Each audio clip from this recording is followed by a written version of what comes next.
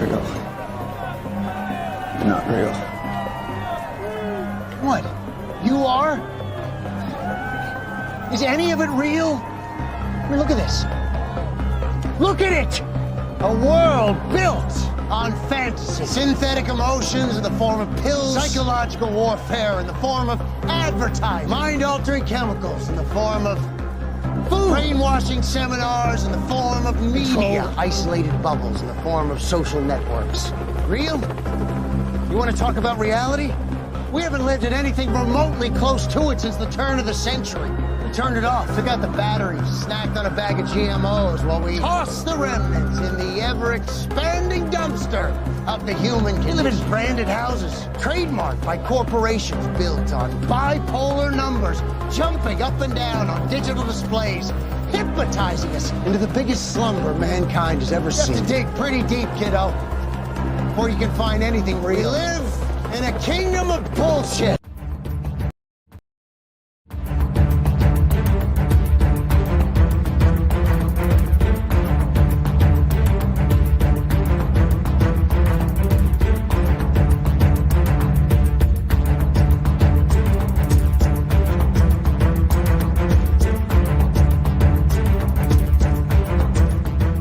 Welcome to the Daily Wrap-Up, a concise show dedicated to bringing you the most relevant independent news as we see it from the last 24 hours.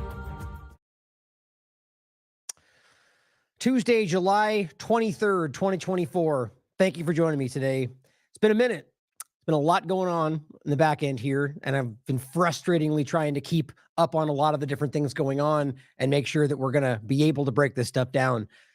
Now, just in a quick opening note, I've been waiting to give you guys any updates on the lawsuit stuff. There's just a lot that's going on that's up in the air right now. But just the one thing that I can let you guys know is there is now, I think I briefly said this before, but there is now a fourth lawsuit that is coming from one of the same groups we already showed you, from a completely new person asking for $150,000 for an image that I've already taken down, that, as far as I can tell, I don't even think is actually, I think it's creative. It's the whole point is the same conversation we were just dealing with. It's very weaponized. My point in saying all this to start today is that it's taking a hell of a lot of my time, as in addition to a number of other things. Now, I get tired of bringing this up, but I want you guys to know that it's hard for me not to come out and talk about this stuff when it's going on, when there's so much to break down.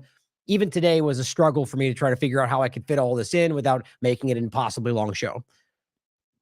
So today I'm going to try to follow up on a lot of these different things we've been discussing. I kind of framed the show today. I kind of framed the show today. Sorry, people are dumping things in front of me right now. I kind of framed the show today as the larger point that I want to highlight. And it really is kind of one of the main segments we're going to start with. And this is in regard to a multifaceted opinion about how conservatives are really the main point is just anybody in the two-party illusion. But right now, the focal point, and I'll explain why as we get into it, a great clip by Catherine Austin Fitts that just nails it, that they have kind of the focus right now for obvious reasons for the way this is all going in regard to manipulating, really, as she frames it, as kind of the same way I've kind of pieced together the hierarchy in my mind, using Republicans to manipulate or convince conservatives into this control grid. And this has to do with a lot of things. Now, what's funny is there are some people that would immediately kind of push back against any, like, the control grid, like that's some kind of a conspiracy theory. It's very real. And this is not like a hyperbolic, this is a legitimate reality of you call it infrastructure, right? The point is that the government has a control structure that they use they might argue, to keep you safe. This is, legal systems, whatever you want to look at it as. Now, most people, I would argue, are becoming aware that these things have sort of been, I would argue, weaponized against people for unjust reasons, but at the very least, bastardized for the interest of the state, the empire, when originally it was framed as for your interest, for protecting constitutional rights. So we're taking a step into the technocratic, the technological, further advanced technological direction of that. And this is where you guys are all very familiar: digital IDs, biometric checkpoints, ID verification for platforms, for internet usage, smart meters. I mean, all of this different stuff. And that's just like the early precursor things that we're already dealing with for stuff that I won't even get into today. That we've talked about, whether it's nanotechnology and all these different overlaps with medical bio. And again, I don't even want to scare anybody away. The point is there's so many different angles of this. And the conversation today is that segment, it's trying to warn people who may be aware enough of the two-party illusion or just aware enough of the fact that politicians lie, warning them that they're being manipulated. And we did a show about the SAVE Act and what I argued was a Trojan horse for digital ID. And, you know, as it will go forward, as we see these things develop, meaning that there's other options within this act, if you remember the show, but I argue that it's going to be kind of one by one leading you in that same direction.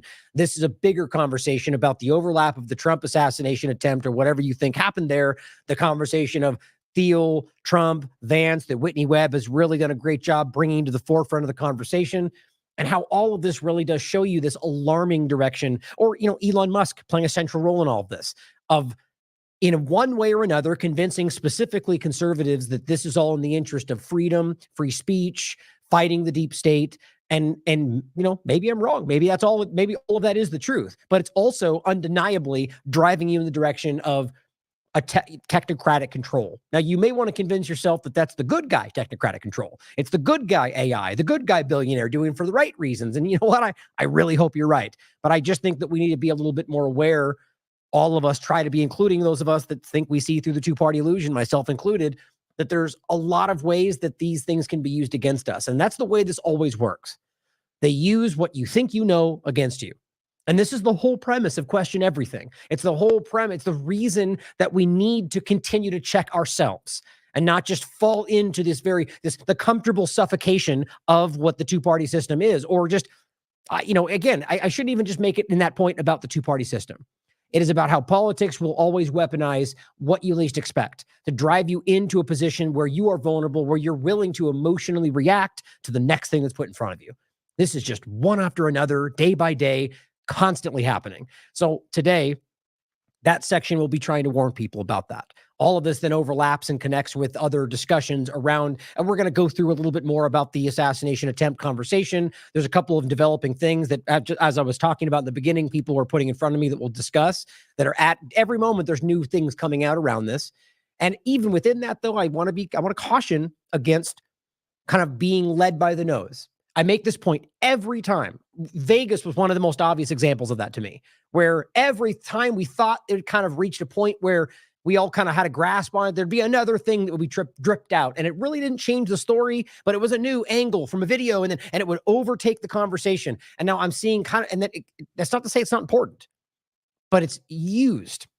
And in some cases, it isn't important and it's still used. And I think what we're seeing today right now is the same thing I see every time from the partisan sides. I'm all for investigation, assumption, even as long as it's clear, it's assumption in the interest of trying to find the truth. But what we're seeing a lot of right now is partisan narratives stacked on assumption, stacked on assumption, and it continues to drive forward in the interest of, I argue, creating a narrative that's in the interest of their personal agenda or how they want to see this go. You even have Republican sides fighting each other about the narratives, and it's always, it's meant to be confusing. So I think most people check out. So we're going to talk about that and into the conversation of the larger conversation around Vance and Thiel and the technocratic direction as that goes forward, how that then dovetails with Israel and how Israel and Musk and Starlink and all these different overlapping points, and then just generally continue to follow up on how, myself included, have been pulled away from talking about probably one of the most important things that we'll ever discuss in our lifetimes, and that is the genocide that's going on in Gaza. Now, I don't mean that in the sense that it should be more important to you than something in your life. But what I mean is one of the events that we would cover as journalists, as researchers, as average people online. As I said, and I will stand by this, this will be something that will be talked about for a very long time. Not just because it's an obvious genocide where people, and not just the genocide, but overlapping with the technological age where we got to witness the people who were screaming about how good they were, not only support it, actively enhance it, give them the weapons they need, use the peer to facilitate war crimes, and not just the United States. But then on top of that, as we can see this changing political dynamics around the world in ways that I never would have expected, and positive angles of it, where we see people protesting and speaking out and change happening from the ground up, which is terrifying power structures. All of this comes together. And it's not every point of it always, but I see the thread. And that's why I always try to show this in some of the better shows that I think I do. I try to show you the thread between all of these conversations and how from one end to another, you can see how they're terrified of people, whether it's from an ADL perspective, an anti-Semitism, or the idea that you're calling out things about the U.S. government they don't like. They're all behind the scenes going, yeah, we got to stop that. We got to stop them being able to communicate and change people's minds. And that comes back to the same technocratic control structure that Elon Musk, Netanyahu are pushing in front of you, and I think very coordinated ways. Now, it's not as simple as that, but I just hope that paints a good picture for people. So let's start today with quickly a shout out to that clip, by the way. Mr. Robot, if you haven't seen that, is a really interesting series that really does kind of put, there's a lot, you could always point out things within it that I think are manipulative, but it's an interesting discussion on this show, talking about, that clip really does a good job breaking down what we're talking about today, this illusion that we live in, that we believe that we're fighting for this or we're changing that. And at the end of the day, you're just marching through your hamster wheel. But this show is interesting because it breaks down, the internet age and the differences within it and how we lie to ourselves and we get lost within these different paradigms. And it's a great show. Now, this is a shout out to True Stream Media. And she just quoted that. And this is a great platform, by the way, if you haven't followed them. And on that note, we're actually, by the way, I forgot. Let me say this first, since I forgot I threw those in there. We're going to be doing a conversation with Derek Rose is hosting a conversation with myself, Corbett, Dan Dix, Josh of World Alt Media, Aaron and Melissa, both of True Stream Media. And I think I said myself, and we're going to be talking about Donald Trump and kind of the same, similar to what we're talking about now, but the two-party illusion and how we really are in a dangerous time right now. Anybody that is, and for obvious, a lot of different reasons, but for those of you out there that truly see the two-party illusion, and it doesn't have to mean two parties, just whatever that means. And, ask the UK, they know there's more than two parties, but it's the same idea. It's in the falsehood of the diversity of your political spectrum. And the point here is that if you're seeing through that, you recognize right now there's something different happening. We always see the freak out of the election and the most important election of your lifetime and all the different stuff that happens. But today, everyone seems to be noticing there is something different happening. Whether it's the weird unity of the uniparty, which is the reality of it around Trump, or the idea in regard to like the recent shooting, or the idea that we see a fervor, a hype right now that we've never really seen before. All of the, both sides accusing the other side of already cheating, and they're going to call it out before it even starts. And the, continuity of government conversations. Clearly there's something different here. And maybe that's just what they want us to think. But we're going to have a conversation about that, as he writes, breaking down why you cannot trust Trump and warning freedom lovers not to fall back into the trap of the left-right paradigm. That's the other point he made. There's a lot of people who might have been libertarian or whatever they want to call themselves, people that were seeing through it, calling it out before, one by one, in a lot of ways seem to be falling back into it, largely on the side of Trump. And maybe that's because it's advantageous. Maybe that's because they genuinely think that he's the one that's going to save us from the deep state, despite all of the evidence suggesting otherwise. It'll be a good conversation. Now, I threw this in right before I started. I just think this is crazy. This happened just as we were sharing it. Again, I care less about Facebook than almost any other platform, to be quite honest. But I just think it's funny. This is our today's show, and this is the post from Locals, and they censored it based on spam, which is just funny to me. It's a link from Locals, for crying out loud. How in the world would that be spam? It's just this random algorithmics. We get censored on Facebook. It seems more almost anywhere right now, more than most places. But I think it's funny that the things they choose to kind of remove or block. I just find it interesting. Again, it's not even worth mentioning, quite frankly, because Facebook, I'm on a pirate account there that I barely care about and I barely even talk about it. But it's interesting to see that it's still happening. And by the way, there was a thing going around about Carrie Wedler being censored on Twitter. It turns out it was actually not her main account, I think. I mean, I know it's not her main account, but I'm pretty sure it wasn't even her. But my point in bringing that up is there are still people being censored. There are people still being censored on Twitter. 100%, without question, for frivolous reasons, for calling out Israel's government actions, or because, and it's all over the place. Just make sure we remember that. Derek also put out a part 3 that I hope you guys will check out of his Bethany Christian Services discussion. Now, I have been behind on this for a lot of different things, actually, but I've added some of the main pages for these that Derek already had. And by the way, I have to go back and do them for some of Whitney's series because she's got a few more that I haven't broken down there, which, frankly, people tend to go to Unlimited Hangout for her work, even though it was originally posted on TLAV. I support all of it, but I hope you guys will continue to support and give us the reach on TLAV as well. My point though is I have yet probably why is I haven't broken down her series for the podcast. I'm showing the menu breakdown, and that's my failing because there's a lot going on. But Derek, I added the recent ones he did. If you guys would like check those out. Identity Crisis is a great series there. He did a multiple part series on the transgender conversation, but this one is in regard to I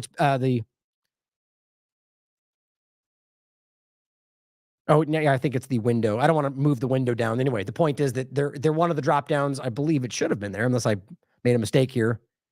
Anyway, I don't want to derail the show because I'm confused about what I did or didn't do. Yeah, that is wild. I'm almost certain I added that. Well, in any case, I guess I didn't, but I'm going to add Bethany Christian Services main page there for this series. Now, to what this is, if you haven't seen this, it's a really interesting conversation that it's not necessarily in every case about some kind of dark, like sexual trafficking conversation. In some cases, it seems like that might be where this might lead, but that's complete speculation. But what is important about this is it's a genuine and real growing conversation about women the world around that are speaking out about how they're being coerced by, in some cases, very kind of like religious-minded adoption agencies that are doing this because they believe that they should take these children away from somebody who doesn't have a married same-sex, the opposite of same sex. I can't think of the term all of a sudden. Heterosexual relationship, which angers some people that aren't religious. But the main point for me is that they're being coerced in a lot of ways, convinced that they will have an open adoption and then being completely disregarded. They have nowhere to turn to. And some of them are a lot darker than that. Some of them are in regard to children being almost stolen from other countries. And I mean, it's a really dark conversation. It's not just Bethany Christian Services. A lot of these different groups. In this part 3, it gets into some of the more serious aspects of this. Meet the organizations exposing the truth about adoption and supporting families in need. I recommend you give it time. It's an important conversation. There's a lot of women out there that have been taken advantage of, and some of these are from like state level aspects. It's important to see. And then, of course, if you know the real stories behind this infrastructure, it doesn't have to mean that each one of these groups are a part of that. Getting into the whole like possible Epstein, I just use that as a focal point for people. There is a real and obvious sexual blackmail network in the world. Nobody should deny that. It's obvious. It's been verified 50 times over by groups that are breaking this down and trying to highlight this. It got, weirdly got buried around the conversation of that movie that came out because I didn't not even get into it. But the point is that we know that exists. And so if you have this overlap with like things like CPS or these groups where children are being in a weird way, almost criminally taken from somebody else, you need to ask if there's more going on around that. These networks are abused by other entities as well. So anyway, I hope you'll check this out. It's a great conversation in the sense of a great journalistic endeavor. He's doing a good job breaking this down. And then I also wanted to highlight that we had episode 25 of the Pirate Stream, the podcast / show that we do here in the same studio. And Courtney and I had a really great conversation, same with the one before it, about the assassination conversation, about a lot of different overlaps with the whole same kind of feel. Because it's been right now, this is really on my mind. So I'm recommending you check this out. I'm really enjoying our conversations of late. And again, we have a couple people lined up, but we're still looking for more for down the line, months in advance, in regard to who might want to join us in studio in Tennessee. Now, just because people reach out doesn't mean it's a guarantee you'll be joining us, but reach out, DM me, show us emails. I'd like to find some more people to join us in studio to talk about any number of things. So a couple quick points just on medical freedom that I'm not going to get into today, but I just thought these were interesting. Just continuing to, the whole we called it like a lot of us did, including Dr. Claire Craig and everybody else calling this out from a long time ago. But her point is FDA has now finally admitted that COVID vaccines cause seizures. Surprise, surprise. Along with damn near everything else it's unreal how obvious this has always been. And as I forget who just pointed this out online, but the fear that this whole conversation is in fact getting memory hold. I find that hard to believe that'll ever actually happen because most people, I think, are uncomfortably aware to the point that they almost don't want to talk about it, how bad this really was. But it is drifting away, and as it gets more revealed, and that it could be because of the Israel conversation rightly taking a lot of focus away, but also the idea that what's going on with the Trump shooting and a lot of these different conversations, which are important, but not immediately life-threatening and time-sensitive, right? I mean, clearly it happened, and we should continue to investigate, and we damn well better find out who and how and what happened, who's responsible. But it's weird that these things don't get enough attention. If the FDA, which they did, have admitted that these things cause seizures, and we have people like Maddie DeGarry and others that got immediate seizures and have never recovered, that should be a huge breaking story. Where's the corporate media? Yeah, you know the answer to that. And this was evident in the trial data 2 years ago, she says, because it was. They broke it down then, and as did we. It was also evident in the previous publication where they hit it a year ago. Right. And just think important to see this. This is Epoch Times, higher risk of seizures in toddlers shortly after COVID vaccination, according to the FDA. Surprise, surprise. Or this one, Dr. Simon Godek highlights none of the vaccines that the CDC recommends for routine injection in children, pay attention, have been approved by the FDA based on a long-term placebo-controlled study. You may go, no way, but it's easily verifiable. And we've talked about this more than once. How you may ask yourself, how in the world that's even possible? It's because we're lied to. Simple as that. Manipulated. And then a lot of people that believe they're so smart and on the inside because they listen to the CDC because that's what they believe is smart. And maybe they are technically intelligent, but they are in a way blinded by their own perceived intelligence to the point that where they are told smart people listen to what the CDC says and go on TV shows and regurgitate lies. This is an easily proven reality, and this is the same thing we're seeing today. If you're using a meningitis shot or another vaccine to compare, you're guaranteed to hide the reality, and we're living the consequences. We will be doing more on this conversation. I've got plenty lined up. Like I said in the beginning, it's very difficult for me in particular right now to get a lot done as I used to, but I'm not letting this get away from me. I'm going to continue to do this, if not find a way to do it more than ever. That's my plan, but just know that this will be coming around more. I still have plenty of shows I've got lined up in that regard. Now, I just had a great Spaces today, which I started out trying to use that, and I'm a little adverse to the whole thing. I just hate using anything that leans into Twitter right now, to be quite honest, other than the obvious using Twitter for information flow. And even then, like I've said many times, I almost don't even know. I've trapped myself in because it's so obvious how much information flows through this platform. I hate the fact that I guarantee if I got censored tomorrow on this platform, that would be detrimental, not to the point of hurting the whole direction. It would be bad because right now that's where a lot of the information flows from. And that's obvious. My point saying all that is that I need to find a way not to let that be the case. It's like before on YouTube and suddenly getting censored and feeling like, okay, well, now what do I do? That can't be the way these things work. They want you to put all your eggs in one basket. So I'm saying I need help to change that. But see, I myself could do a hell of a lot more of leaning into Gab or any other platform, and I'm not doing that. So I need to listen to myself, listen to your own advice, Ryan. And I think that's important for all of us. Now, my point in saying that is we did a Spaces on Twitter today, and I had a great conversation. It was Teachers for Choice and Cafecito Break, who basically hosted this. I'm not really familiar with their previous work, but I appreciated what they had said, and they were sharing some stuff around the assassination conversation. And, you know me, I'm usually someone to say yes to pretty much anybody unless I already know that I've identified them as deliberate misinformers, and I will avoid that like the plague, like I have in the past. Certain people that I've mentioned have reached out in the past for interviews around things like Maui, and I just completely ignored it because I don't even want to associate with that. But I really enjoyed this conversation. We had a really good conversation about the overall information, what we can prove, the different, and we took questions. And anyway, I hope you'll check it out. It's up in the air, which I think it really is at this point, which is making certain people not want to. Everyone wants an answer right now. Everybody wants the definitive. I've got my secret source that says X, Y, and Z, when a lot of that turns out to be fake. And I get it. People they don't like we don't have enough information yet, even though that's the reality. But I'm hoping we can demonstrate to people that is the way we should be conducting this, as more and more shows to be false. But I'll go through a couple examples today of the same old usual suspects that say things that turn out to be false. Like in the beginning, the same people I've mentioned and the same person I'm going to mention today put out at least two different people that turn out to be false. One of them identified the fireman as the person who was the shooter right at the beginning, and we highlighted that as well. Very irresponsible stuff, but they got millions of followers because this is leaned into right now in this platform. Probably deliberately so, if you want my honest opinion, to drive us in bad directions. But a great conversation, and I hope you'll check it out. Now, let's go through some important things. Now, by the way, I'm just going to start with this. We'll come back to it at the end.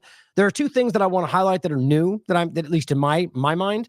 Freddie Pontone highlighted this in regard to the second House committee hearing on this assassination attempt, where they break down some things that confirm what I've been talking about.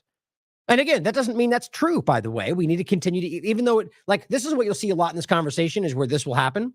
And it somehow connects the dots to a theory that I had. And people go, I knew it. That's the reality. And well, they could be lying about this. They could be misinformed, right? That's the kind of objectivity that we all need to embrace, even though it's frustrating. I know it. Second House Committee hearing on the Trump assassination attempt. And he says Crooks fired 8 shots and 8 shell casings were recovered, which is new. You know, it's funny. And I'll get into Cheadle, which by the way, she just resigned apparently, refusing to answer these questions, which is so ridiculous. And it's something very off about all that. And I'll give you my thoughts on that in a second. But he goes on to highlight the fact that there were 8 shots in total and then 1 shot that killed him. So he goes, so is that 9 shots in total? And remember, we talked about this, that last distant shot that seems to be the one that actually killed him based on the video of the guys on the ground right next to him. Except that completely doesn't add up with the official narrative of who somebody, one of the snipers shot him apparently. And it's interesting. So it seems that there's consistent disinformation coming out around this conversation. And we'll come back in the end, as well as a video of them on the roof after the fact. Secret Stirp, it says body cam footage from a roof following the attempted assassination of Trump. So we're going to get into this. It's very interesting. But let's start with this. Kyle Becker's highlighting this, and this is the idea about the recordings. So she's saying that we don't have any recordings, which obviously seems a bit strange. I highly doubt that they don't keep these recordings. But what I want to say about this is, so first of all, Cheadle has been obviously resistant to answer damn near anything. Things that, by the way, don't seem to be, even if I was in her, let me put it this way. If I was in her position and hypothetically was not the person responsible, in the case of, some kind of cover up, that you think that but you recognize that your job is on the line. And that's not what I think, by the way. I think that there's very obvious dishonesty coming from her. But for hypothetical purposes, she's up there and knows, most likely, like they all do, that everyone in that room is shockingly dishonest. And everyone in that room is trying to contort this into a benefit for their personal agenda. Like half the Democrats that read off something about guns and had nothing to do with the real conversation. They were just trying to mobilize this conversation as something that would benefit their agenda, right? And there are plenty of Republican things doing the same thing about our threats from Iran. And it's the same thing, but from different angles. Always. That's two-party illusion stuff. My point is, if you were in her position and you knew that people were dishonestly trying to frame you for something you didn't do or otherwise trying to contort it in some different direction, what would you do? Possibly go, I'm not saying anything until I have a bigger report. That would kind of make sense to me. I kind of almost like the idea of going, you know what, I'm going to wait till, but I don't think that's the case, to be very clear. But I'm just being objective about it, that it's interesting that it doesn't have to immediately mean that she was hiding something when, if I were in that position and I wasn't guilty, I might act the same way because I don't want them using half information when it's still being fleshed out. But there's a lot of things that she easily could have said that wouldn't really challenge it, in my opinion. And it does seem very suspicious. And the fact that she's now resigned definitely adds to that. And I just wonder if all of this was part of some longer kind of dragged out manipulation. But in regard to the actual, the audio conversation, so the recordings, here's what she had to say about that. Does the Secret Service routinely record communications between and amongst detail? Radio communications? Any communication? Email communications are captured, as well as text messages. And then depending on the detail, radio communications are recorded. Does the Secret Service have recorded communications from the July 13th event? We do not have radio communications from that day. See, I don't believe that. Now, does that mean they never recorded them? Does that mean that they deleted them? It's a very strange thing from something like that, especially when you know that these things are heavily scrutinized. And I just don't believe that. So to me, that wildly stands out. Along with, again, there's one of the additional points. We already went over some of this, but just the absurdity of refusing to answer all sorts of really basic questions. And I got to, again, everyone's there to grandstand, you don't need to curse. And look, I know a lot of people don't care, and there's an increasing kind of push to act like none of that even matters. Of course it does. We can be respectful and also fight for the truth. We can show decorum and also push for answers. You know what I mean? I think it's all about making some kind of shock video for Twitter. And I think a lot of them are trying to do that, but that's not to say that they're wrong in calling her a liar, right? I just think it's important to see all of the kind of political games that are playing out. Now, going from this, we also know Simon and plenty of others reported the fact that The heads of Secret Service, FBI, and Homeland Security declined to testify before the committee. I mean, it's all of this adds up to either making us want to question all of this because that leads to assumption and speculation, or that this is genuinely them refusing to talk about this because there was an attack on Trump's life, which is certainly one of the leading possibilities at this point. Now, here is a video that I think is very compelling, which is one that we're showing this on AM Wake Up this morning.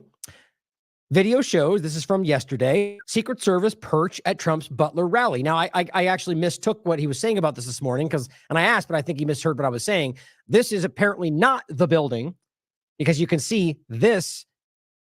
Like I was asking if the building they were in for the podcast was the building where the shooter was on top of, and that's actually not the case. This is, I'm not going to say I know that Secret Service, but there are people in this building looking out at the other building. Now, what this is discussing is that they had a view of the roof where the shooter carried out the assassination attempt.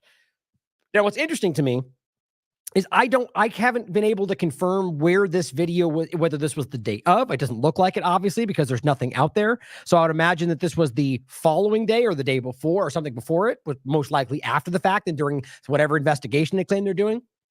But the question is, was this a building that they were in, or were they in fact in the building that he was on top of, which is what we're told? In any case, I find it very interesting that there's a building next to it with a window that apparently looked right at the top of this roof. Now look how long that is, by the way. That'll come up in the point that I'm going to make yet again, because I feel like it's not being, so look at how long that is. If we're to pretend that this guy was laying all the way down here on the left, just remember how far that is, and I'll give you a better shot of that next. For these people that were supposedly on the grass to the right of this building that were somehow able to see him, which, by the way, from my perspective, looking closer, looks like it's actually lower as opposed to an elevated position. See the grass right there? So I don't know if that's relevant at all, whatever's on the whiteboard there, Reg 1, Reg 2, Reg 3. I don't know. But again, that's just interesting. We may come back to that. So there's your grass right there. It's only on one side. Well, technically, it's at the front of the building, one side of it. So that's important when you know where he's facing and so on. And I'm going to make this point again for a reason, because we talked about it on the show, on the spaces today. Now, this is a really great video that Milk Bar TV did, which breaks down the timing, which will lead this into the other point. And I'm going to try to do this reasonably quickly because we've gone through this many times, but I still argue this is very relevant to the larger point. He does a great job breaking this down by time from multiple videos. And what I want you to look at is the timing. First of all, the main point that he makes. How in the world they had a lot of time. Now, and I mean, we know now, based on the reports we've gotten anyway, that they identified him as a suspicious person well ahead of time, that they identified the actual building before the entire event as a security risk point, but yet somehow didn't include it in the security zone, which doesn't make any sense, right? All these different overlaps. Now, remember, the reports were reports we got from law enforcement that they essentially tried to track him down 3 times and lost him, or the many times and many people, as you heard in this video, that called it out and nothing happened. And the timing in this is just crazy. But on top of that, then recognize the overlapping of the timing, and I'll make a point about this as we go through it, with the location and where he is and all of it. I'll make these points as we go through it. So we can see on the left is the shot of the. Oh, actually, not yet. Hold on. He was doing his job. I wouldn't even be doing this. It's a beautiful place with a gorgeous ocean. Look, they're all pointing. So what he's showing you is right now they're already pointing at something on the roof. That first video is maybe the Pacific. Okay, it is right there. I just want to make sure I didn't misremember. So what it starts at is they're looking toward the event, right? And actually, here, let me do this really quickly. This will give you a good perspective on this. This is the lineup. Right. So now this is an updated one from the same person that sent me this last time. I forget if they wanted me to give them their name or not. But the point is now he's updated this sort of to be in the middle, right? Where it's even from corporate media, that spot keeps jumping around. But if you'll see here, here's the general area. And I don't know if it's all right there, but those trees we keep seeing, it's pretty much all right here, as I understand it, right? So you can see them. They're looking right here and they're facing the rally. So they're facing him. And so this building is on their left. right? So seeing that, just recognize for the building side, and they're seeing the guy from the edge, which wouldn't be possible if he was all the way over here, which is what a lot of the narratives are now saying, especially from the right, because that then I think arguably gives it a better shot on the where he got hit in his ear, which I still argue is simply not possible with how this was lined up. It's a beautiful place with a gorgeous ocean. Look, they're all pointing. The Atlantic. And I should say, by the way, for those maybe listening for the first time, I'm not suggesting anything by that. You guys can conclude what you think that means. I'm just pointing out what I think I can prove, right? That could mean there's another shooter, which seems to be pretty, in some people's minds, that's definitive at this point. And people like Chris Martinson, that I respect, a very intelligent person, that he's arguing his breakdown audio-wise, which we already showed, and other things, that's definitive. He's saying there is a second shooter. And I frankly agree that that's where the evidence points.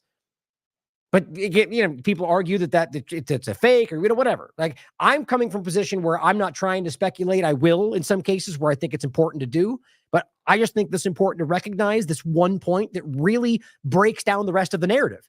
If we can show and if we can identify and agree on the fact that his angle of his head and anywhere in that building that he would not have been able to hit basically the top back right of his ear, which is the case. That's where the bandage is. We're disputing over that, but that is ultimately where it is. You can see it with his bandage today that the front right of his ear is not hit, even though that image makes it kind of look that way. It's the back upper right part of his ear. So remember that as we go through this, and near impossible, as now John Cullen said on the Dark Horse podcast, good, get it reach. But this is something that I was taking flack for on the day one that I still stand by. Maybe the Pacific.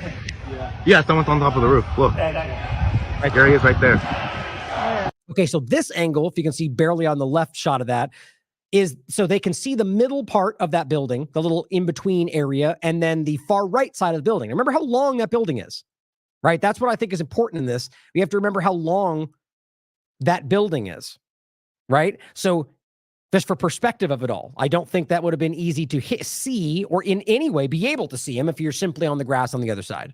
Right there, see him?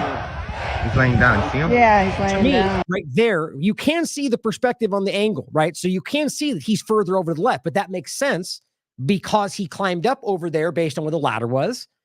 But I don't think when you come to this shot,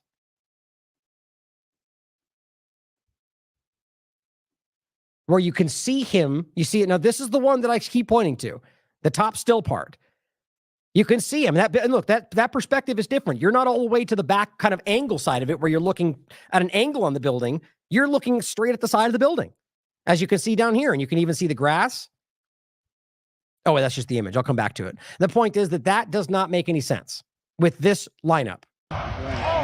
Right? So you can see right there's the window. So hypothetically, where you can see this left part, that's where you're seeing him on that shot, where he scoots up and you can see him closer, and I argue closer to the right. Again, the point is, regardless of where he was on that building, I argue he wouldn't have been able to hit that part of his ear. And still I'm here with you fighting like hell to get a Senate What's happening? and to make sure we take back Everybody's the White House, listening. because if we do, we're going to make America better than They're ever filming, before. they're pointing at him. It's been 30 seconds now since, at least as Milk Bar TV identified them, pointing out that we see somebody, that there's a shooter, there's a problem. And everyone there's looking at this. And remember, before that, well before that, they had already told police there's a weird guy milling around. I just don't know how anybody could pretend that doesn't suggest something other than what we're being told. Yeah, look. And it's There he not is. easy, because we have millions Okay, and right here, millions of yeah. people. Even right there, you can see that he's kind of more towards the middle of that building, but he's crawling up because that's where he came up. And again, this shot is more towards the angled back of this versus being closer into the, straight on shot, which I'll play for you in a second. In our country that shouldn't be here. Dangerous people, criminals. We have criminals. We have drug dealers. We have people that should not be here. And by the way, a great point that I keep forgetting to mention that people point out, where's his gun right there? Where's the ammo, heavy boxes of ammo he supposedly bought? There's no way, you don't see that. So did he throw it up there? Certainly possible. But there's so many inconsistencies to this that are not just wild speculation. These things just simply do not add up. And again, as I said from day one, that maybe tomorrow they'll go, well, here's why. Here's the secondary angle that proves this, he did this or did that, and it would all add up. And okay, well, there you go. We shouldn't be resistant to the information that pieces it together because we want it to be something else. All we're doing is seeking the truth. And the fact that it's taken this long for them to even give you things that connect the dots, something is very wrong with this, as seemingly everybody thinks. It's much tougher than if it happened. You ain't running on the roof again. Ever. In recorded history, we're the best border. In fact, if they could ever put up a chart, I don't know if they can do it. Do you guys have access to that chart that I love so much? 1 minute now, a full minute where they've been hauling this out. And realize the video we played before shows 7 minutes before the sniper team to Trump's right, looking right at him with binoculars.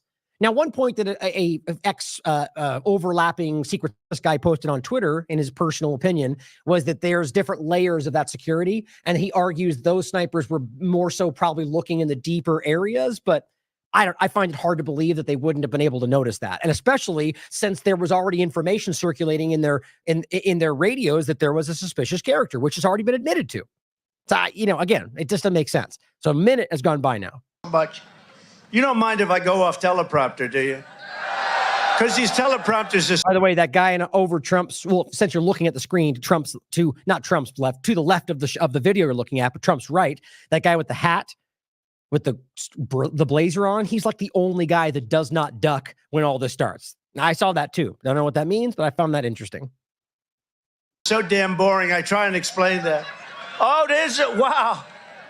You guys are doing it. They're getting better with time. My guys, take a look at that chart. Take a look at the arrow on the bottom. See the big red arrow, right?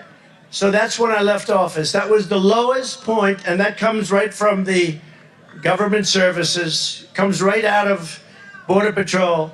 Take a look at that. So that arrow is the lowest. So he's pointing at the teleprompter. That's been indisputably highlighted. Trump himself made the point that he's looking at the teleprompter. Now, the whole argument was that that's what saved his life, or rather the last kind of tilt. But as we've shown you with the angles, which I'll show you again in a second, or actually I'll just do it real quickly to keep it in your mind.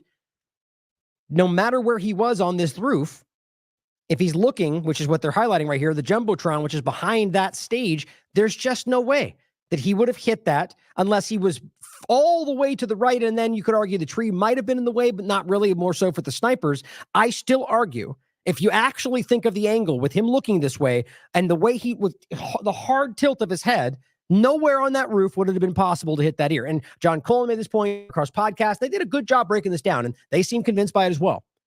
Now, that's neither here nor there. It's up for you to decide, but I think that's pretty clear. Amount of illegal immigration ever in recorded history into our country. And there's that girl on the left part of the screen, the one in the white tank top, right? You can see, and remember, this was already fake. Somebody out there who didn't claim it, which means it's not for opportunism. It's not to gain traction or views. Somebody pumped out a fake video of Trump ear, and all he did was invert the shot and manipulate the video. And people from like Luke Rudowski and like big people that with lots of followings shared this without question, even though it was one of the most obvious fakes I've ever seen. And so even if you don't, I looked at this and was like, that's fake. I immediately saw that. But even if you didn't immediately see that, why well, you're not going to check this stuff? You're not going to do your due diligence as a journalist? We got to be careful.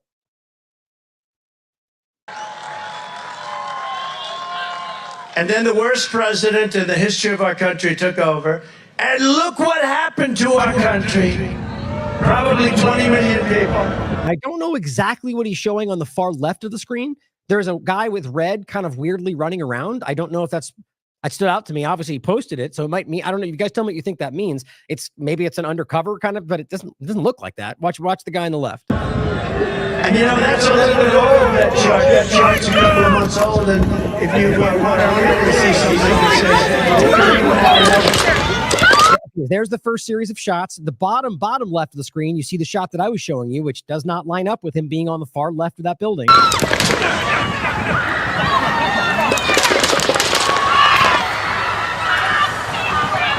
So there was the first two surges of shots.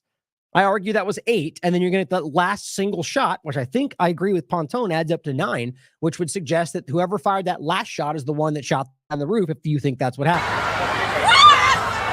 Because the point is, in the bottom video, what you'll hear them say is he's turning towards us after all of those, and then they all go, oh, they got him. And most of them argue, that guy in the spiked red hair with the visor, they all said they saw the head getting shot.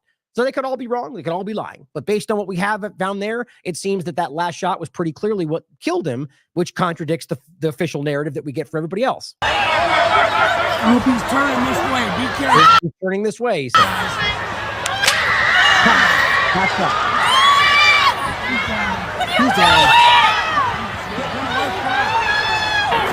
We got breaking news. We got breaking news coming in. Shots fired. Seems to be shots fired at the Trump rally.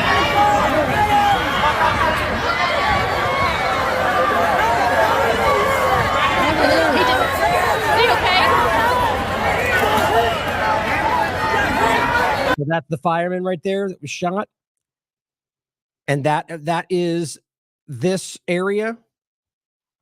Zoom in for you so you can see it. This one here, that's this one.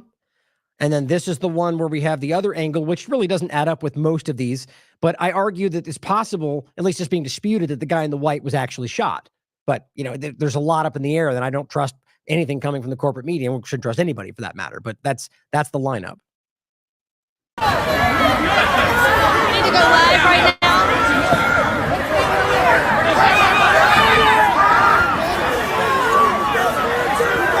We are live right now at the Trump rally. We don't know if President Trump has been shot. We know he hit the ground. We do not know if President Trump has been shot. He's up. He's up.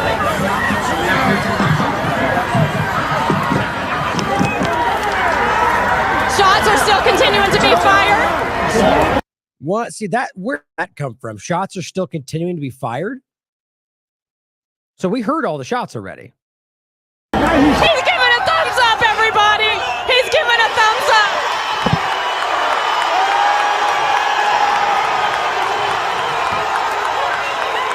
And then, of course, you see all the rest of it, the completely, you know, whatever you want to call it, irresponsible actions or deliberate exposure that took place on the stage where he was able to stop. I mean, there's a tweet going around comparing the 2016 example where there was just the suggestion of a gun and you've rushing off the stage as fast as possible and cover him the entire time. Just two of them anyway.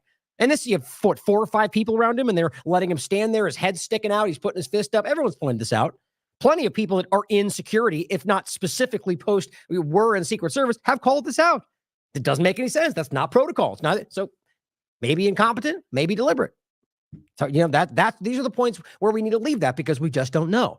Now, if we get evidence that does highlight more than just incompetence, then we make sure we point that out. But the assumption becomes that we know because it's just obvious that it was clearly not right. And, you know, I agree that that's what it points at.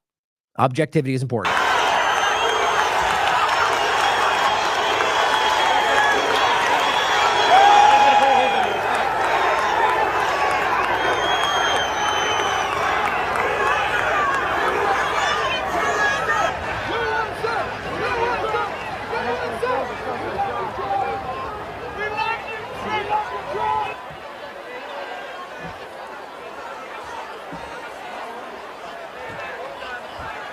Breaking news right now. This is Vanessa Broussard reporting to you live. So that's the gist of it right there. So great breakdown from Milk Bar TV. That's a good clip that really does line up the timing, which, you know, it may be that whole clip setup, the kind of collage of clips, that's probably going to become far more relevant as this fleshes out even more. Just, you know, there'll be some kind of timing discrepancy that'll break down. So just save that one. It's an important one. So back to this point. Actually, we'll just play this video again. This one here. So the angle is important. I feel like if you look at where he is right there on the roof and what the angle is, he's not, the other one is further back and to their left. So they're kind of like at an angle on the building. This is looking pretty much straight, more a little bit back, but it's pretty much straight onto that roof. Right. And if you remember the length of this thing, I don't know who would argue that you could see that person the way you could see them there facing Trump. Right. If he's where they're claiming he was right there. I made that point every time. I'm open to somebody giving me something that makes sense. Just having a little bit of elevation on the ground, which it actually appears that they're lower down, by the way, Doesn't make that make sense. It just doesn't. And then we already went over the point about the timing, right? Which you then hear the shots, and that appears to be the 9th shot that they at least believe took this guy out. So we have to ask ourselves why the location keeps moving. And we have this, by the way, which is the one that they said where they kind of found him, right? But as everyone's pointed out, how in the world the gun got so far away from him, and why we didn't see that when he was moving up there, why nobody, all these different anomalous points, but this shows him kind of right in the middle. If you actually zoom this out, you could the shot that everyone shared. So that doesn't line up with either placement, quite frankly. Which is very odd. Now, here are 2 corporate media posts from kind of early in this conversation, both of which show him all the way to the far right side. And again, you can see on this the window and the same stuff we're showing you. If you think he was all the way back here and they were seeing him from over here, I challenge you to explain that. Same with this one, all the way there, and even have the yards wrong, it looks like. But you can see the Jumbotron. You can see where he's looking. Seems pretty clear to me. Now, the conversation about the water tower, I'll come back to this in a second. I'm going to play some of the redacted clip. But the conversation of the water tower is it's relevant, and we have to consider this. But more than anything, I do not think that's been definitively shown. I think there's something it looks like, but that could be explained away by any number of things, which doesn't mean it's not that. But this jump to conclusions about what we think we can prove about the person being on there, which everybody from Alex Jones, everybody has come out and said, there you go, second shooter, we knew it. And I myself have pointed out the evidence suggests that, but unless I'm seeing something they're not, I don't think a blurry shadow that we can't define proves anything. Again, that's just being objective, God forbid. But I think that's important. And so I think we continue to look into this, and I think the angle does line up, and the fact that I don't think could be shot from that location would make that make more sense. But it's just something that I think we're jumping to, and I think we need to be careful about that. And I just wanted to put a screenshot of this. I'll play the clip for you, but I don't want to forget this. That's what I was saying. Chris Martenson is the one that is one of the many who is very adamantly saying this. The narrative of Crooks being a lone gunman, he says, is 100% provably false. Now, we went over one version of this. There's more than one going around where people are like analyzing the audio. The one that I like that I showed, I think it was 2 shows ago, where he actually breaks down the multiple microphones, right? So you've got, I think he said 3 main points of microphones picking up recordings of the shots. And he does an analysis of the different sounds of each, which I think he's right. Definitively proves that there were shots that came from a different location at a time when only he was shooting. Very compelling. And you could argue there's a reason why that's not the case, but I think what they broke down, and somebody like Chris Martenson, PhD, putting his name behind this, it really does holds water. So I think you need to question for yourself, break through the information. Don't let one person's definitive perspective convince you. But I think that there is something to this. And then they go into the whole gray suit person, and I'll play this clip for you in a second, which there's a lot of those, right? Which we played recently from Ron Johnson, which I think they also highlight the guy that I think it's supposed to be the same guy who went up on the roof and apparently asked for these images and then told, only to send them to him, and then has now completely kind of gone AWOL with this. There's definitely something fishy going on, but that then gets used to go, we knew it was an assassination attempt, or we knew it didn't happen at all, or, we knew it, whatever I want that to mean. So same old thing. It could mean everything. It could mean nothing. It could just be, whatever. The point is, I think it speaks to management of the narrative. Now, what that narrative, or what the reality behind that narrative truly is, I don't think has been fleshed out completely. But I do agree that the evidence strongly suggests that there was somebody else there, and that this kid was yet another patsy in a long line of patsies. But let's take a look at this clip. This is from Redacted. Senator Ron Johnson drops a bombshell about the enigma at the Trump assassination attempt. Who is the man in the gray suit? So I'm going to kind of jump through this. There's about 16 minutes of it. I'm just going to kind of jump through a couple points, but I think this is, oops, I always do that. Sorry, guys. Where was I after that? Oh, yeah. Sorry. Damn it. Oh, well. Well, what I was showing you before I broke away from that was the same images I already showed you, but just it would have made the point better as I was talking. The idea of the building, the image of where he ended up with the gun super far away from him. And then all I was showing you was the 2 main, these are mainstream. This one was Daily Mail, I believe. Forget what this one was, but these are from mainstream articles showing you the image placement and so on. That's all I was showing you while I was talking about that. So let's play this clip and I'll jump through it a little bit. There's some important stuff in this. Oh, hey, look at that. Fair use notice. Maybe somebody should tell them that doesn't, I mean, but my point is that's exactly what I put on all our content, and that should be enough for people in our position. For those in the podcast, all it says, I put under every video we do, fair use notice. The show makes use of copyrighted material. Such material are made available for commentary, educational purposes only. This constitutes a fair use. It's under the Fair Use Act of such copyrighted material. So hypothetically, if we were doing a show about a specific event and I used a copyrighted image to make that point, that would be under fair use. But nobody cares about that, which I think a lot of what we use falls under that, as well as the fact that I actively try to find Creative Commons content to use, which they don't seem to care about and claim that I'm lying or whatever. I don't have money to defend myself, so I lose either way. That's lawfare for you. That's the broken system that we're in.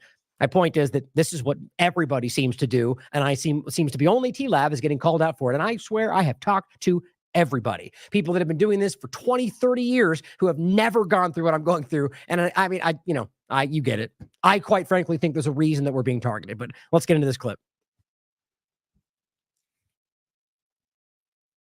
Well, while all of the drama surrounding President Biden dropping out has sucked up the news headlines, Kamala Harris becoming president of the United States, there was an assassination, by the way, of a former president. Wait, now, isn't this interesting? Before I forgot about this, before you even start, my mind was doing the same thing. Like almost, I don't know if that was a mistake or what, but so we just conflated, it sounds like, the idea of Biden dropping out of the race, right, for the next race, and then Kamala becoming, well, I mean, I guess maybe he could have been saying it as potentially becoming president. But what I've noticed is this conversations get kind of conflated with the idea of whether Biden is being, ill or sick or dying, and then Kamala becoming president. No, with the idea of him dropping out of the next race and her potentially becoming president.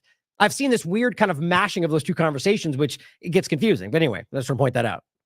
That has many more questions than answers this morning. And this weekend, we now have confirmation that there was more than one shooter. There was a conspiracy to assassinate the president of the United States. We don't need to wait for Congress to wrap up their investigation grilling Director Cheadle of the Secret Service. We already have independent verification of this. Now, wouldn't you argue, though, that there is independent verification of certain points of this discussion? Couldn't you argue that simply because we have shooters does not therefore prove that it was an actual assassination attempt? I'm just being objective. I agree. I think that's where this generally points. But it's just as likely could have been an event that was used to threaten Trump. It could have been an event that was completely manufactured to make the case that would drive people to support Donald Trump. These are valid considerations, as much as people freak out about the narratives that aren't supposed to be discussed because that's crazy, it's conspiracy theory or whatever. But I don't know why that would be any less likely than anything else we're talking about. But my point, I do agree. I think this is largely where it points. But that's kind of the way this tends to go, even with people that are largely, that it ends up kind of boxing out things because we've come to conclusions. But I don't think that's something we could say is definitively what happened. I think that's easily the most likely possibility with all of this. But, even Republicans have made the argument this was sort of the deep state kind of threatening Trump or there's Republicans from the Q side of this that think the whole thing was staged. I don't believe that. I don't think that's the case. But, I think it's important to make sure we don't box out possibilities. And from sources from the Secret Service and without, and eyewitnesses and audio forensics. So I don't give a rat's ass what Director Cheadle has to say. She's proven herself worthless. That picture just does not, I do not believe that. I don't believe that. Now, I know the FBI person and the New York Times have claimed that they, he was using some shutter speed that would be more than what's necessary to look at hummingbird wings because Trump's standing on stage. Yeah, right. I don't buy it. Either if that is the real bullet, then I believe that this was set up to be caught. I don't believe it even was. I'm completely speaking from personal opinion. Everything in my gut told me right in the beginning that didn't make sense. But you guys can decide for yourselves. And by the way, there's people that have been breaking it down from like an AI or not kind of thing. And it gets like 50-50, if not sometimes 60-40 in the direction of possibly AI. Just so you know that. I've already talked about it. This weekend, we do have confirmation there was more than one shooter. There was a conspiracy to assassinate the president of the United States, and there was a mysterious man in a gray suit that... And why is that the only picture we have of this kid? I really think that's so strange. That weird one-angle side shot and all young pictures. I mean, have we ever even seen any actual shot of this guy's face other than that sideways one that almost doesn't even look like the same person? When, after being shot? I find that incredibly strange in the day and age that we're in. No one can find for some reason. He's gone dark. Mysterious man in a gray suit that no one can find for some reason. He's gone dark. What the hell is happening? Senator Ron Johnson told Maria Bartiromo that he has learned that right after Thomas Matthew Crooks was shot and killed, a guy in a gray suit just climbed up the ladder and on the roof where Crooks was dead, laying there dead, and started asking the local law enforcement to send photos of Crooks's body to him. Like, here's a cell phone number. I want you to send these photos to me right now. The man didn't identify himself. And it's very curious that he didn't have a cell phone on him, right? Who in this day and age goes to a Trump rally wearing a suit and you don't have a cell phone on you? So he couldn't take photos himself. He said, just take the photos and then send them to this phone number. Oh, that's curious. So you don't want us tracking cell phone data. I guess that's the point, right? We don't want to track you. So you're here by yourself without a cell phone on you. At least as it's being reported, though. But I agree, that's pretty suspicious. But this is all secondhand information through a senator. So keep that in mind. Very, very curious. Law enforcement then acquiesced. They sent photos. I've seen these photos. We're not going to show them to you. Crooks with a hole through his forehead. When the man was contacted, he said he was an ATF agent, but now he's gone totally dark. He's silent. We can't find him. Senator Ron Johnson explained these new details on Maria Bartiromo's show. Watch. The local officers went up to that roof and started taking pictures of the dead body. Now, this has been back. We've got, okay, this point is important. We've gotten 3 different stories. We've gotten the story that there were local people, local officers that were the first to kind of edge up on the roof and see him. And there was this, issue where he tried to back up and fell on an 8-foot drop and hurt himself, and then we're told, but the Secret Service were the first ones to actually go on the roof, which has been reported directly from them. Now we're hearing that this is maybe not the first ones, but you have local police that were up there taking pictures, though that would arguably be the first. I don't know. This just seems wild and inconsistent, but maybe that's just about the, necessarily who was first versus who came after, and that's what I'm missing, but you guys can decide. I find it to be pretty inconsistent. And then here on the screen, you can see what the guy in gray, that is this kind of anomaly to the whole conversation. Of the shooter's body. So suddenly a guy in a gray suit walks up the ladder and goes up to the roof. And this guy in the gray suit, who didn't appear to have credentials, everybody assumed he was the Secret Service. So he tells one of the local law enforcement, send those pictures to this cell phone. And he gives him a number. And everybody assumed, that must be Secret Service. It turns out it wasn't Secret Service. Some guy in a suit walks up the ladder. They believed he was Secret Service. Again, my whole point in this is, I get that this adds dimension to this, but this is coming through Fox News and a member of the U.S. government. That's more than enough justification to question whether this is made up entirely. Just making that point.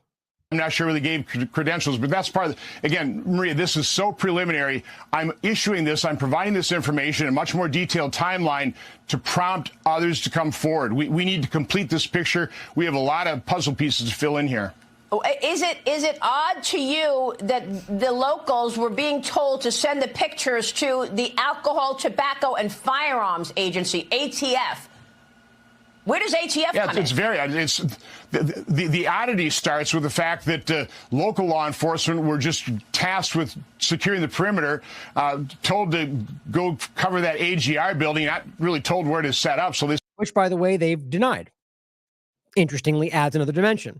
They've said publicly that that's not true. We were given traffic and that's it. And Cheadle was the one that said that they did that, but apparently that's not even within her, like that they're not even allowed to do that. The Secret Service is not allowed to outsource their protection of these locations. So it doesn't make any sense. So we need to very much ask whether this is some kind of entity or additional part of the story that's meant to muddy the waters as opposed to the opposite. I'm not sure where I stand on it.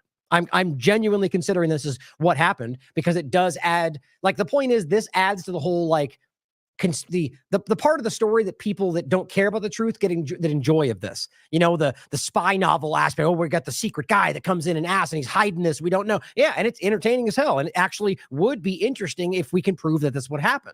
But I think we need to question that, don't we? Like everything else. Set up on the second floor. They went to that AGR building at 10:30 in the morning. So they were stationed there well in advance. They noticed this suspicious character at 5:10. They took a photo of him at 5:14. The president was shot at 6:11. So again, an hour has passed. Again, they don't communicate. They didn't have communication, same channels with their law enforcement patrol officers. They weren't in communication with the Secret Service other than going through the Butler County communication center. So again, it's everything you would assume about Secret Service protection of a former president was not true. It didn't happen. Oh, that's a senator. It's not some Yahoo. Right. You know? Peddling conspiracies. Yeah, he's one of the people that lie to us more than anybody. So we understand what that means. That's a senator of the United States. And I like him more than many of them. But let's be real. The statement there is meant to go kind of like it must be true or give you that feeling, well, that there's got some...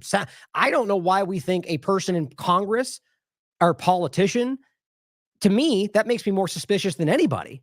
These people lie for a living. Doesn't mean I think it's fake. Something to consider. A highly respected senator, one of the few, by the way. Now, we reported last week, by the way, Frank Rizzo in our chat, Frank Rizzo, I love that, it says he was the Iran guy, I guess. Right, so that's the point, right? Like over the weekend, I pointed out how all of this talk now you're hearing, it's like, oh, it must have been Iran that was involved in this. Like he had, he had phones that were set, he had phones, encrypted. Because of this crowd. What was it called? And so I guess it is the Iran guy. You know what? 3 of them or so that were set out and overseas encrypted phones and all of this stuff that I detailed this weekend. So I guess it is the Iran guy. Well, we have to remember that. At least the report, again. So the idea that he had encrypted communications. If that's accurate, and I think it should be verified in some way, that's one of the most obvious points that suggests that he's working with somebody else. And yet, weirdly enough, before this has been fleshed out, there's a very clear pressure from a lot of sides to nail this on one person and put it to bed. That is not in the interest of the truth. And I think as a lot of even conservatives are beginning to push on, this is not the accurate story. And you're getting from the leadership kind of the opposite. They want this to go away. Why does that make sense? You know what I think I'm it's waiting just the for? rebranding of I was just going to say, I'm waiting for them to say, oh, because of this crowd, what was it called? Crowd fund or whatever, the thing that happened with Microsoft, CrowdStrike.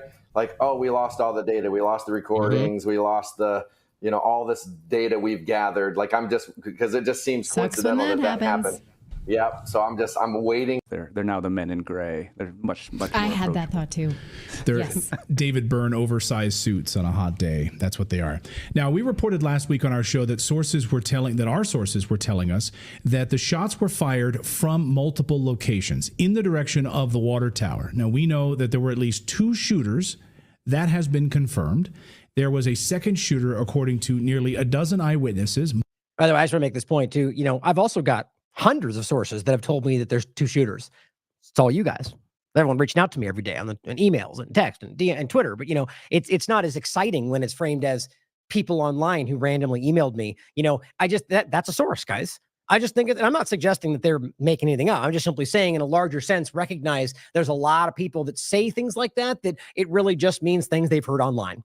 The U.S. government does that today, where they point to crowd open source investigation, which just means they looked at it on Twitter, right? And so it's important to think about that. It really ultimately matters about what you can prove, not necessarily, increasingly less what one unknown source says through somebody you're supposed to trust. The model of journalism has changed a hell of a lot of what and I'm not saying I argue there has been honest journalists in the past that have used their internal sources, through their networks to find and break good information. But we're in a different time of the world today, right? Where we need to recognize that model doesn't really, if we can't independently check these things for ourselves, personally, I don't think we should always assume that means it might be false, right? Like until we can prove it, not just because somebody who we think we trust got a source that says that and they post it on there. That's what journalism kind of used to be in a lot of ways. And today it's changing, right? You guys are journalists today. And that's the problem. That's what most of the establishment is so terrified of. So just think about that. Multiple audio forensics analysis, and now we're hearing from United States members of Congress that is the case. Chris Martinson, a PhD, posted this on X, a fascinating video. I'm not going to go through all of it here, but the narrative of Crooks being a lone gunman is 100% provably false, which means any deflection to investigating security lapses is evidence of a cover-up. The evidence I present today comes from analyzing and then comparing the audio files from 2 separate video recordings, one taken right in front of Trump, the other from just to the side of the American and glass building that Crooks was spotted on. As a reminder, audio forensics experts have already concluded that the audio signatures from 3 weapons could be resolved from whichever audio recordings they analyzed. Yes, the long-lost art form of audio forensics, which is highly valuable, which is how we were able to deduce multiple problems in the conspiracy against JFK. Here is Chris Martinson explaining at least a piece of this. Again, it's a 30-minute and deep dive analysis. I'm going to show you just a few key moments here of his analysis. Watch. Here's just the first 3 shots from that video. I haven't done anything, no audio. I haven't done any enhancements. This is both of these video audio pieces are exactly pulled straight from the video itself. Here's 1, 2, and 3 to start. Okay, listen to that again. And one more time. Okay, now let's listen to the next string. Ooh. We just have an absolutely different sound between the first 3. There's no echo. It's much further away. It's more muffled. It's just not in the same place at all. But these next ones, very different sound, totally different weapons. Okay. Totally different weapons, totally different location, and the echo is completely different because the echo reverberating off of buildings, while the other is way far away, in our estimation, 488 yards away, which is not where Thomas Crooks was laying. So now, which would implicate the possibility of the water tower, right? But if you believe that bullet shot is supposed to be accurate, that wouldn't be at a straight angle that seems to be below his ear anyway, or the idea that, you know, there's other buildings, by the way, behind that could be just as likely, you know, but it does, I agree, that's pretty compelling. I don't know how you would argue that that would be the same shooter, right? And even in the conversation of, well, maybe something else could pop up tomorrow that might make this, I don't know what that could be, right? Being objective as possible. How is it possible there could be different, you know, sounds of the shots from the same microphone if it came from the same location? Now, the only thing I would add would be the snipers returning fire. But as far as I could tell, there's a lot of dispute about whether when and whether that happened. And so I think the original ones is what he's highlighting. The first series pretty clearly show that there was different sounds. So I believe that the most likely points to the idea that this was either an attempt to make it look like only one shooter, which would clearly lean into the idea of either an attempt on his life or the use of making this for one of the other reasons, threats or Trump's benefit, in order to lay it on the one guy that they then got rid of, which is pretty typical of the U.S. government patsy program, right? But I think that that is the most likely. That's where this points. Here is the audio analysis or his discussion of this from the second video, and how he says this is clearly 2 shooters. And remember, we already have the analysis from audio experts elsewhere saying there's a difference between weapon A and weapon B. And I can show you that the rounds fired from weapon B were also aimed at the stage. Okay, so this is important. 2 weapons, one fires a string of 3, another fires a string of 5 or 6, depending on how we count, and off they go. And they were also out hitting the crowd and headed towards Trump. Okay, this is important because now we do not have a lone gunman anymore. Okay. So, and very important to know that these were not like Secret Service snipers. These were being fired at the stage. The head of the Secret Service, Kimberly Cheadle, still has a job today, which is stunning. And she has resigned, at least reportedly has resigned, and that's been gone through the corporate media. But back to that point, the idea of the angle, like just the audio alone is what I was talking about in regard to the actual firing of the shots. That's important. The idea that we're talking about toward the stage, if you take what they're saying at face value, and I do agree what we have does clearly point in that direction, I would like to see the difference of the shots and timing, as well as the actual bullets that supposedly came from the snipers on the roof behind Trump. I doubt we're kind of ever going to see a lot of this, right? I mean, we're barely getting information about the basics at this point, but that would be important to see. When they fired, what they fired, when it where it hit. I think that would add a lot. Today, she spent the morning dodging questions on Capitol Hill in front of Congress. Response. I'm going to leave it there. I think there's a lot of other stuff in there that I do think there's important stuff they get into, but I think that the Cheadle aspect of it, I have a hard time watching a lot of that stuff in the hearings because there's a lot of grandstanding. And, you know, as much as, like we just said, it's a congressman that said it or a senator, you know, in that very hearing, a lot of what people put out there from positions of Congress were verifiably incorrect, right? And times that Sheila pushed back, or headlines that were read off that were completely partisan and completely manipulated. But to the point about the shooter in general, I want to highlight this because I do think this will become more relevant. At least Fox News is highlighting this person being the sniper that shot. Now, and by the way, I'm glad I did notice this. I don't think I was thinking that these were spotters at first, and I forgot that I did see this on the shot. It's hard to see in the smaller ones, but yeah, why do they have two snipers right next to each other? Isn't it normal that they have a spotter with them, or is that only military? I'm not sure. I'm not a munitions expert, but I thought that was important.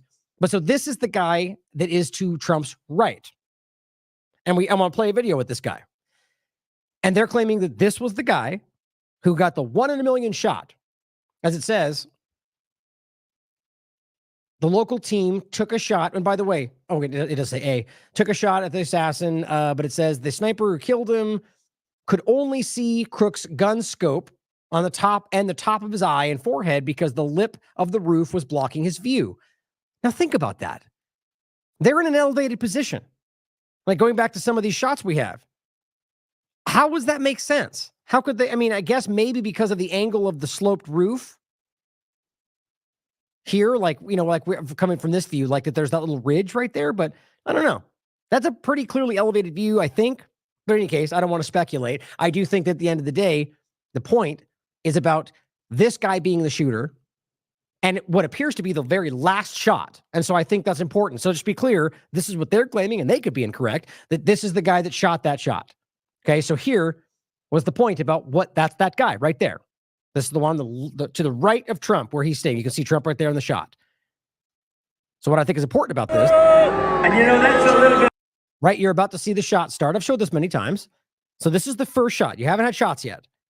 And what you're going to see is this guy who is currently looking at a scope, which I don't think is generally what they just do the whole time. Right? We saw them before with looking through their binoculars, also looking directly at where this guy was.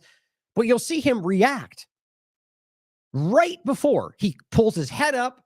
And then there's a shot in which people argue they were taking fire right there, which I'm not sure whether you think he shot right there, whether he's taking fire, whatever it is. There's no way in my mind this guy would not have returned fire if he was being shot at. And that's, again, getting into whether or not you think the Secret Service has the ability to fire before they're fired on, which I believe to be shockingly false. This narrative they floated about how somehow they have to wait they can't fire first, even if they see a gun, which was literally what was expressed. I do not believe that. And I think people like Dan Bongino have already expressed clearly that's not the case from having a background there. My point is you're going to see him react and then physically move back with his sniper rifle. So the question is, do you think he fired right there? And if he didn't, how does that possibly make sense? And then realize that what we already shows you that very last, I think the 9th shot is ultimately what took his life. So what happened? How did you let this guy get 8 shots off before somebody fired back, or multiple people firing shots before they fired? I don't know, but watch. That chart's a couple of months old, and if you want to really see something that's said, take a look at what happened.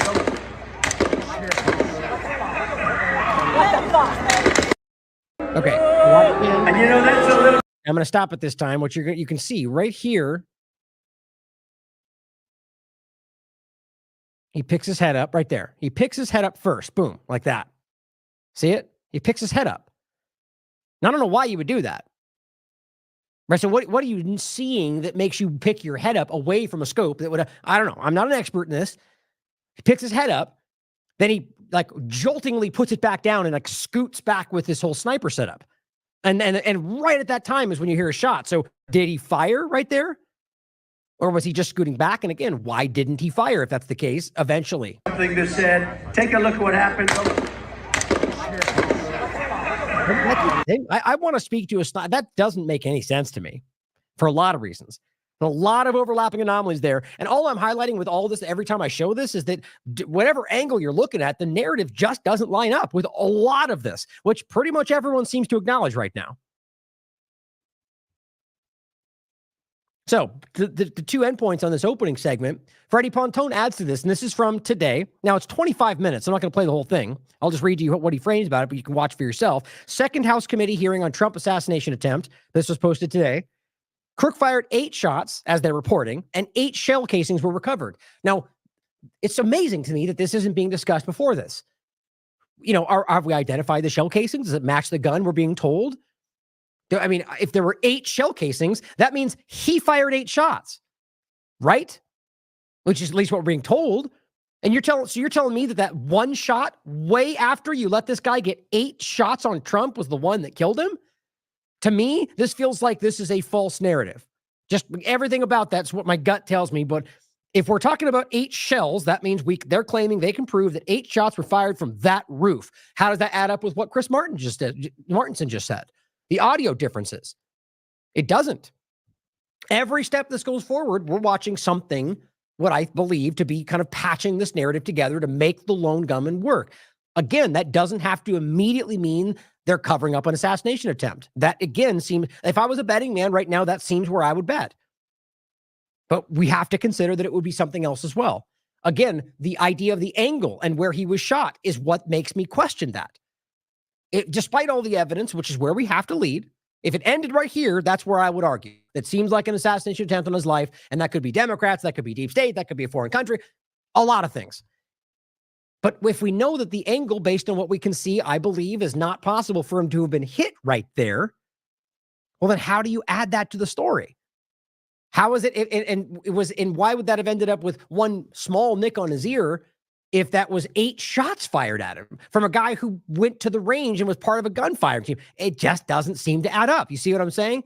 Which doesn't have to mean anything. And sometimes stories just don't add up, even though they're the reality. But I think that's important not to get away from. Okay, 8 shots, 8 shell casings, they claim recovered. And the Commissioner Colonel Paris from the Pennsylvania State Police Department answers these questions from House committee members on Homeland Security regarding Trump assassination. And it says, Colonel Paris from the PSP, the Pennsylvania State Police, confirms 8 shots and 8 shell casings recovered. They're claiming Matthew Crooks. 1 shot killed Thomas Crooks. And then he goes, so that's 9 shots then in total? Question. It could be. No, I mean, I guess it has to be, right? Because if it's 8 shots and 8 casings, that means the 9th shot is what killed him. That's pretty clear based on what they're reporting. The timeline and the specifics, he says, of the moment leading to the shootings are so sensitive that no one, including Colonel Paris, aren't prepared to discuss them in an open setting. Okay, just like I said about Cheadle, I think these people know better than anybody that what's going on in Congress is not really with the interest of finding the truth, right? They know that their job will be thrown under the bus if for some reason they need to for their agenda, right? So just because they're refusing to talk about it, I argue, does not have to mean that they're covering up something. I also agree that's where it makes sense to me. But I just think it's interesting to think about that.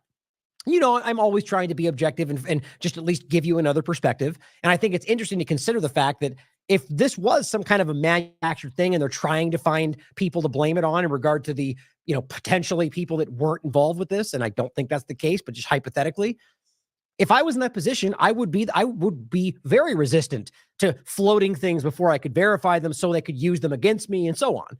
So it's weird to me that all of them seem so resistant to get into specifics.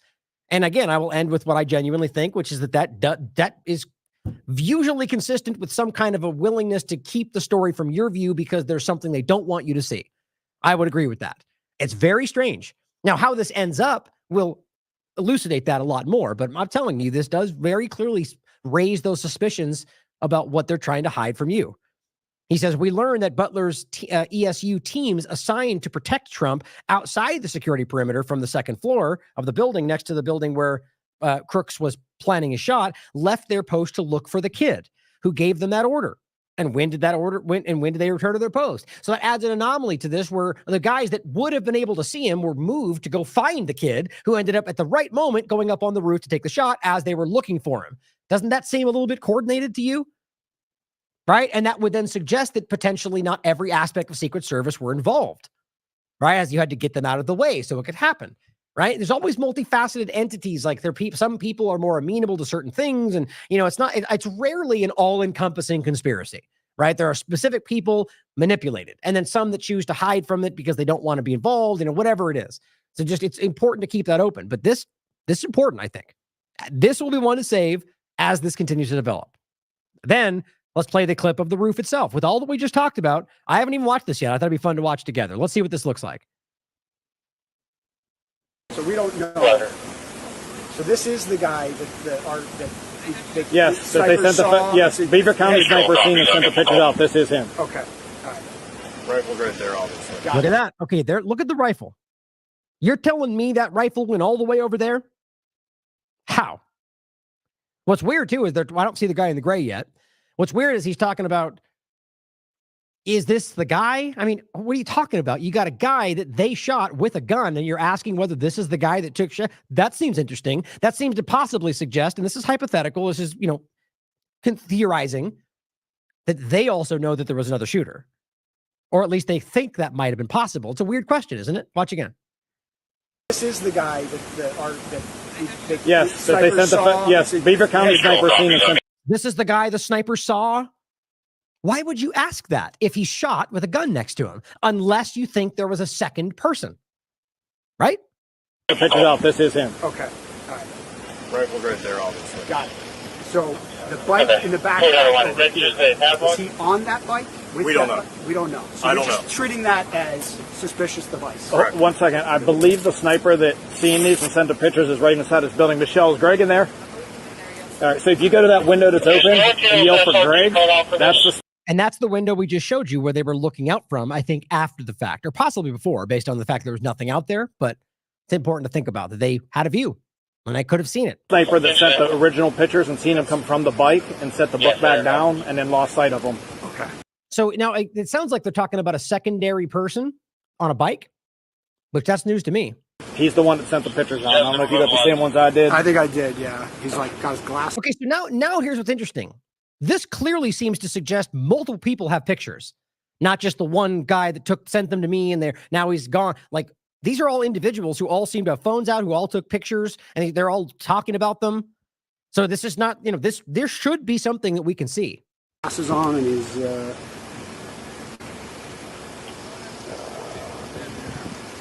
So we had the picture of that. I got that. Okay, and then this is his bike with the stuff.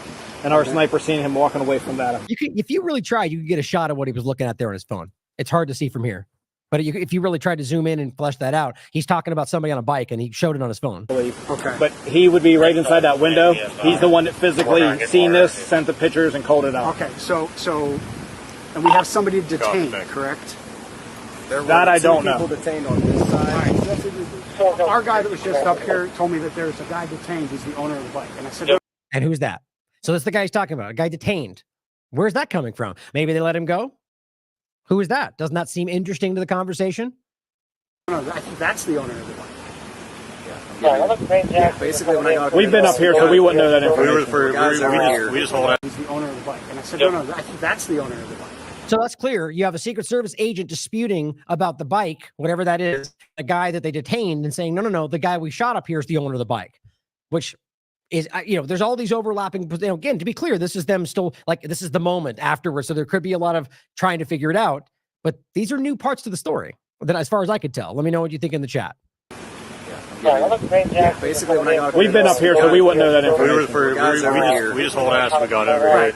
Okay, so here, this does not seem to be local police to me.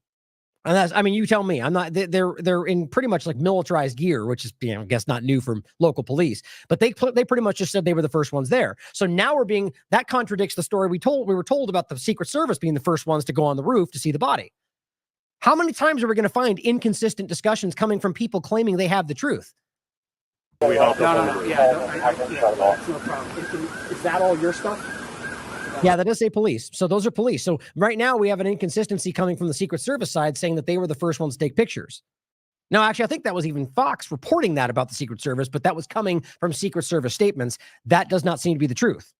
Yeah, so someone came up looking to treat him and Yes. Okay. Copy. Gas is off to the building, just so you know. Thank you. Yeah, they do. I talked to the guy. Those people detained were filming.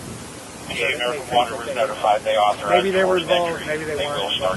Other than that, I haven't heard anybody. Well, I think the guys that saw them filming were like, oh, they were filming us, and then filming the guy up on the roof, and then filming us, and then when the shots started firing, they tried to run away. It was like, isn't that what everybody would do that has a phone? I'm not saying they weren't involved, but you know what I mean? Like that. So Casey can hear that. What he's saying is they were kind of going after people that were filming, which this is actually pretty crazy because what he just said, I agree. Like the fact is these are people that were doing your jobs for you in any, whatever, local, or they were going, I see a guy, and they're filming the police not doing anything about it, and then filming the guy and going, he's got a gun.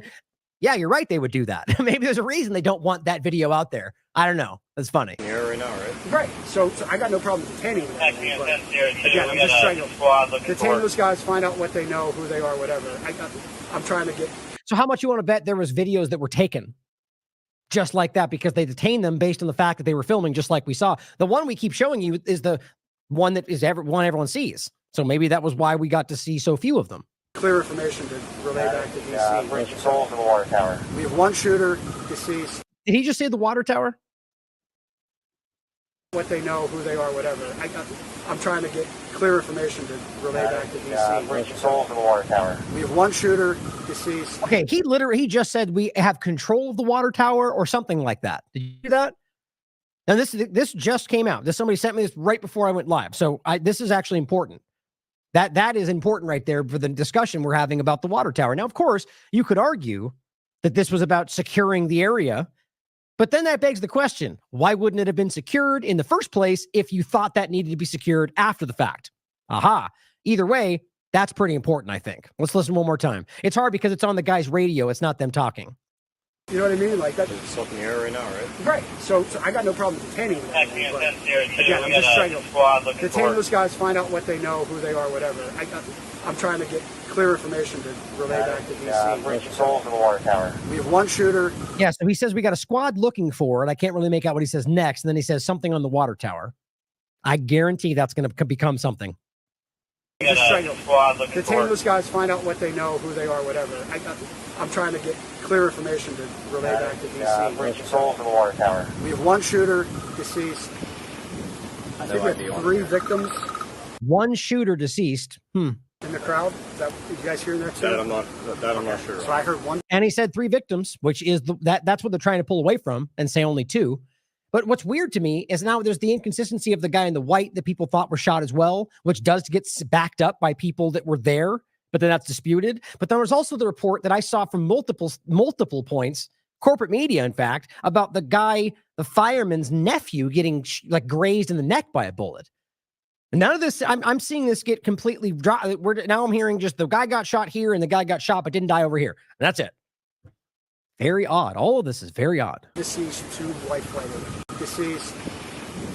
I think we have 3 victims in the crowd. Did you guys hear that too? That I'm not sure. So I heard 1 deceased, 2 life-flighted. I know 2 helicopters did take off. Yeah. So that's interesting. That completely changed the story. I mean, that makes that sense with what we already thought we knew, but then that got changed by the kind of corporate narrative about this going forward, where they're kind of pushing back on the idea that somebody else was shot other than those 2. Interesting. Okay. I don't know how many victims. Level 1, command. We have access to a drone. Where is water tower? Hey, there's water tower again. Talking about a drone. Yeah, again, drones that clearly they had during this, but nobody gets to see why they didn't see him or what those angles were showing. Very odd. Listen to that one again. Level 1, command. We have access to a drone. Where is water tower? Yeah, do we have access to a drone? Something about the water tower. Any LE? No, it's incorrect. I will try to confirm. In the van. Did he survive? Copy. All right. Well, that was certainly interesting. Make sure you save this one. I will as well. This one I guarantee is going to become relevant. But, of course, this is what we have a lot of this stuff on. Is, this, again, obviously, this is not especially for us about, breaking the information, breaking 911, at least from our view, is the one that broke that story. But watch what happens when you get all the usual suspects on the right, in this case, grabbing that breaking exclusive and break it down. And that's going to spread like, well, and it should, it's important. But, if all we cared about was getting that attention for talking about, we would go on Twitter and go, look at this, break it down. Maybe we should, maybe we'll get more reach. But often on this show, we break down things like this in real time. And then 2 days later, this stuff populates through the corp. That's just simply, again, demonstrating our value. If you watch this show, and yes, it can be long episodes, but we break this stuff down in not just quick flash of the pan, one moment discussions, right? That's very important. So yeah, Breaking 911 is the one that shared this. So make sure you check this out. Yeah, no one seems to be pointing this out in the chat. So let's see how that develops. That's pretty interesting, guys. Now, what we're going to get into next is this conversation about the two-party illusion and how a lot of people, someone like Edward Dowd, for example, is calling this out in a very interesting way, which good on him and a lot of others that are doing so, that they can see the same thing that we're highlighting, which is that there's a dangerous effort right now to drive people into supporting the same old political game through a lot of these events. And a lot of conservatives right now, and again, hear me on this, and at the same time, this is not, we tend to focus on the moment instead of the larger picture within the paradigm at least. And the point is that, as I've said many times, this oscillates, teeter-totter. That right now, I think it's obvious that the right is being focused on and manipulated. But it's not just the right. It just happens to be the focus in the moment. Right now, or during COVID-19, it was so obviously the left that was being focused on. That's how we see this going back and forth. So right now, when we highlight this, don't take that as we're, a lefty going after the right or whatever makes it make sense within your two-party lens. It's a constant game where every one of us are being focused on in different times, in different ways, by the establishment being used to keep you in check and keep you focusing on the wrong person. Anybody but the ones actually causing your life to be, whatever we're dealing with at that moment, struggling through your life because they want you focusing on your neighbor instead of the people that are actually causing the problem. But Edward Dowd highlights this. He says, this needs to be said now, and I will be attacked. I have no proof, so it's a literal conspiracy theory, but bears watching with eagle eyes. Conjecture. If I were in the shadows and had an agenda of ushering in a reset to control the end of the current Ponzi debt-based fiat system or any other elements that we could talk about with a CBDC and a surveillance state, I would need to tame and bridle the populist MAGA movement. I would abandon the useful idiots on the left and embrace the right and infiltrate and bribe my way to my agenda under a cover of a, quote, win. He is talking about the funding from Vance and from Thiel and Elon Musk, in my opinion. Maybe just Thiel. You guys can think for yourselves, but that's what he's highlighting right there. If Trump ends up in office and we observe personal choices or actions that strip any of our liberties away, just like it happened last time, despite the narratives that make you think it makes sense, that's how it ended up. He says, if that happens, under contrived circumstances, we will know then the above theory has some merit. Well, it's already happening. The SAVE Act, digital IDs, digital biometric control for the border. I mean, already this is clear. Challenging people's right to guns because they're in the group you don't like. Censoring people because they're saying things you don't agree with. No, not the left, guys. That's the right now. Not all of them, but the right. Not all conservatives, but clearly the right-wing side of the Republican Party. That is all the same. He says, clearly the current cult regime must go, but be on alert for a new cult and hidden agendas that may come to pass. I have a personal fear that the COVID vaccine poisoning, this is the one who said it, will be memory hold. And I simply highlighted this and said, let me see if I can actually grab it in here. This should pop up with yours first if this works properly, but usually doesn't. There it is. I simply said, this is a very important to read and deeply consider from a nonpartisan perspective, if that's possible for you. And I argue that's not for a lot of people, but that's what he's aiming at, guys. He's aiming at this as a partisan issue. And I think that's very important. What Whitney said in response, if you are the power elite, the best way to disarm gun owners, mostly conservative, is to make them complacent. You make them complacent by making them think that their guy won. But what if he's not their guy? And for example, she highlights this, saying Trump says DOJ tech giants must develop software to detect mass shooters, the whole pre-crime element. I'm going to play this clip from her we played on Pirate Stream because I think, whether you've seen it or not, I think this is worth repeating. I think this is a powerful clip, but it got a lot of reach on Twitter. Whitney is way ahead of these stories. But before we get there, we're going to get into this, keeping all that we just went over in mind, by the way, the whole conversation of the shooting and what that's driving right now. Whatever you think actually happened, it's important to look at the outcome. Surging support for Donald Trump. Now, again, that this could be exactly what you think it is, and then it's still being used in that way. Never let a good crisis go to waste, right? So just important to think about that, and I think this is what we should be worried about right now. Here's a clip from Catherine Austin Fitts featuring TLAV's very own Taylor Hudak as well. Quote, my big concern is the Republicans are now going to be used to market the control grid to conservatives. This is Catherine speaking. You've seen a lot of factions coalesce around a Republican sweep of Congress and the presidency, and on that sweep, they would love to push through the control grid. Now, this is important. You know, my big concern is the Republicans are now going to be used to market the control grid to conservatives. And I think my message, looking at what's been happening, is we have to double down on our efforts to stop the control grid. So if somebody tells you that we need biometrics or digital ID to deal with election fraud or the border, don't believe them. Right. Don't believe it. It's a marketing job for conservatives. Any comments on any of those meetings? Can you just expand on that a little bit, Catherine, on the biometrics? Just explain that to our people a little bit more thoroughly.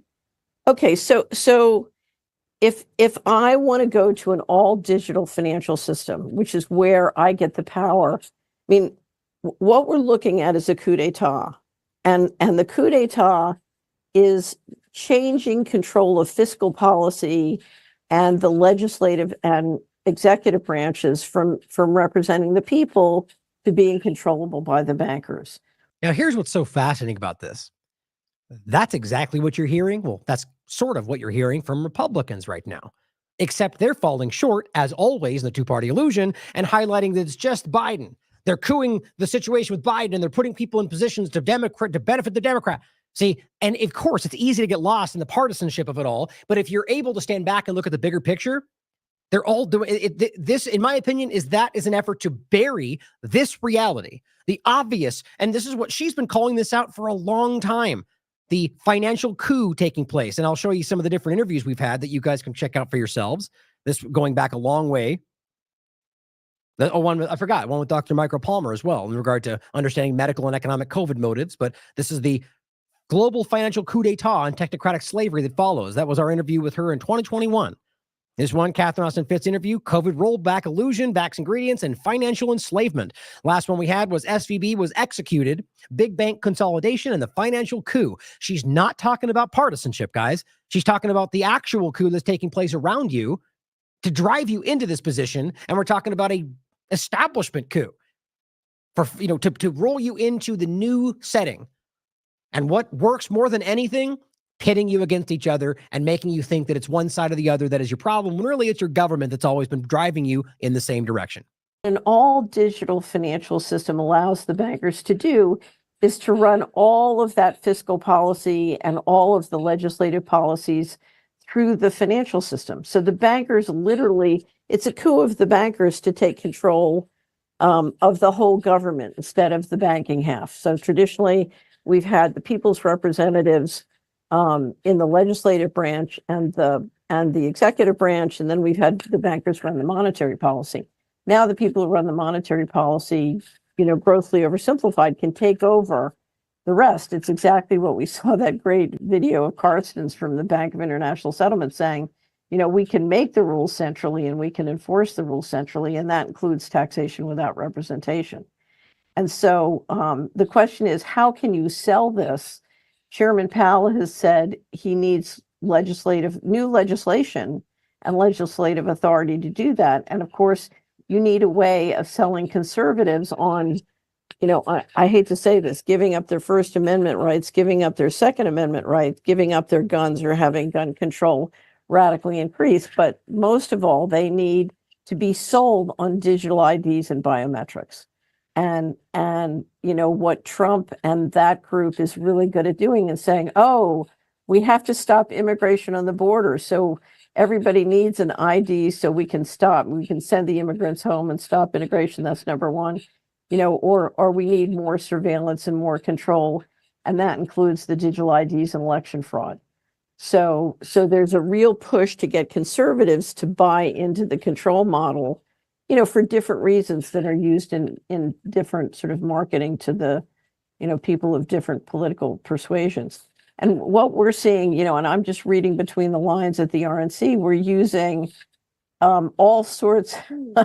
It's really beautiful seeing diversity used as a way of pushing out the patriots.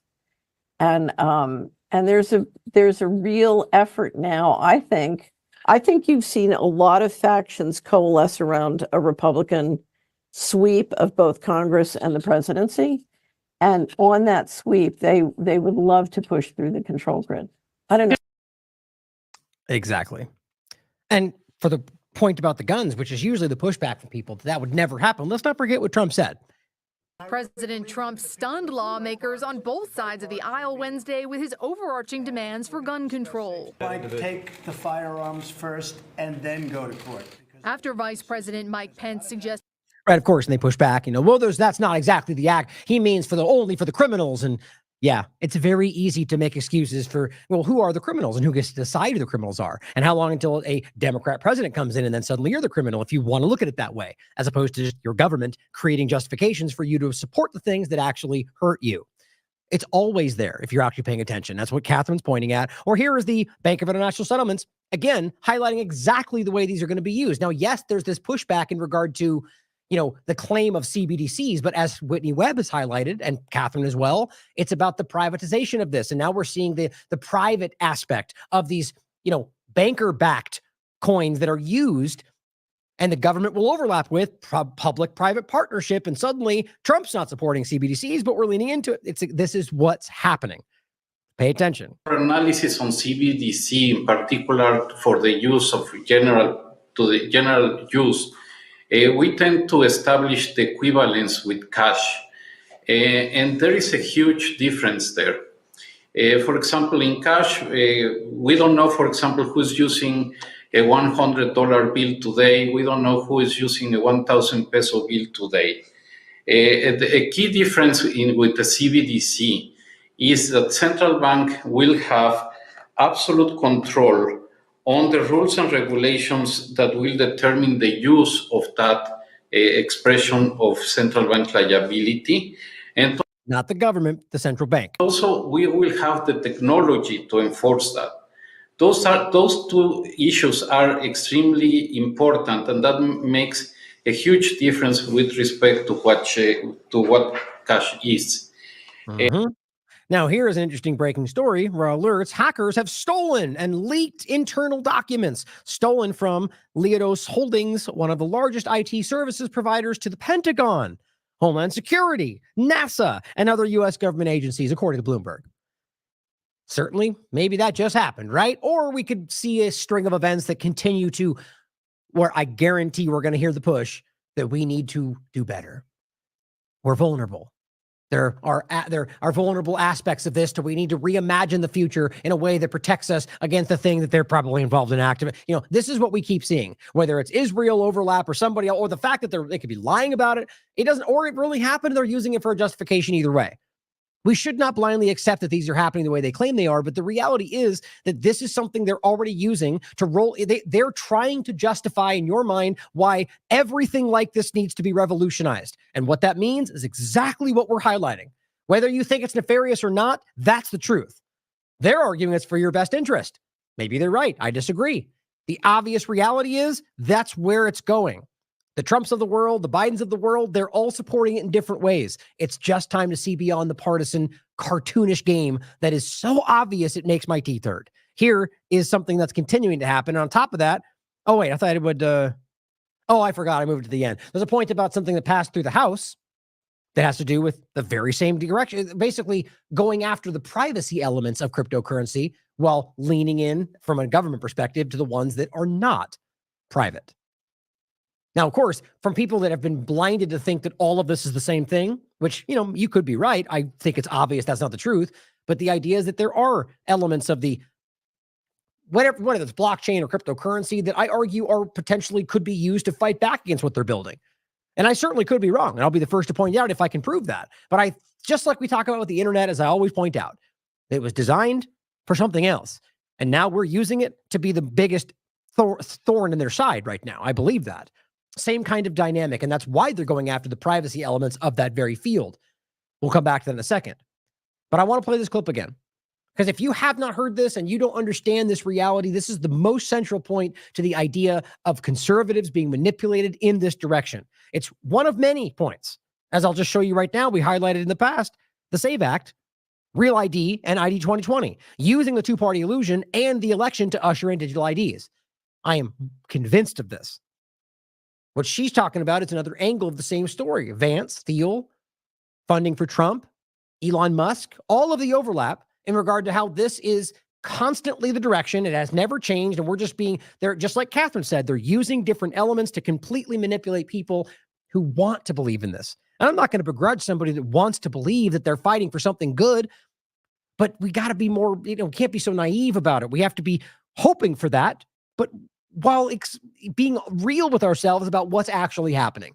And now one thing I saw throughout the entire assassination conversation is undeniably the deification of Trump.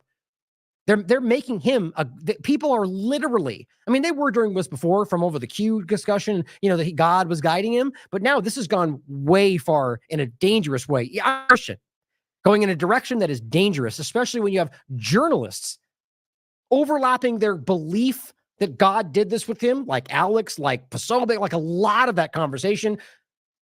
They're overlapping their faith, if they actually believe those things, with their journalism, if you want to call it that. I don't know why anybody thinks that makes sense other than people that are on their side and believe in God and think they're on the right side of things. If you just stand back from an objective perspective, whether you agree with them or not, nobody should be overlapping their religious beliefs with something that is based on proving evidence. I'm a Christian, and I argue that's crazy and irresponsible. But let's listen to what Whitney said, and we'll come back to that point as we finish this segment. This is an interview she did with Jimmy Dore. Here's the full link. I recommend you listen to it. It's a great interview. And I think Jimmy did a great job with this, bringing her on and breaking this down. As Jason wrote for this TLAV segment, they've tracked every phone call, every text, every Google search you've ever made, which is included in this database that is now being used by a private company and billionaire Peter Thiel, who is the primary backer behind Trump and J.D. Vance. The hallmarks of the neocons is, again, conflating the U.S. National interest as it relates to foreign policy with Israeli regional interests. And they're not the same a lot of the time.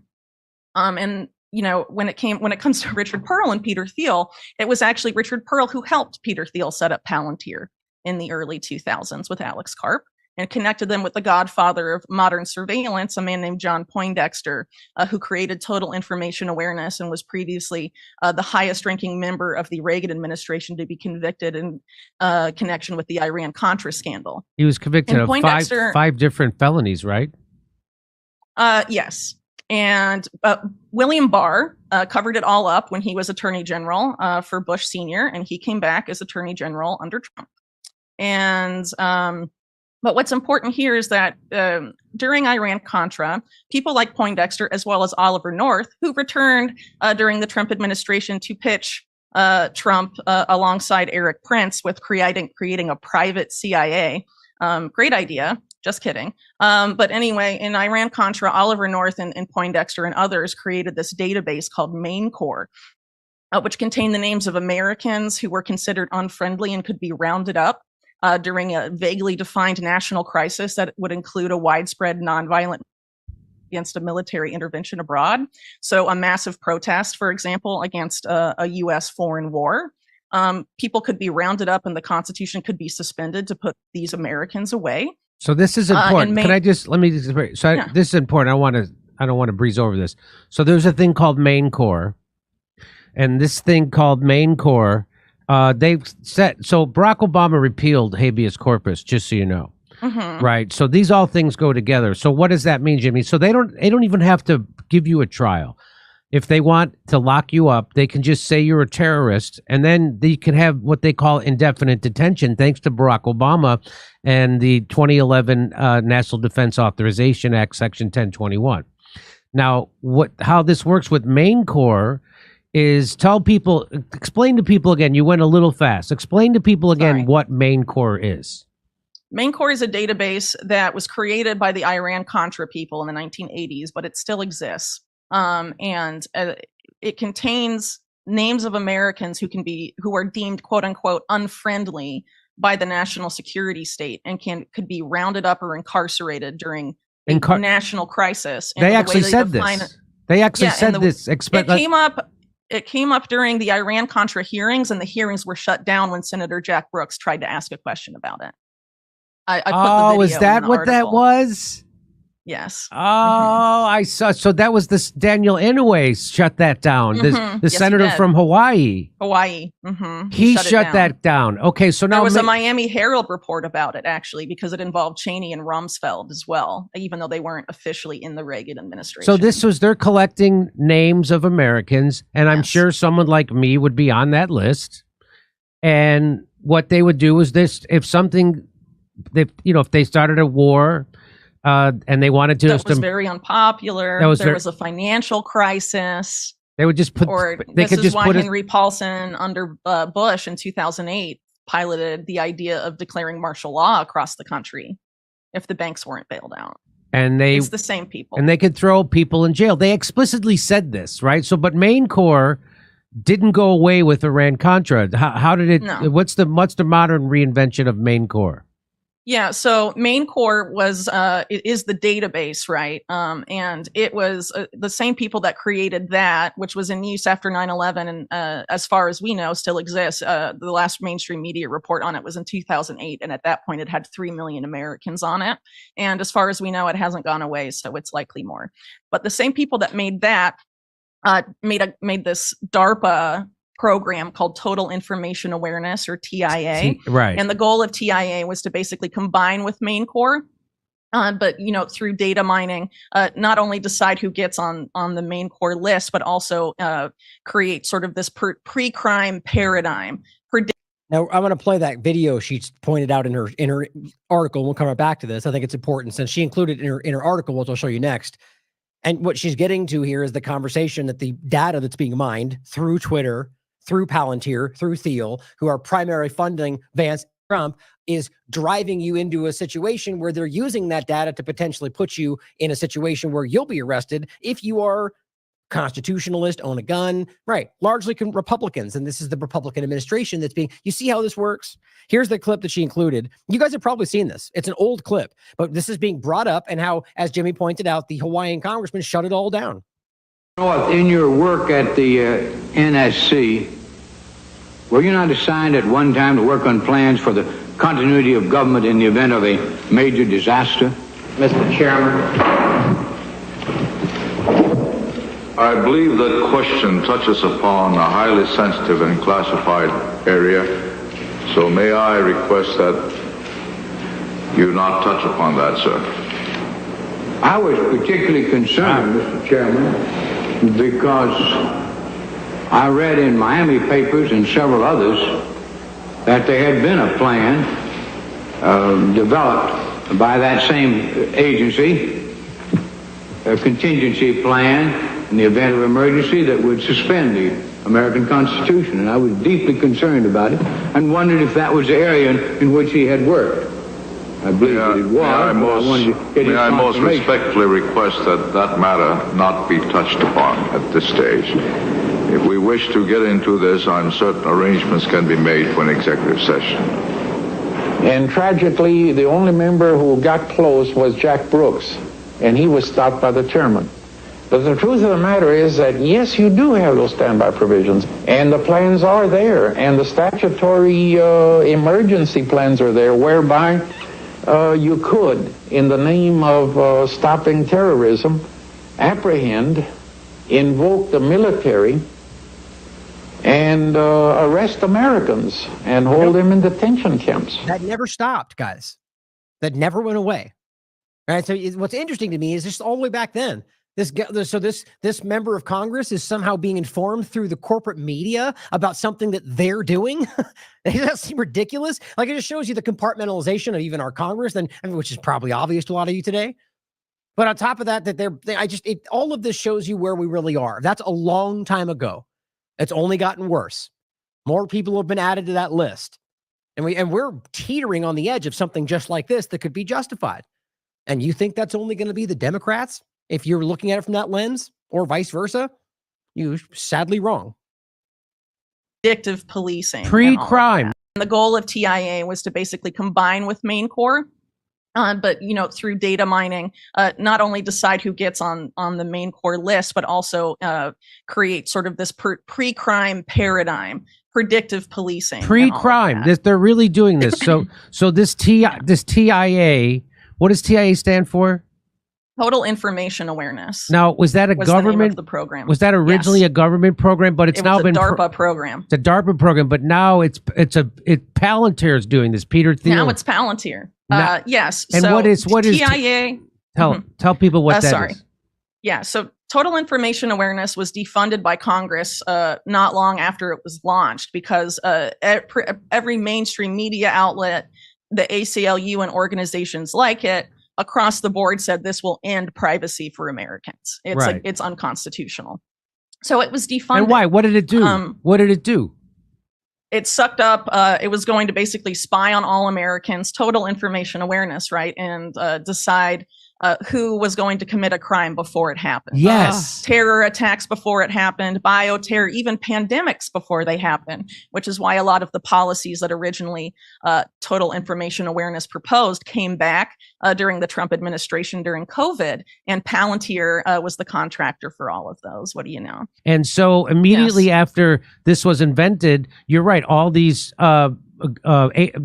organizations pushed back against it. So the government said, okay, we're not going to do it anymore. But then Palantir was like, well, we'll do it because we don't have those. Well, go ahead. It's even worse than that. Palantir didn't exist yet. Peter Thiel created Palantir as Total Information Awareness was getting into trouble and experiencing the public backlash. Same thing's happening with CBDCs, like I just pointed out. They recognize we don't want it, so they privatize it. They go through the public-private partnership. It's the same thing she's talking about in regard to Palantir and surveillance, that they recognize that we are pushing back on Total Information Awareness, on LifeLog, so they outsourced it to people like Elon Musk, like Peter Thiel. The ability to hide this behind some kind of, hey, they're private citizens. They have a right to privacy, except your government is funding this. Your government is driving this. And the CBDC aspect is happening right now.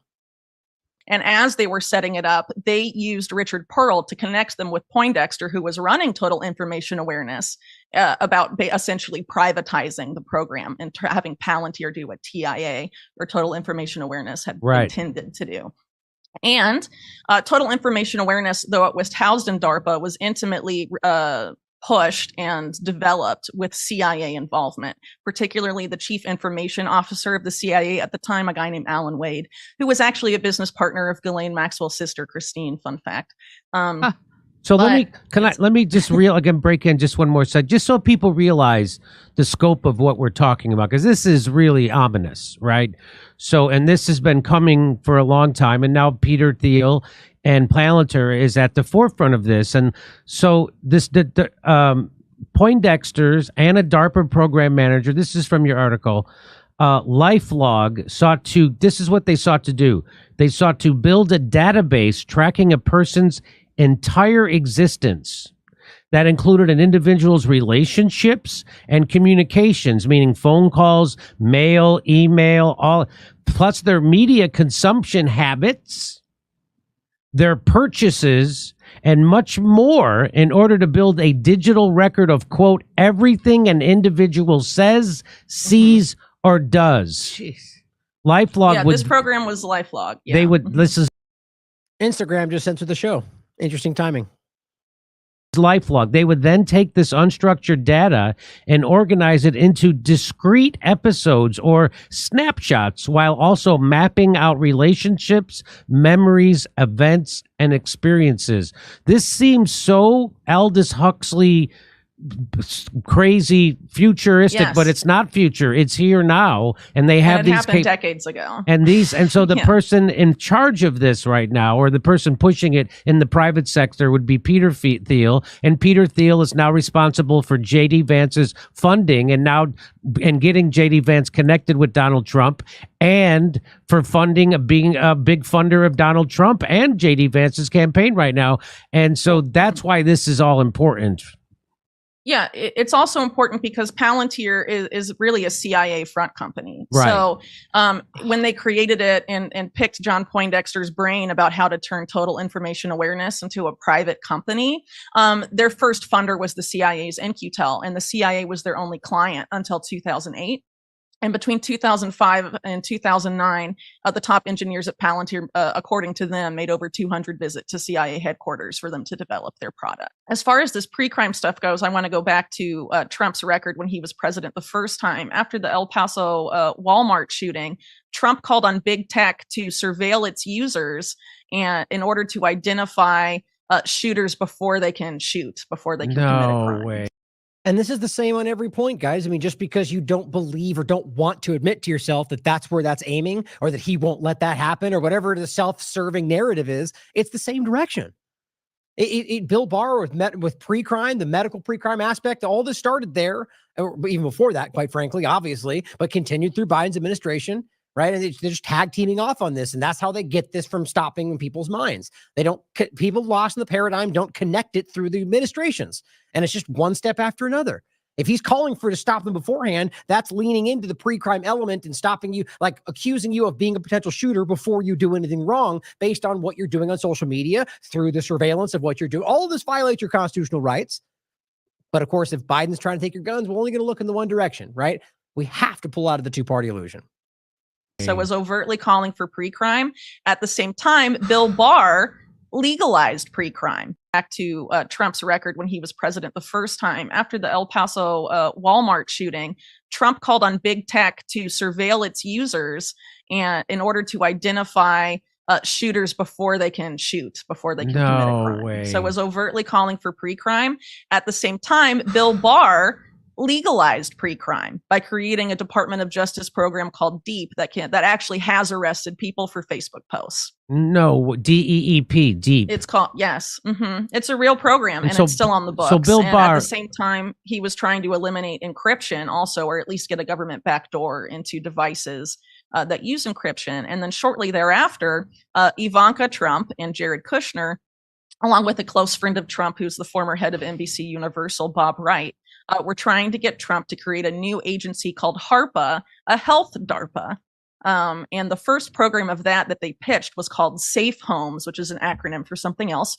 And what they wanted to do there was data mine American social media accounts, as well as extract information from Amazon Echoes, Google Home, Fitbits, and Apple Watches.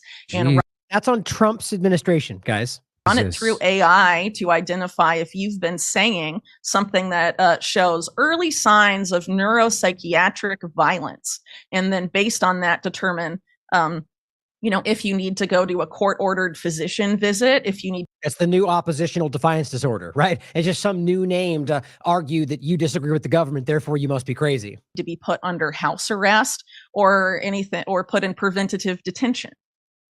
So this is something that they were talking about back then. And even though Trump allegedly loved the idea, he didn't make HARPA, but you know who made HARPA?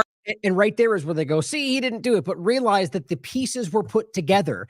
And this is where it connects with the next administration. HARPA, Joe Biden did. He called it ARPA-H, just moved the H to the end, but it's the same program, the same people are behind it. So this is a bipartisan agenda. So this is So here's what it works both ways. So on one side of it, you got people on the left who are lost in the paradigm, who might not want to support this because it's Trump's thing, who now will go, okay, good, Biden's doing it, I'll support it. And vice versa, you got the people who would push back on it, right? Or support it all through Trump's administration to get it moving into Biden's administration, who suddenly ignore it because it didn't happen, but blame it on Biden because it happened during his administration. And all you do is get both sides in one way or another driving this into fruition.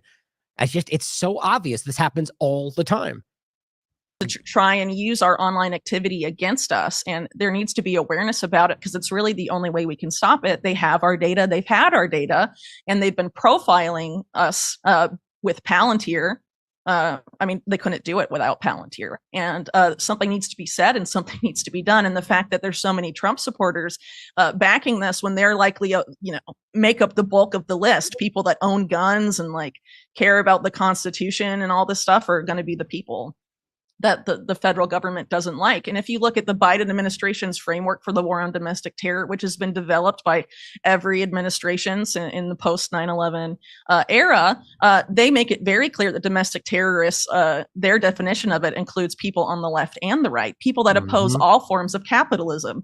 So if you're out there on the left, recognize that you're on this list, whether or not you think it's only aimed at MAGA white supremacists, because that's what you were told. It's everybody. That includes the left's favored stakeholder capitalism, or crony capitalism, anything in that, people that are extreme environmentalists, people that oppose perceived government overreach. All of this is considered enough to get you to be considered a threat by the federal government. And this is a national security state apparatus out of control. And I would argue that, you know, with Trump and JD Vance, they are trying to sell themselves as anti-establishment, potentially libertarian and populist. And that is not what these companies are. The fact that Trump is taking money from Palantir and Palantir co-founders, whether it's Peter Thiel or Joe Lonsdale, is very alarming. And their potential influence on the vice presidential pick is also very alarming. Because if people care about reining in the surveillance state or stopping the war on domestic terror, they should be outraged by this, because ultimately what these campaigns are is a way to stifle dissent. And that's what they've been from the very beginning. When you look back at their how it started, you know, during the Iran Contra era, very alarming stuff. And so I think the more people know about this, the more we can do to stop it. Yeah, very well said, Whitney, as usual. And I think there's just, how in the world you deny that? Oops, jump down here further. Hold on. We're not there yet. I just don't know how in the world you deny it. It's wild to me how obvious all this is and how willfully people will ignore this. And a lot of them are because they don't care if this happens. They just care about eking out a little more money or more support or more influence using these divides. And they're a lot of the same people you might actually watch, in my opinion, thinking they're fighting for you. You know, question myself and them included, I would hope. Because I think a lot of them have shown themselves to be quite dishonest in this conversation. Now, here is her article, which I highly recommend you read. The man behind Trump's VP pick, it's worse than you think. Now, Sal the Agorist highlights an interesting point that overlaps with the shooting conversation from the attempted assassination discussion. First, I just, Sal, I always recommend his work. He's making great points with memes most of the time. It sounded funny the way I said that, in the sense that everything he puts out, I love. I think it's hilarious. But my point is that a lot of times he's making these really cutting points that break through, and they're not just meant to being funny.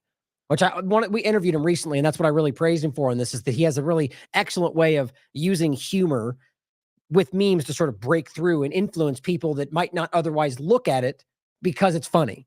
Right? It's same thing I say with Jimmy Dore in one of the first interviews we had. That his humor side of it it has an interesting way of breaking through. Even though people disagree politically, they find themselves laughing at it, and what do you know? It breaks through a little bit. So make sure you follow him. But he highlights this interesting overlap in regard to this tweets thread from the Oversight Project. Totally praising this as a praiseworthy thing. And so same with the Gateway Pundit. Mobile data reveals someone who regularly visited Thomas Crook's home and work also visited a building in Washington, D.C. near an FBI office. Not really definitive. Interesting. Could be that building, but it's this. So on the idea that this tracking shows you that it aligned with somebody who was near an FBI building is enough for them to go, yay, track us all using our personal information because we might catch, this is a really interesting development. Now, there's a lot of conservatives that would push back on this. So remember, I'm talking about the two-party illusion, blinded Republicans. They're all team sport politics. There's plenty of conservatives that see through a lot of this. Same thing on the other side. But as he highlights, Heritage Foundation cell phone data connected to Trump shooter's house can be tracked to D.C., quote, in the same vicinity of an FBI office. And he simply says every time. I agree with that. Every time there's one of these conversations, you weirdly find the FBI, we spoke to him about 6 or 7 times, but we let him go, and, whatever, different variations therein. Every single time. He called it the first time.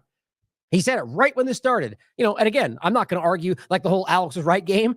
He's just saying this because it's probably the case. Yeah, I don't think he knew that would end up that way. And sure enough, he said, say it with me, FBI. He was on our radar. And then boom, like 2 days later, they came out and said that they had seen him. He was a suspicious person every single time. Interesting. But here is the actual thread.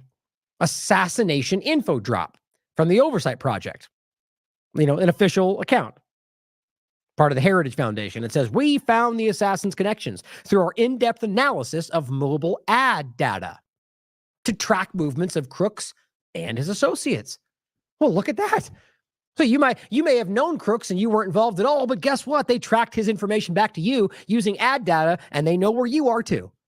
Freedom, liberty, privacy, right? This is all being done from a very clear direction from, I would argue, the right, trying to flesh this out. And it says, to do this, we track devices that regularly visited both Crooks' home and place of work and followed them. Because you know what? It's that simple. They don't need your permission, do they? Ad data and whether we're talking biometrics, ad data, whatever we're talking about, they've already shown 1,000 times over the last 20 years, depending on what technology we're talking about, that they don't care about whether or not it violates your constitutional rights, whether or not it's a violation in any other way. It's about what they can use it for. And right now we're seeing that it's because, well, we're trying to get the bad guy. And we know Trump's assassination, and we know it was a deep state attack. And so we're trying to suss this out. And they're all hoping it's going to lead back to a Democrat or whatever the narrative is out there. And at the end of the day, we should be screaming, how does this make sense? How is it okay for you to track the ad data? Like, let's just say it was just the shooter. Well, okay, a lot of us would go, okay, well, he was a suspect. Right now, a lot of people can question whether he was a patsy or not. But even then, they would probably go, whatever, we think he might be the shooter, so let's ignore any kind of privacy overlaps. What about other people that had nothing to do with this? Or did you ask their permission? Well, obviously not. This should be very strong. This should stand out for people. And the fact that it's getting very little pushback. Oh, I didn't see this one. So it says, this cannot be business as usual. Business as usual almost got Trump killed. Clearly they have an opinion about this that's, political. Congress has already shown an inability to compel information, fact find. Okay, so he goes forward. It says, someone who regularly visited Crooks' home and work also visited a building in Washington, D.C., located in Gallery Place. This is in the same vicinity as the FBI. That's what you get from this. So might have been, maybe not, who knows? But we're using your data to find out anyway. It could be important, guys, and it could prove that the FBI was using this guy as a patsy, and that would be important. Even if it ends up that being the case, we should still push back on the idea that they're using your personal ad data to just track anybody around this person to find that out. That very well could be the setup, and this is the only reason it's happening. I don't think that, but we have to ask those questions. Another device linked to Crooks visited Plymouth, Massachusetts. We found a device linked to Crooks' work that traveled to Butler, Pennsylvania on July 4th, July 8th. The device stopped all activity on the 12th. These could mean something, or they could mean nothing. Maybe the guy dropped his phone in the water. My point is there could be any number of things that explains all this. And all of this is being waved away by a lot of the people supporting the idea that you're going after the culprit when all it's doing is violating your constitutional rights. It goes on from there. The relevant locations. All this is up in the air. It ends right here where it says, for those who are tracking this type of data, we identified devices that were located on Crooks' home and his work within a past year. Why do they have this ability? Who is the oversight project, right? So we're talking about an everyday American's legal and investigative organization battling corruption and weaponization. Anybody asking how this entity is able to access people's personal ad data? I don't think anyone cares at this point. It says there are at least 9 devices linked to these ADIDs. And we're talking about a year's worth of data of people that just overlap with Crooks and tracking back their personal information. It says, we are willing to cooperate with legitimate investigators and share further information. For the protection of whistleblowers in our investigation, we will not be sharing further information. My God. And as Orwell points out, or asks, isn't Tucker a Heritage Fellow? I'm not sure. But I just think look, you go down here and look at the conversation. Do you see, at least here's one I didn't see before. So a privacy entity funding creation of a digital device tracking spiderweb is now a thing? Thank God somebody's speaking up. My point is, I didn't see this before. So look, how does one get access to this type of data? But most people down here are not even pointing to this problem. That is what Catherine Austin Fitts is talking about. That's what I'm talking about. That's what anybody who is seeing the bigger picture is highlighting, that you're being tricked into goose-stepping your way right into this technocratic panopticon. That's what this is. Even if this is inaccurate. You read this article, there's not one mention of how that's happening, why it's allowed, the fact that it's violating people's rights. No, this is just put forward as an ongoing investigation that we should continue to follow. And that is concerning as hell to me. That is a partisan perspective that is showing itself to not truly care about things that are paramount to most conservatives. Aaron Day 2024 highlights this from the House, HR 2963, he says, just sailed through the House. He says, so while all of you are crudely, he says, jerking each other off about how great Trump is going to be, here's a summary of this gem of a bill. Now, I'll let you read through this. The bottom line for me that stands out is this is undermining the things that I argue are your ability to kind of circumvent the control structure that they're building or might be able to do so. And this just adds an independent framework. And a lot of this is the same thing Whitney was talking about. An independent framework working to combat terrorism and illicit financing. And one of the points he makes throughout this, and just to be clear, this is only passed the House. He's highlighting the idea that this continues to be very broad. What is that? What constitutes illicit financing or terrorism? To them, that means what we're talking about right now. He says, second, duties of the working group, conduct research on the use of financial technologies. The group must submit annual reports. The bill defines key terms such as digital assets, foreign terrorist organizations. And that's when he points out later that they're very, very broad. He says, encourages collaboration between public and private sectors. That's one of the worries that we have right now. And he goes, this is why the bill is bad for pro-crypto and self-custody advocates. Now, I know a lot of people conflate it all as the same thing. I disagree with that. At least I'm open to the possibility that there are ones that are outside that ability. And the point is that focuses on the ones that are focused on privacy. How do we not see that? The bill manages extensive monitoring and reporting of digital assets. Look, that should be a problem for you. Whether or not you think that the digital assets are the only, all under the same umbrella.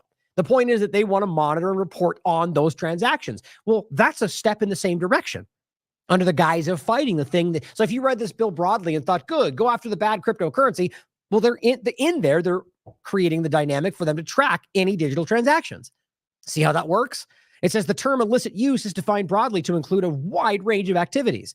Broad definition could potentially criminalize ordinary crypto transactions or minor infractions, leading to an increased regulatory scrutiny and enforcement actions against legitimate users. Potential overregulation. Legislative and regulatory proposals developed by the working group could result in overregulation of the industry itself, stifling innovation and making it difficult for new projects to comply with new requirements, which completely sets the field for them to push in what they want you to use. The requirements for the public disclosure and reports of strategies might deter individuals and businesses from participating in the crypto economy. And then collaboration with blockchain intelligence companies. The bill promotes collaboration with blockchain intelligence companies, that provide tracing and screening tools, exactly what we're pointing at. The very thing that this bill proposes to fight is sort of leaning in every way that you don't see. This collaboration could undermine the decentralized nature of cryptocurrencies, exactly the point, and lead to a de facto centralization of control and oversight. Well, look at that. So you read the title and you're like, good, fight that stuff. And they're creating the thing we're talking about. Then the last point is the privacy aspect. Privacy coins, which are designed to provide greater anonymity, could be particularly targeted by the bill's measures. This could lead to restrictions or bans on privacy coins, negatively impacting their use. The bill's focus on combating terrorism and illicit financing through stringent regulations and increased surveillance poses significant risks to the principles of decentralization and privacy. The only things that people who are actually leaning into this field from a nonpartisan way are fighting for. The fact that there's so many people came in early and tried to mud water with that they're all the same thing, that was part of this, I think. And where'd they go?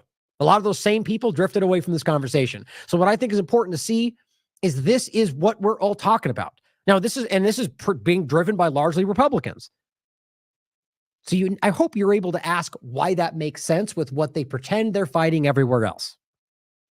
Again, we just talked about the SAVE Act, the Real ID, the ID 2020 overlap, which is just simply driving in digital IDs at an early stage without you knowing it, pretending to fight immigration and voting without, being illegal immigrants and voting and all the overlap therein. And even if it is doing that, it is also using that to drive this in without you thinking about it. That's my opinion. I think that's obvious. Dylan Allman highlights what Whitney herself called out in this interview and a lot of other people made clear. This needs to be obvious. Now, none of this is completely set in stone, but these have all been floated from people adjacent to Trump or Trump himself. People that are going to be part of his cabinet. And don't forget the narrative of last time. Why somehow the Boltons and Pompeos became the people that were going to save us because, well, you need insiders to fight insiders. Do you? Or is that the reality that they wanted you to think so that they could justify people that are the swamp themselves? How did it end up? Well, they ended up being the problem. One by one, they became the enemy, even though that's what we were saying from the beginning. You know, Bolton and his limpet mines in Iran, and they're all aimed in the same damn direction. Bill Barr and pre-crime. I mean, every one of them. Mnuchin. I mean, my God, guys, it couldn't have been more obvious. And here we are going right down the same thing, but in a different direction this time, but the same problem. BlackRock CEO Larry Fink lead the Treasury. Now explain for me how Republicans could ever get behind that, which is one of the reasons why I kind of think that might not be one that fleshes out, but it will be something tangential, right? Or as he points out, JP Morgan Chase CEO Jamie Dimon to lead the Fed. That's just as connected to BlackRock and the rest of them. But the point is, if that happened, I promise you're going to find people, the highest levels of it, who are going to rationalize why this guy is going to help fight the deep state or why they're going to help fight the Democrats when they're all of that. Peter Thiel handpicked J.D. Vance to be his running mate, as well as large funding of Trump. Trump is already planning to fill his new administration with swamp creatures, he writes, before he's even winning. Or before he wins. Clearly, he has learned nothing from his past failures because he doesn't care to learn anything. Now, it doesn't matter how you frame that. I argue that they're well aware of what they're doing. He says, Trump isn't a disruptor. He's a tool of the very system you claim to resist. Please wake up. I agree with that. Whether you agree with it or not, I hope you're objective enough listening to at least consider that. If you're not willing to consider that, then you are not objective. Realize being objective is considering things that you may not even think are possible. In this case, you have to think about why these people might be there and how it is contrary to literally everything, especially coming from the COVID-19 Great Reset overlap pushback that they thought they were fighting or that you thought you were fighting. David Icke, overlapping this into some Israel conversation that I think is just as important, highlights what Peter Thiel said about Israel when he was asked point blank in this conversation. This is what David Icke wrote about this. This is Peter Thiel, business and political sponsor of J.D. Vance and mate of Trump.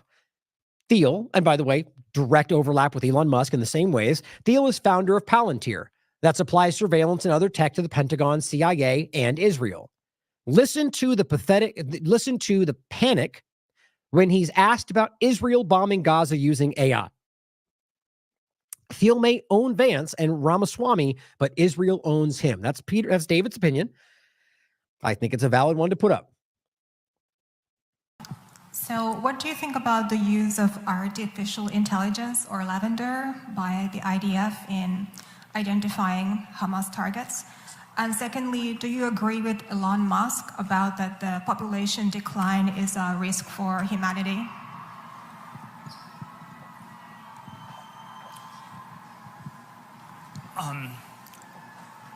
Look, I'm not,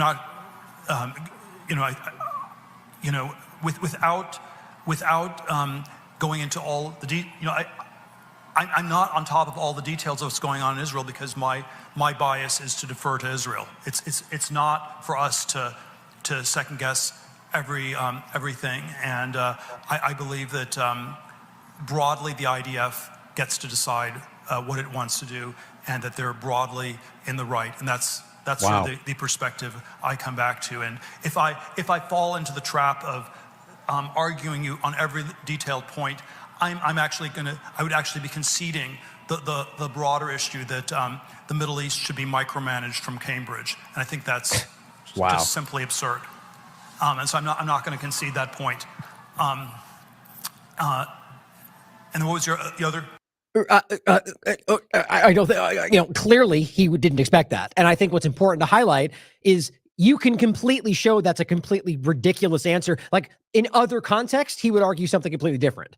Like the point being that, okay, so based on that logic, then you shouldn't be dictating what Palestine does either, except that's what's happening. Or the fact that you're all funding, arming, supporting, and overlapping with this agenda. So clearly someone doesn't want you stopping that or challenging that. Right? Because if you're going to stand back and go, it's not for us to decide. Well, if you're doing something that allows them to murder children, yes, it does. And you need to be on the hook for that action. But that's for you to decide. And I think that's what this is really about, is clearly there's more overlap to all of this. And you could simply argue as well that this is Israel influencing more so our government than we've ever seen through these very same people. Something to consider. Now, here's what Elon Musk just put out. Starlink is now active in Gaza. In a Gaza hospital, he says, with the support of Israel. Okay, make sense of that for me. So we're watching Israel bomb hospital after hospital and gleefully show how they burn them down, murder people in the streets. And this is not up for debate. Despite what people scream online, they've posted these themselves. People have they've laughed about it. They've shown the people they took, stealing their items, showing the incubator children they left to die in those days. I mean, this has been shown repeatedly. To control demolition of hospitals. There's no logical, based on everything we know of the law, that proves that they did not need to do that. Which means they set those bombs knowing that they were in there, which means they didn't see Hamas, which means that they did it to destroy the hospital. And now we're going to believe that they're somehow going to use this to help hospitals? No, what we're seeing is Starlink being used, given to a government literally committing genocide. So here, this will help them commit genocide. You think they don't know that? Solomon Ahmed responds and says, Israel bombs and makes all hospitals non-operational. Then claims it's allowed Starlink to one unknown hospital. Now, maybe his point is we don't even know if that's even what's happening. Either way, they've now gained access to this, according to Elon Musk, while they're using Lavender and Habsora to admittedly murder people for sometimes just because they want to. That's been direct statements from IDF, 2972 magazine, an Israeli platform, in 2 different articles. But here, take some high-level U.S. taxpayer-funded, in many ways, Starlink overlap. Because this is a contractor for the U.S. government, guys. Doesn't that bother anybody? Here's what Suppressed News says. UAE and Israel doesn't sound fishy at all. But anyways, thank you, Elon. Right. Something doesn't add up. But thank you, Elon. It's not too late to be on the right side of history. Man, these people are just constantly going, please don't be the thing we can all tell you are. Come on. God, it's so unreal. The what they've done to these hospitals. I mean, how about since we're talking about hospitals, let's play Nick Maynard again. Who was there, who watched it, who's screaming to you to tell you what he saw and what they're covering up. But here's AI, or rather satellite technology, to do this on more hospitals. Every single part of the hospital has been destroyed. The whole infrastructure of the hospital has been destroyed. When I spoke to Marwan yesterday, he told me there were 107 patients still in the hospital, 60 medical staff. God only knows what has happened to them. I think we've seen some of the pictures. Surgeons I know have been executed in the last 48 hours there. Bodies have been discovered in the last 12 to 24 hours who have been handcuffed with their arms behind their back. And so there is no doubt at all that multiple healthcare workers have been executed there in the last few days. You believe executed by whom, Doctor? By the Israeli Defense Force. Why would they seek to execute surgeons and medical professionals?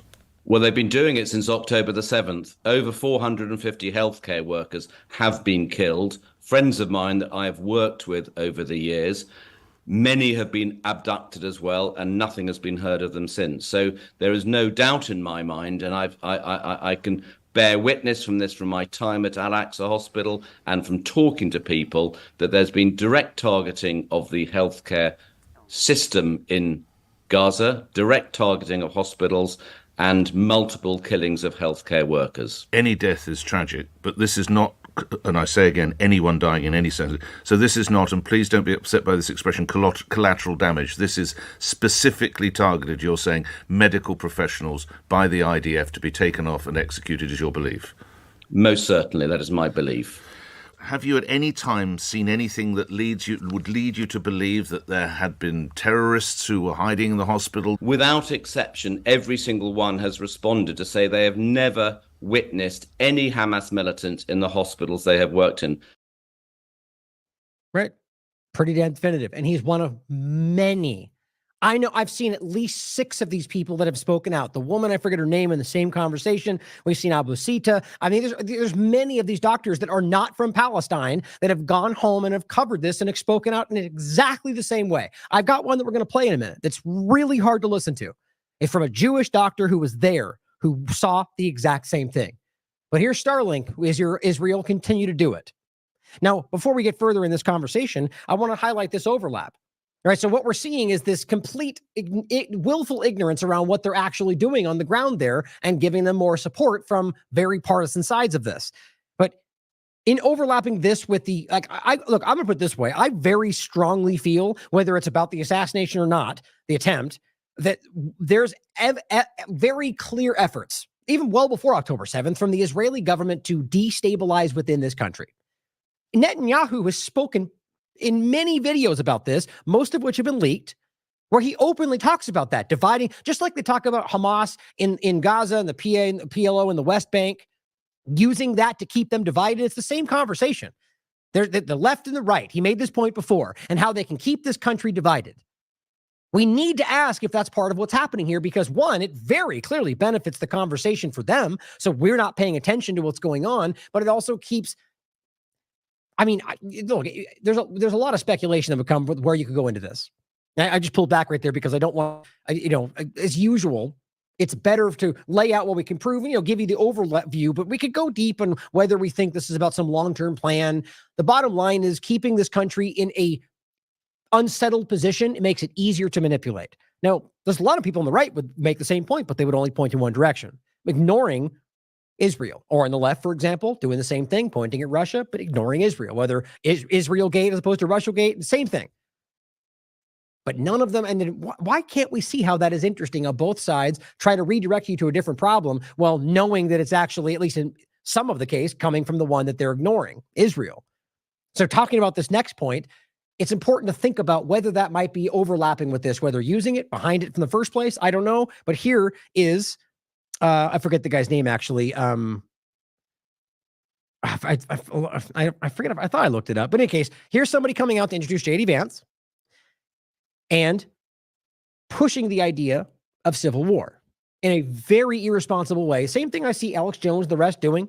They constantly floating this idea, and it may very well be possible, but I think it's pretty dangerous to keep pushing this in a way that's almost driving people to feel that way. And here he comes out. I don't think this is where he started, but the video starts where he's going, fight, fight, fight. Interesting. Just like Trump was mouthing after the case.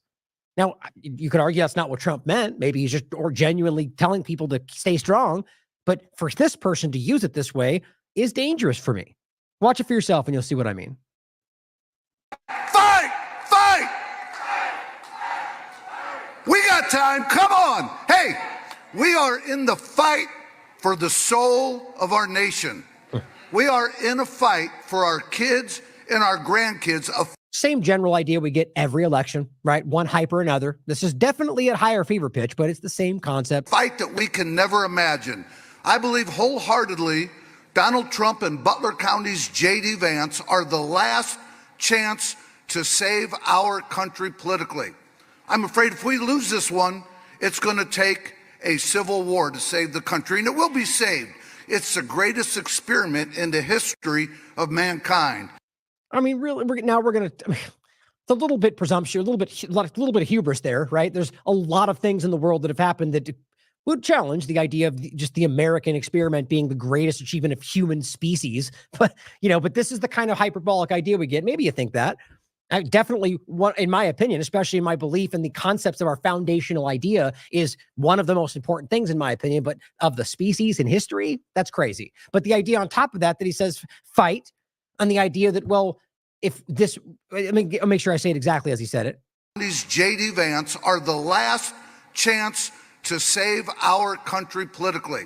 Well, first, the idea that, of course, as always, the most important election, it's another way to say it.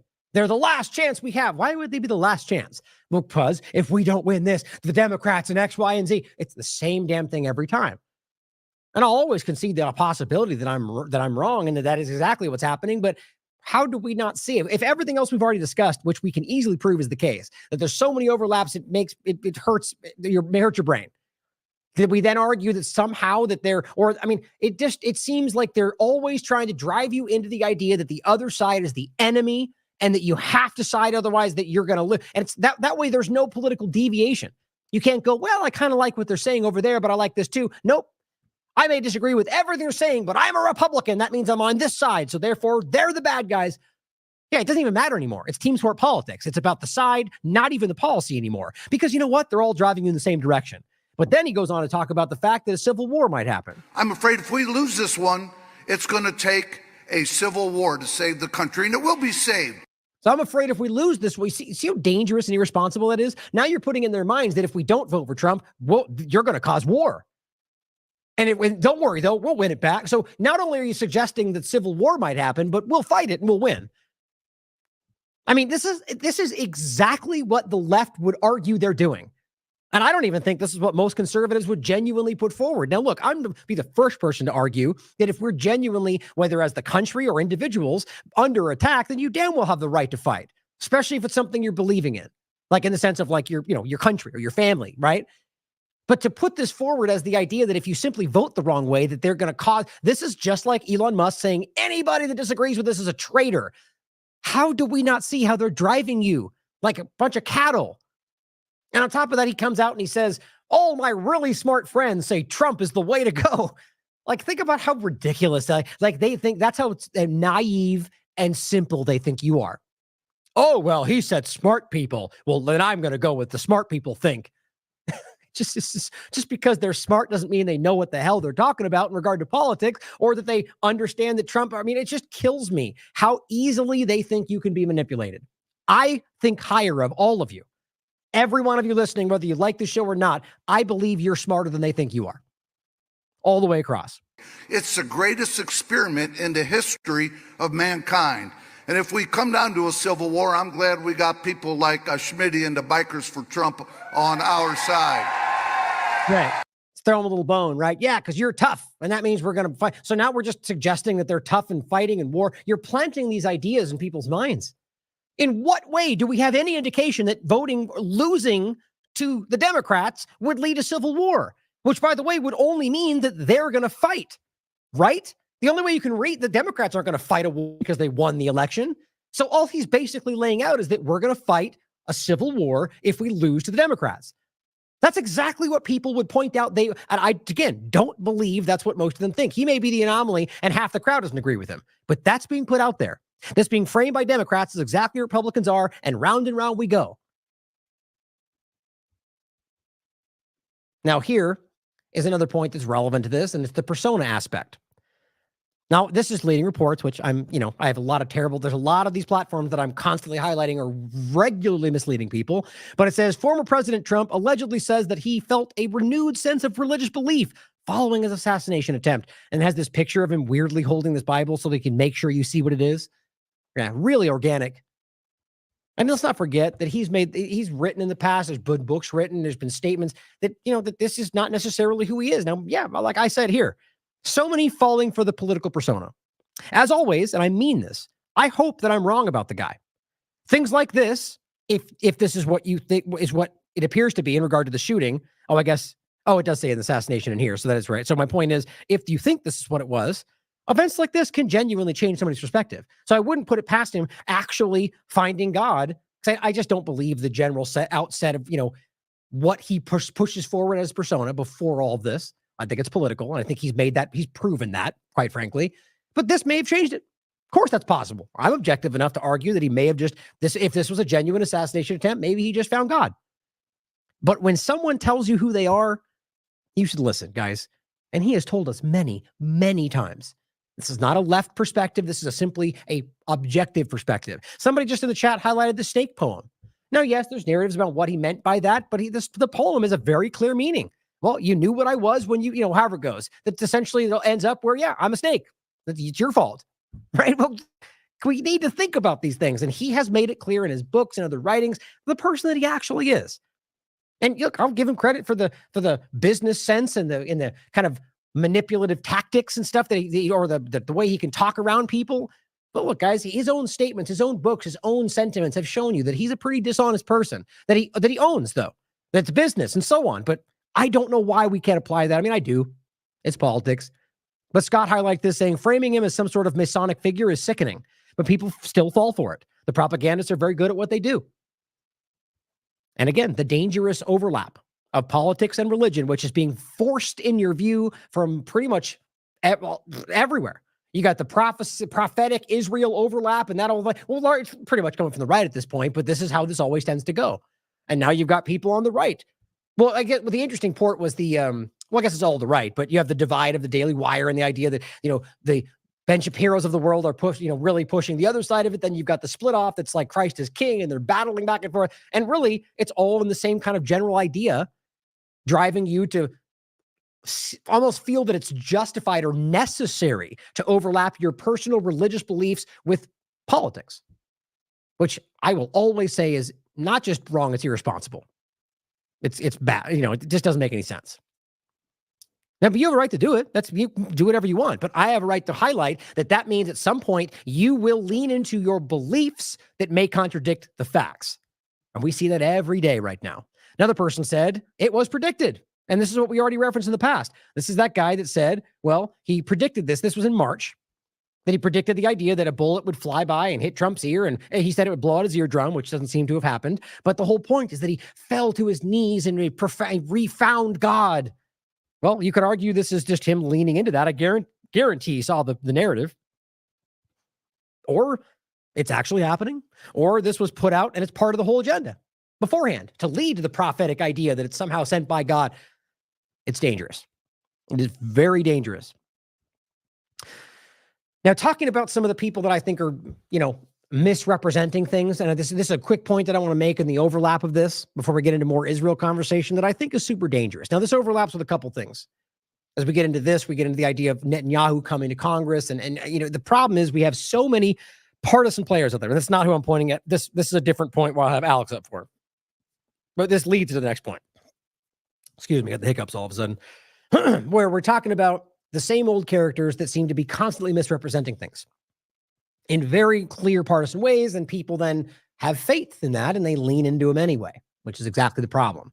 And I argue half these people probably don't even care about the faith aspect. It's about manipulating you.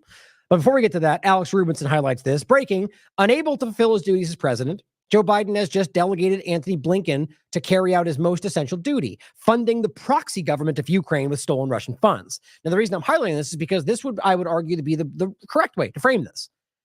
The idea that this is about one executive order, which that's how things run today, shouldn't, and specifically talking about Ukraine and one aspect of presidential actions within that one direction, and not arguably, he frames it the same way, and I think that's just because we're all seeing that Biden is clearly struggling.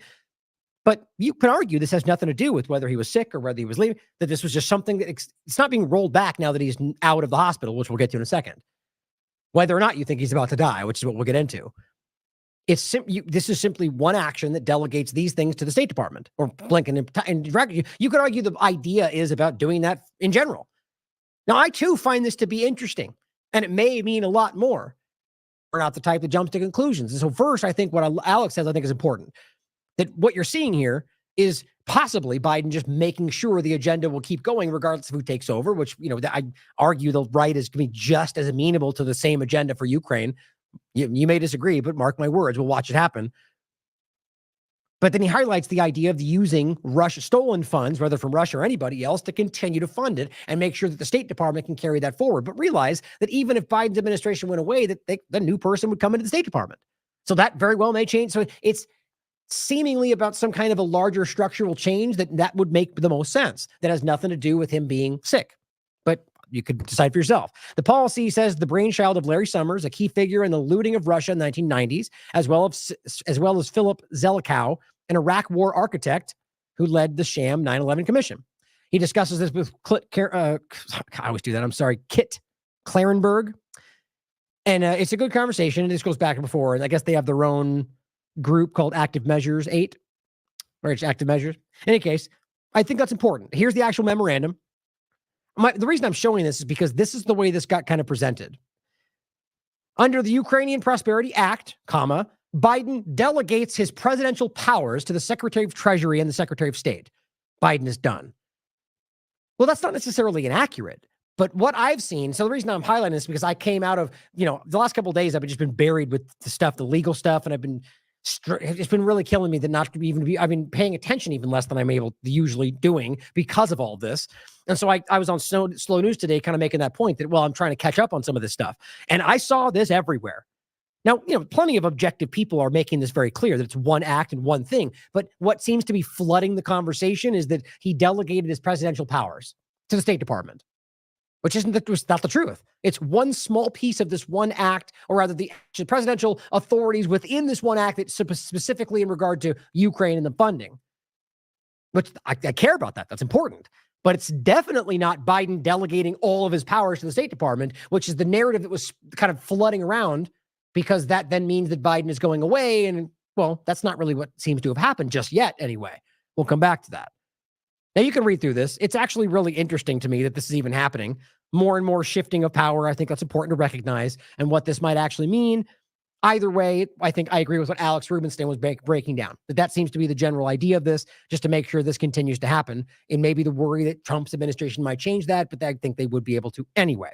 But to be clear, it is the delegation of certain functions and authorities specifically under this one act. That's it. So if you look at this, you'll find a lot of people sharing this in the way that seems to suggest he delegated his authority to the Secret Service, to Secretary of State.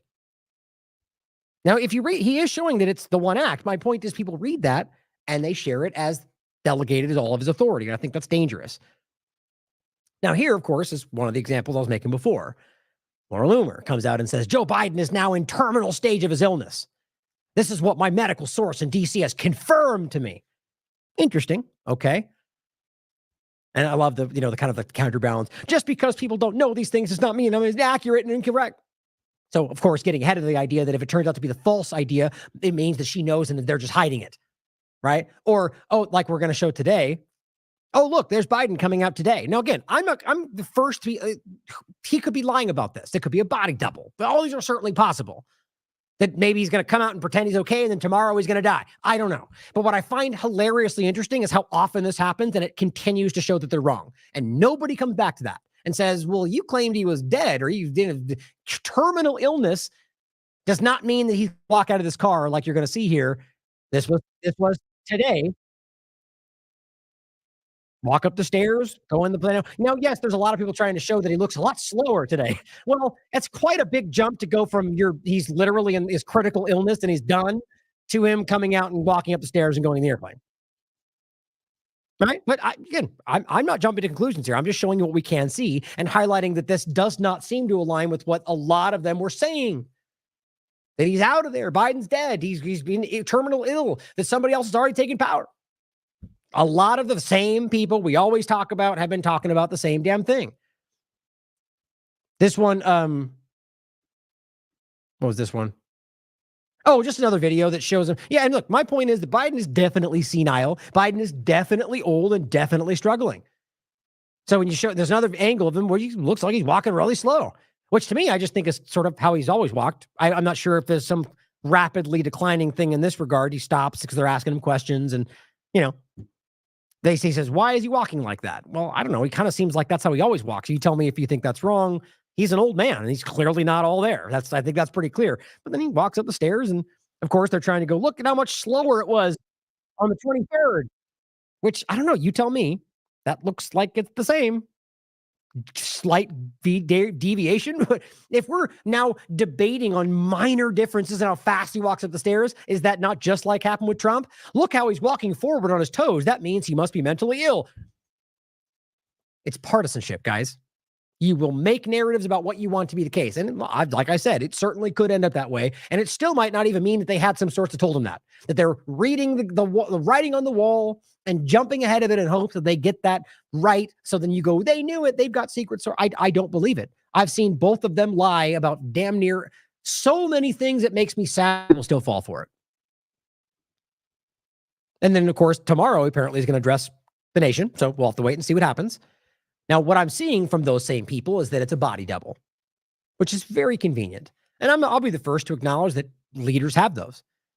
But the idea that because you said he was terminally ill and he's not coming back and now suddenly he's walking up the stairs, well, that can't be. And I told you, if you see something different, I'm not incorrect. You just don't have the information. I don't understand it.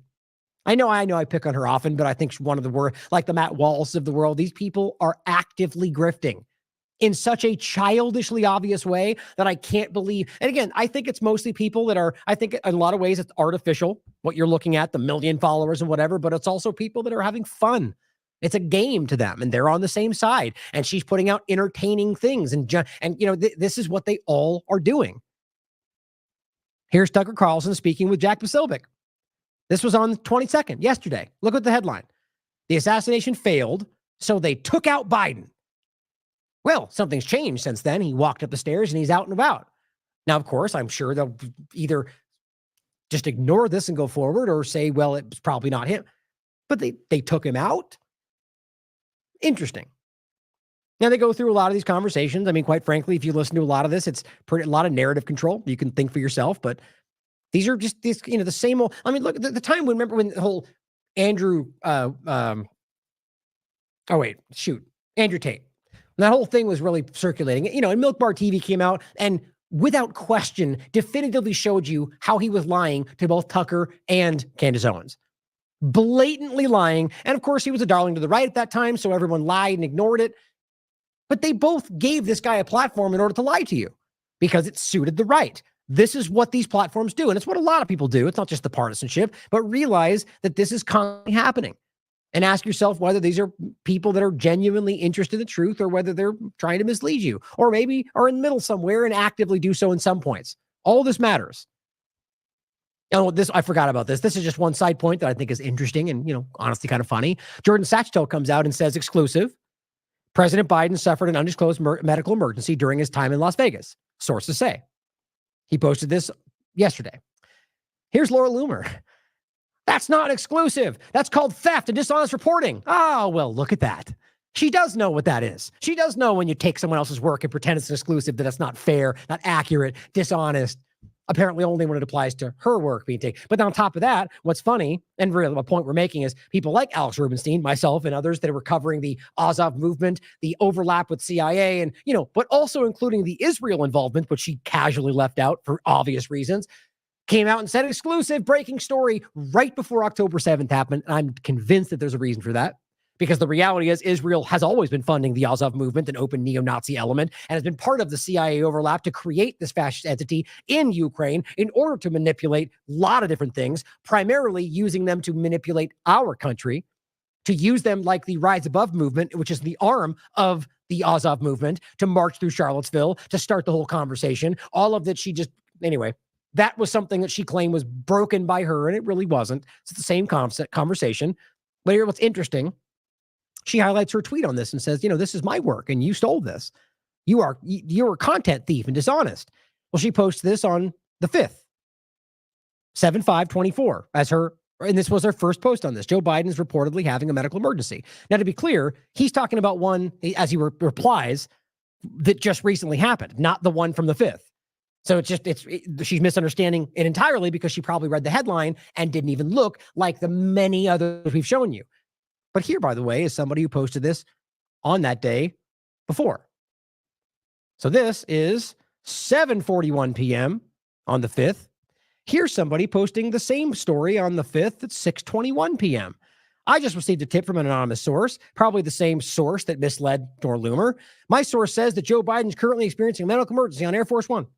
Or I think that's the case, and they leaked it out. My point is, this guy, nor Loomer, or anybody else who said this have yet to confirm that, which is still relevant, but that's not how it gets framed. My point is, here's somebody who said it before, but it's an exclusive that's enough to where she's attacking Jordan for it.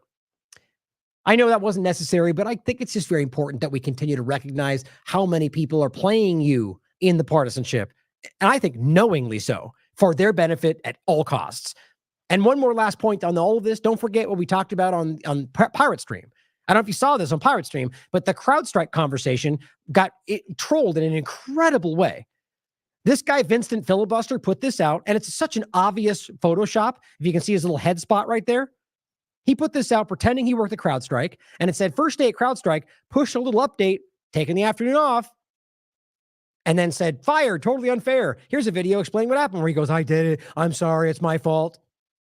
The first one has 45 million views. The video where he's admitting it has 4 million views. The one after it, down here, where he jumps on and says, how I broke the internet, and explains how it was all a lie.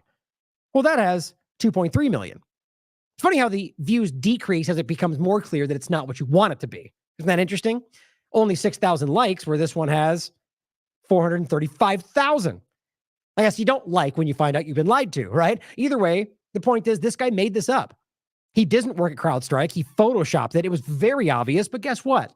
Just like with the fake bullet video, they all shared it. Even some corporate media platforms shared this. We just need the same point. You guys know that's why you're here. But we need to continue to be objective and not fall into these traps. Everybody is susceptible to it, but people that are objective, that actually do their due diligence, are far less likely to fall for it.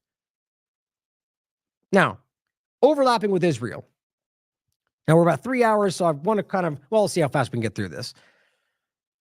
We have Netanyahu coming, or in fact, is already in this country, in the United States, a war criminal, long before October 7th, who has now been identified as a war criminal by the World Court, and has been identified as a criminal by the ICC, by the ICC and the ICJ, both for genocide and for being a war criminal who is murdering people in Gaza and the occupation. Right now, those are out there. Warrants for his arrest.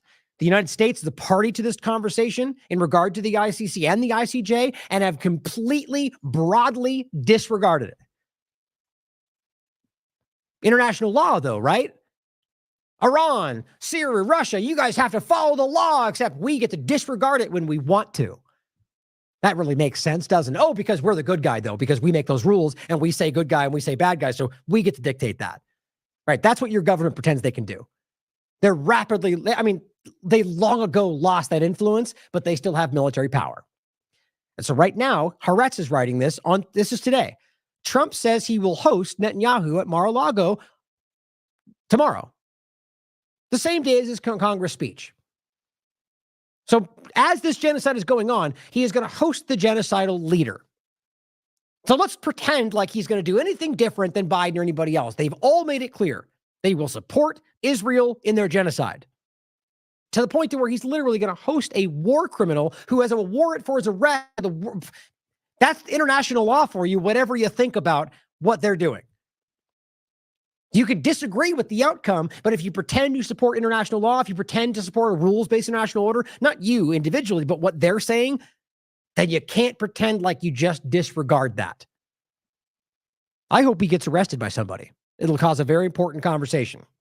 Censored Man highlights, and again, a little bit of an important point about how people can be misled, but here's a point just to show you what Netanyahu and the Israeli government kind of usually are towards this country.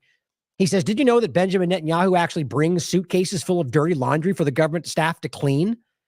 I guess that's one way to assert your dominance. Now, to be clear, this is an older article. But when I read this, my first instinct was that's now, because that's how this kind of feels it's framed. But, it's not. It's from 2020. Small point. Doesn't really change the story. But I hope you agree those things are important. But this is real. Israel's Netanyahu brings his dirty laundry to Washington, literally. And as it simply says, most politicians go to great lengths to conceal their dirty laundry. And then there's Netanyahu. Over the years, he's developed a reputation among the staff at the U.S. presidential guest house for bringing special cargo on his trips to Washington. Bags and suitcases full of dirty laundry. Why I agree with Censored Man. How else do you take this? This is laughing at us. Here, wash my clothes. Why would you bring extra suitcases full of clothes to be washed unless you're trying to laugh at us? I think that is ridiculous. It's a smaller point, but I think it actually adds to the picture of what's going on. So here he comes again, presumably with the same discussion. I haven't seen this confirmed today, but he's now in this country. Guess what? He showed up with one of the detainees. And she was a detainee, POW, because she's an IDF member. But this is what I think Noah, right, was her name? Argamani, if I remember correctly. Why does that make sense? Because this is all about pushing his agenda. Now, we're not going to hear from her that she, was made a birthday cake and was allowed to shop and that she didn't get beat up or raped or anything. No, you're not going to hear any of that. You're going to get told the narrative. Either way, we're talking about this coming with an entourage to push an agenda to Congress at a time when they're openly committing genocide. And the Savior just says, what's she doing here? Speaker Johnson posts this today. Democrats always seem to have an excuse for boycotting the chamber when Israel's prime minister addresses Congress. Joe Biden had a weak excuse for missing the last Netanyahu address in 2015, and now Kamala Harris is skipping his speech tomorrow. This is inexcusable. Well, why exactly? Is it inexcusable if it happens to the president of France? Is it inexcusable if it happens to the UK? Well, it'd probably be a slight, but wouldn't be inexcusable.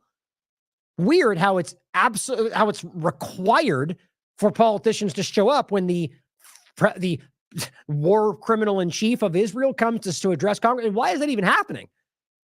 When's the last time an American president addressed the Knesset? Yeah, never, as far as I can tell.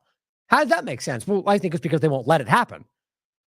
So here's Speaker Johnson literally shouting down people that don't, these are members of the American government, and he's saying that you're inexcusably missing this. I think it's obvious why that's happening. One, you could argue Biden is dealing with whatever, even though we just walked up the stairs. That's certainly possible. But they're aware that their party does not agree with this. So they just step out of it. But allow it to happen because we have to allow Israel to do what they want, but then they don't show up so they can pretend that they weren't okay with it. That's politics for you.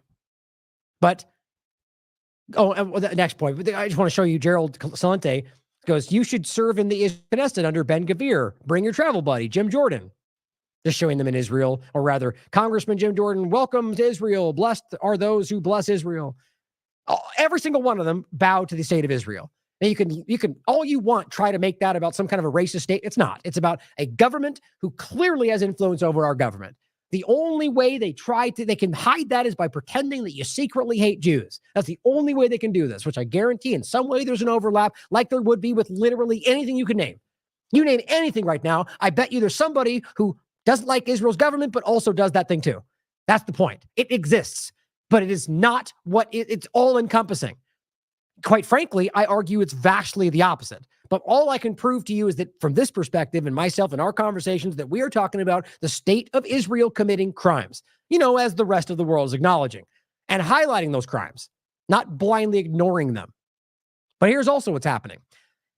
They're telling you that if members of Congress, so you have the speaker saying that if active representatives of our, I'm trying to frame it to the point is that if you believe that these people represent your will, the point is that you have members of Congress who are being threatened with arrest or, with fines if they disrupt this.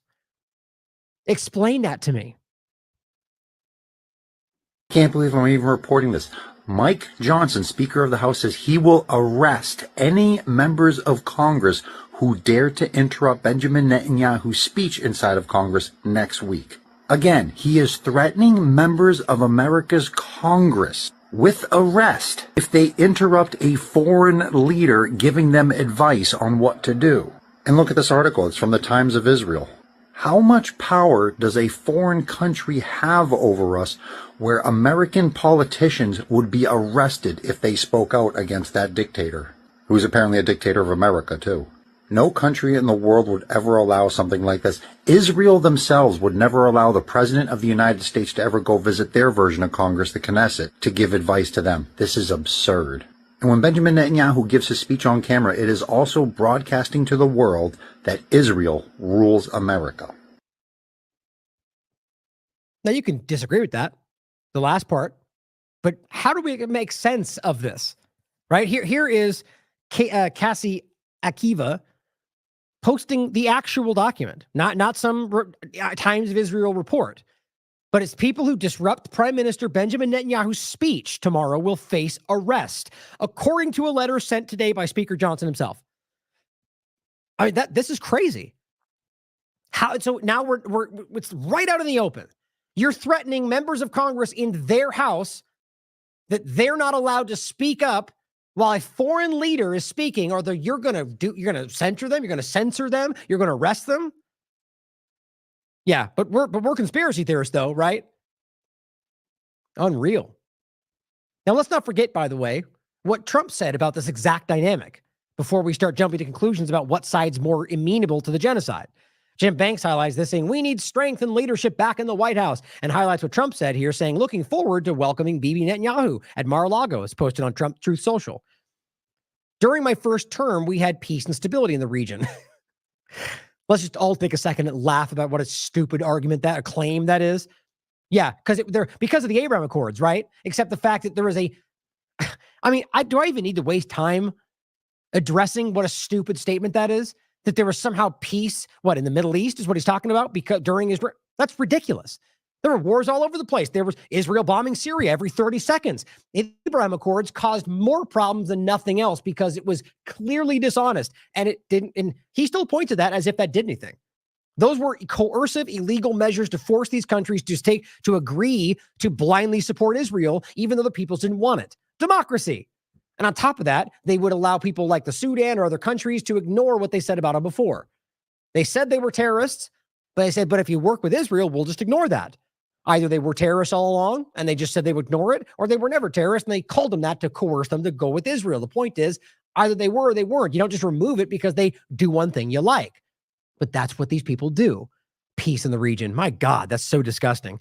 He says, and we will have it again, just as I have in discussions with Zelensky and other world leaders in my recent weeks, my peace through strength agenda. Right, because that's a new thing, isn't it?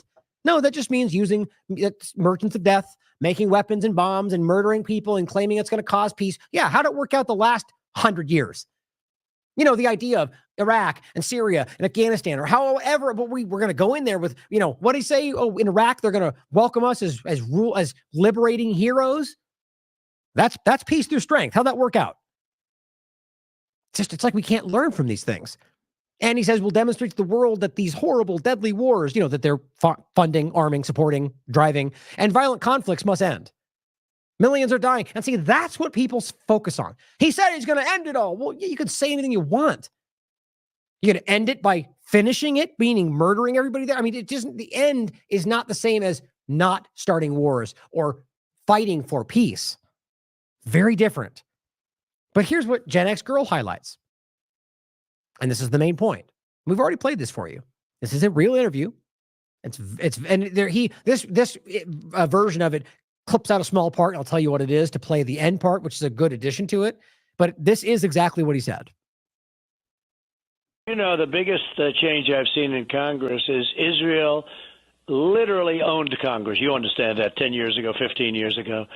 And it was so powerful. It was so powerful. And I think you know exactly what I'm saying. They had such power. Israel had such power, and rightfully, over Congress. Make sure you heard that. They had so much power, rightfully, over Congress.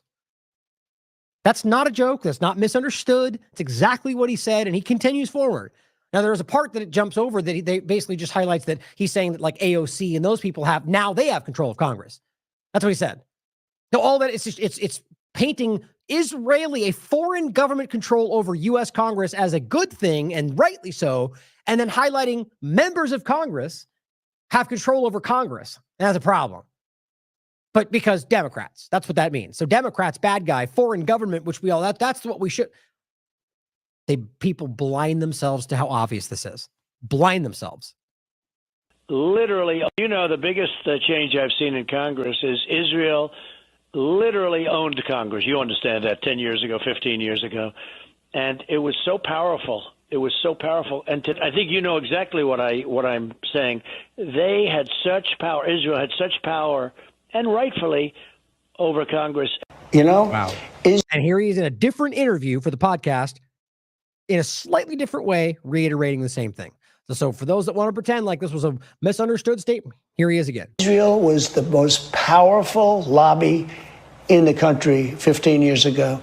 Today, between TLAV and AOC and all of these people, what they're doing, Israel, they don't have the backing that they once had. You'll give it to them. Yeah, I'm good. Yeah. But pretend like this is not a problem. Right? Because honestly, largely, a lot of Republicans blindly support Israel, and they just don't care, even though they would screech every day, like we should, about even the suggestion that China might have some influence. Hypocrisy. It's wild. Now, actually, I'm going to save that. Actually, I forgot I wanted to use that for later. Now, Dov Hikind. Now, remember, we just highlighted how they were kind of showing us, the Democrats are always skirting all of this, and they're like, that was Mike Johnson saying that. Here is Dov Hikind saying, my fellow Jews, the writing is on the wall in bold and flashing lights that scream out. If it's writing on the wall, flashing lights, we must say no to Harris. That's what he's saying. Now, clearly, I think it's obvious that most of the Israeli side of this is leaning into, not Jewish side, but Israeli side is leaning into Trump. But let's be clear. Biden and Harris are blindly, aggressively pro-Israel, despite the party pushing them to maybe slightly seem otherwise. And this is what Mike says. Her hostility to Netanyahu and Israel is palpable. They kind of ridiculous. This is all just political framing. So they can claim in their policy talks that they don't like Israel, so vote for Republicans. But it says Harris won't preside over Netanyahu's speech to Congress. That's it. Her hostility is palpable. Oh, yeah? Well, here she is speaking in, oh, wait, this is the wrong one. Here she is speaking in front of AIPAC. Now, it's 18 minutes, but you watch this and you try to tell me that she's not just fawning, just laying down, taking the knee to Israel. As Max Blumenthal writes, Kamala Harris likened Israel's creation to the U.S. civil rights movement during a 2017 speech to AIPAC. She even claims she donated to the Jewish National Fund, Israel's leading vehicle for land theft. How soulless and sold out must you be to equate the Nakba with Selma? And it just goes right up until, guys, they all completely bow to these interests. All you're seeing in the game where you're saying that, oh, it's palpable, her hatred, it's because they're trying to fold you into supporting Trump, which seemingly everything is right now from either side. Very interesting. But what's funny about that is to say that one side dislikes them, but in other cases, they're the ones calling Trump anti-Semitic. You know, it's all narrative, guys. They're just trying to funnel you into the direction they want, and it changes every day. In case you were curious, when him saying, attention all Jews, well, he's talking about Zionists. Because here is a large group of Jews that exist in New York as well as in Israel and other places that are anti-Zionist, that actively speak out against Israel, who are telling you they don't want Netanyahu to come here. So when he is speaking up and saying that basically speaking about Israel, not Jews, but Israel, not the same thing, coming over rather Netanyahu, he's acting like all Jews need to be up in arms because he's trying to use Zionism as using Judaism to manipulate Jews at large. And a lot of them are calling it out. Here is one of those examples. How do you feel as an American Jew that Netanyahu will be addressing Congress? Let me tell you the way I believe. Netanyahu is no Jewish leader. We are American Jews with no connection to Israel. Netanyahu doesn't even care for our brothers in the Holy Land, only for his war-mongering agendas. Right. And now they're saying Netanyahu, but they're like saying the way they say it's weird for the podcast, but that's who they're talking about. Important. And guess what? A lot of their own people are currently protesting that they don't want him to come here, that he's required to make a deal to get their families back, which he continues to deny, even though your own government lies to you about it, which I'll show you on the way out. They're burning the streets, protesting, and your government pretends like they're all in support of Netanyahu. They've never had less support from everywhere in the world, and they're coming here, and your government welcomes them with open arms and funds them as they're bombing and murdering children as he's sitting comfortably in the United States. David Jameson highlights this. 7 major unions just sent a joint letter to Biden calling on him to, quote, immediately halt all military aid to Israel ahead of Netanyahu's visit to Washington. 7 major unions. Guys, this is everywhere. Human rights groups, the United Nations, Doctors Without Borders, everything. Major unions. Both political parties. I mean, this is crazy obvious. The ICJ, the ICC, and they just don't care. I would have never guessed that this government, despite how criminal they are, and really you could point at either one, but I'm talking about the United States, would just throw it all out the window. Just go, what's blindly. I mean, this is what I said from the very beginning of this. What does this show you, if not some kind of wildly coercive influence on pretty much everyone in our government? That they would challenge and destroy decades of worked at lies to convince you about the rules-based order and their righteousness and their altruism, just to blindly support what is clearly failing anyway. You tell me what that points at. Now, here Express News highlights what I was just saying. This was 2 days ago. Israelis are openly protesting, and there's multiple videos here for the podcast, openly protesting at Ben Gurion Airport and have surrounded almost all of the entrances to prevent Netanyahu going to the United States because they're demanding a prisoner exchange for their families back, which he has been avoiding. Thank you to We Are All Palestine for showing me this. Here's another one. Quds News Network, 21st. Clashes erupted between opponents and supporters of Netanyahu. So their own government, or rather their own society, is literally dividing around the idea that Netanyahu is doing the right thing. And yet your government is blindly supporting this when their people don't even support it. And this is during demonstrations demanding the completion of the exchange deal, which they're actively refusing to do. Now, before we get to that, which I'll show you, I want to highlight a very important point about the ICJ. Now, again, for the other one as well, I apologize. I hate with a capital H these TikTok videos. I don't really know why I hate it so much, but I just can't stand the head and the finger and the moving, the kind of shaky version of it. That all aside, there's good information in this, and I like the way she breaks it down, but I just can't stand the way that these are shot. But I can overlook that for the sake of the information. And this is from 50 Shades of Way. Everyone should watch this lawyer. She's a lawyer, at least she claims she's a lawyer, breaking down the summary of the ICJ ruling. Now, regardless, is this accurate? I like the way she frames this. And this is important to think about. The importance of this ruling, and this is not about the genocide. This is something that Francesca Albanese has been pointing at that I already showed you. I think Sam Husseini was also sharing this, that they have had this rule going on from well before October 7th, and this is about coming to a conclusion about whether their occupation is illegal. I jokingly shared this the other day when they put out the ruling that they are. And I said, breaking news and other news, the sky is blue. It's like, well, come on, guys. We don't need their ruling to know it's illegal. It's illegal. And everyone knows that in every possible legal context other than political entities trying to lie about it. But either way, it's important that they also ruled this, which means that the United Nations is now on the hook to do something, but we know Israel and the United States, through that controlled dynamic, will stop it from happening. But the important thing is that people recognize this. It is an illegal occupation, has been since the beginning, and that they're ruling that not only are they doing that, but the way that they're acting on this is belligerent, which is not wrong choice of word, belligerent occupier. The point is, it is wrong. What they're doing is illegal. And they're doing so in ways that constantly take people's lives, torture, murder, I mean, all of this stuff. And this has a bearing on not just the larger conversation, but think about this. This is before Netanyahu. This is on the 20th, before he comes here.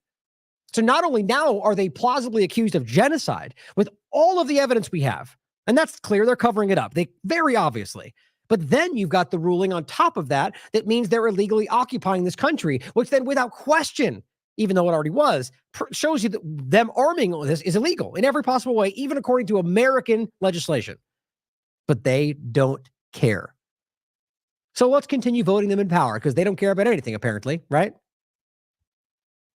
National Court of Again, that's, you know my opinion on voting. I just said that to make a point. Justice just found that Israel's occupation of Palestine is completely illegal and Israel is committing the crime of apartheid. My name's Blair. I'm a lawyer. Let me explain this historic day at the ICJ to you. Trust me, you'll want to stick around. This one's big. So what is this case even about? You've been hearing a lot about the ICJ in terms of the genocide case that South Africa has brought against Israel. But the verdict we heard yesterday was from a completely different case. In December 2022, long before October, the United Nations General Assembly, so basically all the countries in the world, voted to ask the International Court of Justice 2 questions. One, what are the consequences of Israel's occupation of the Palestinian territories? And two, what the heck do we do about it? A record number of countries, over 50 different countries, intervened in this case and made arguments at the ICJ. Unsurprisingly, Israel's best friends, the usual suspects, the United States, the UK, Canada, Australia, all voted against this and actually argued to the court to butt out and mind their own business and not hear this issue at all. Well, those countries should be really embarrassed right now. They look so dumb. Because not only did the court reject all of their ridiculous arguments, but they found that everything Israel was doing is illegal. Now pay attention to the media in these countries because they're already sanitizing and downplaying the gravity of this verdict. Hint, you won't find the word apartheid in these headlines. Heck, you won't even find the word Palestine. Okay, so what were the findings in this case? One, Gaza is occupied. Israel left Gaza.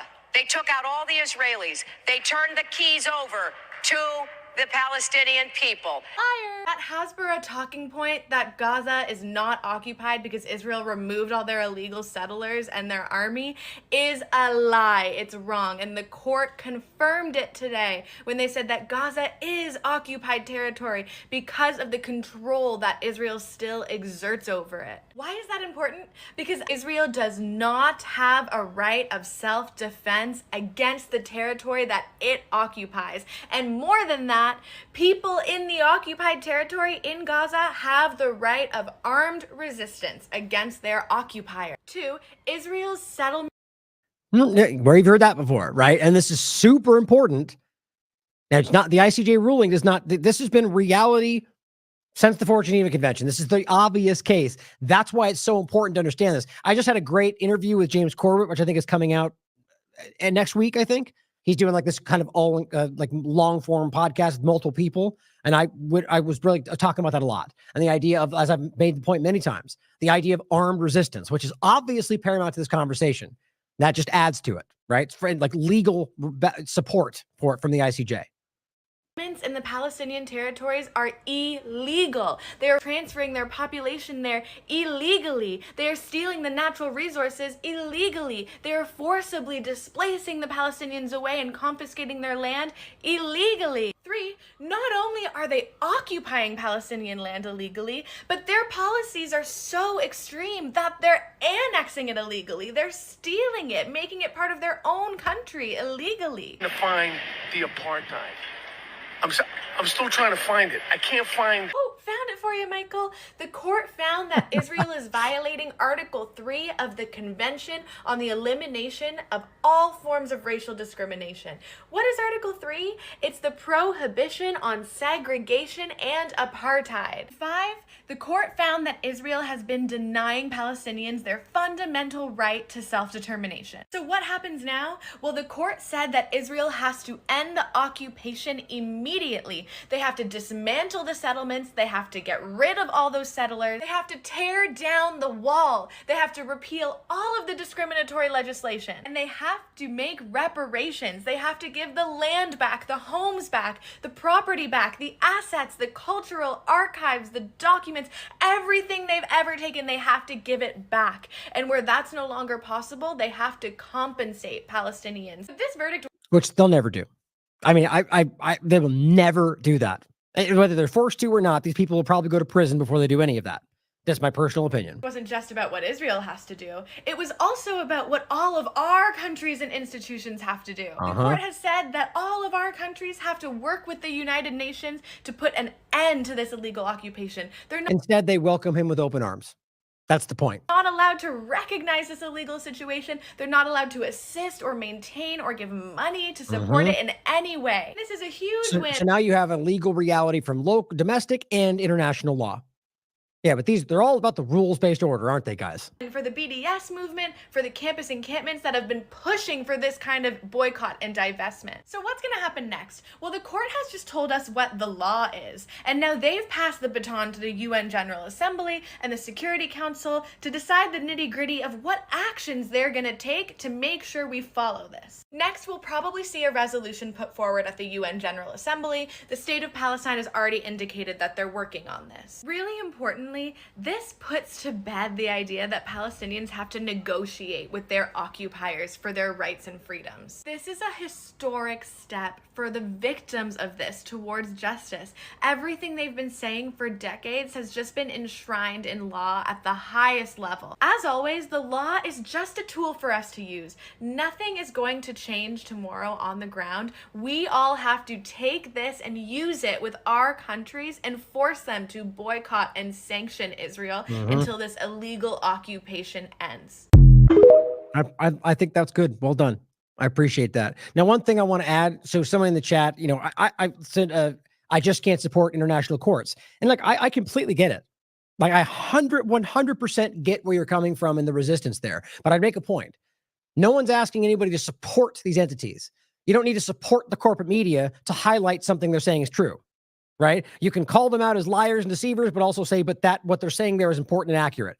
They may have an agenda for why they're putting it forward. This court may have an agenda for why they're highlighting this today. And that's important to think about. But we still can regard that as an important point and say, yes, regardless of whether they said that, that's the truth. It is apartheid. It is reality, and they are violating the law. That's important. So just those things can exist simultaneously, right? It's the same as like the United Nations and the General Assembly.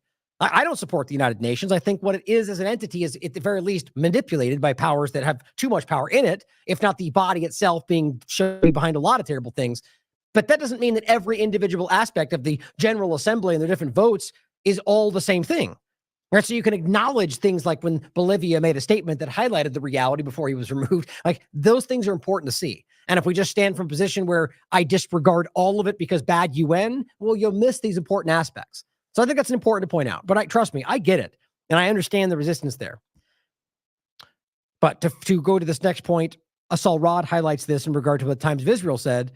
U.S. warns ICJ ruling on Israeli presence in West Bank, East Jerusalem will, quote, complicate peace efforts. What a gross headline. As she says, U.S. warns that enforcing international law will complicate efforts to ignore international law. Right. So the obvious reality, even the U.S. has pointed out, which is that these are occupied illegal areas within the West Bank that they're continuing to take. By them pointing to that complicates peace process. Like it's just, think about what pandering that is. So what you're saying is stop pointing out their crimes because that's going to cause Netanyahu to freak out. How about we just put them in jail because they're criminals? But you see, they're part of this, guys, and that's the whole point.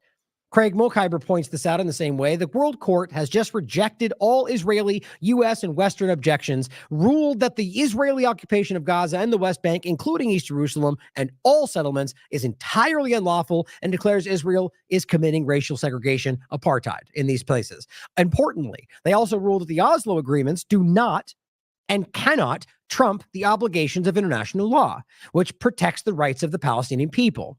It rules that Israel must evacuate all of its settlers, dismantle settlements, everything she was highlighting, the wall, provide full reparations to Palestinian victims, which they'll never do, in my opinion. All states and international organizations must end their aid and assistance, which the United States has gone so far as to say, screw that, we're going to welcome him here. So think about that. All decisions had overwhelming support across the court. As usual in Israeli cases, Judge Sebutin voted against every decision.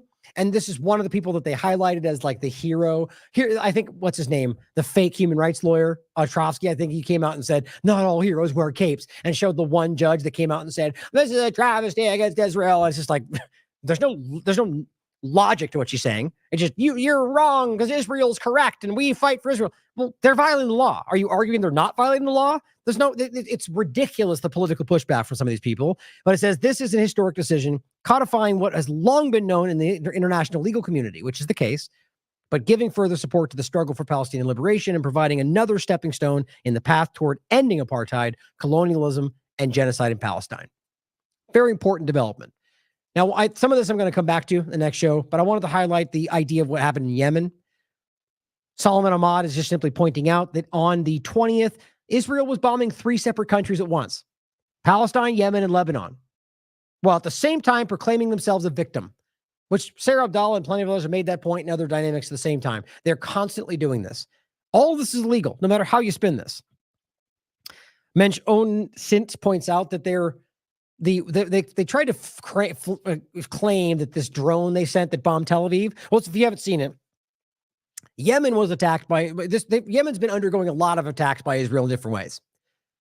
Now, they responded and bombed Tel Aviv after they were attacked, which, by the way, I'm pretty sure Israel calls that self-defense. Justified, right? As they put it, no matter how many civilians are killed, right? That's what they would claim. But the point is, according to Israeli Air Force investigation, the drone that struck Tel Aviv was in their air for 16 hours, and it traveled over Eritrea, Sudan, and Egypt completely undetected. Which I think what this is highlighting is the utter failure of their supposed security, or that they have somehow been able to circumvent that, which shows you that this is, that they're losing is the ultimate point. But on top of that, he says the target was civilian infrastructure. The oil refinery, and in regard to Israel bombing Yemen, both before and after, because they did respond and they bombed one of the most impoverished countries on the planet And they specifically targeted civilian infrastructure. You know what? Just like they've been doing the entire time with Saudi Arabia and whoever else they're working with to do what they're doing in Yemen, because Israel and the United States and the UAE are all involved. And another example of how they continue to bomb civilian locations and just lie about it. Evidence and everything be damned. It's constant, guys. It's constant. Don't worry, though. Don't worry, because we've got a bipartisan lineup of lawmakers that are demanding that the Ansar Allah movement, the Houthis, get redesignated as a terrorist organization. Why? Because they're the only group standing up to defend the obvious genocide or fight against it? It says, after the Tel Aviv attack, of course, we don't care about all of the ongoing bombings of Yemen or all of the ongoing genocide and bombings of civilians in Gaza, but the moment that Yemen pushes back against Tel Aviv, how dare we allow this unprecedented attack? These people are completely bought off by Israel, and that's the entire point. As APAC Tracker highlights, here's the bipartisan lineup. Well, it's not really bipartisan when all they are is blindly supporting of Israel, which is what they're doing. You're literally about to declare a movement supported by the people of Yemen because it's the only group fighting against the illegal occupation by Saudi Arabia and the United States, who are working with Al-Qaeda, which is beyond dispute. And you're about to designate them as and it's the same as designating Hezbollah a terrorist organization or all of Iran. These people are lunatics and criminals and actively using their power to blatantly disregard what they claim they're fighting for everywhere. Asal Rod highlights this in regard to the same point. Israel kills dozens as it steps up its Gaza bombardment. This is the 20th. As she says, while the news is focused on Israel bombing Yemen and Lebanon, they're still increasing their bombing on Gaza. It doesn't go away. And they're bombing Khan Yunis as of yesterday. Haaretz covers this. Israeli army says it's operating in Khan Yunis after they claim Hamas rebuild its capabilities. Oh, it rebuilds its capabilities in the safe zone that you're supposed to keep safe? The area that you claim you've cleared, that you say is the idea being that these are supposed to be areas they've already checked and cleared. And now somehow they've rebuilt their capacity. I'd love to see you prove that, but they won't. Because all they're doing is murdering children and women in tents. That's what's happening. 70 people killed. No, not even the corporate media is buying this anymore. The point is, I think that's obviously because they have to at this point, because they're losing everything. But the point is that this is just blatant. They are literally murdering people in tents in safe zones that they designated safe, and they're not even telling them to leave before they bomb them first. As Robert points out, after they bomb this multiple times, they go, oh, well, we're reducing the safe zone. None of it's safe. Everybody anywhere has made that point. It's not safe anywhere, but they're reducing the zone now and order them to leave or get killed. And he says they're condensing the 1 meter, meter plus refugee even closer, making their conditions worse. The bottom line is they're bombing this. They're bombing the way they're going. They're bombing on the way there. And as everybody has continued to highlight, this is torture. You got these families who are day by day, sometimes twice in one day, being aggressively shoved into a new direction when they can't feed themselves. They don't have water. It's hot outside. There are people that can't walk, that are children that are starving, and they're bombing them while they're going. They're bombing where they were. They're bombing where they're going over and over and over. And here UNRWA highlights the same thing. Families in Khan Yunis have yet again received evacuation orders. By the way, they've already bombed this location before they gave them those orders. Thousands of people on the move again, fleeing strikes and military operations. They say the situation is impossible. The cycle of fear and displacement has gone on for too long. Now, there was a point I wanted to add to that I thought I included right there. There it is. So I should have put this over here. A displaced Gazan says the entire Gaza Strip is under fire, and we are being hunted like deer in a forest. When is enough? When will the war end? You see them, scrambling,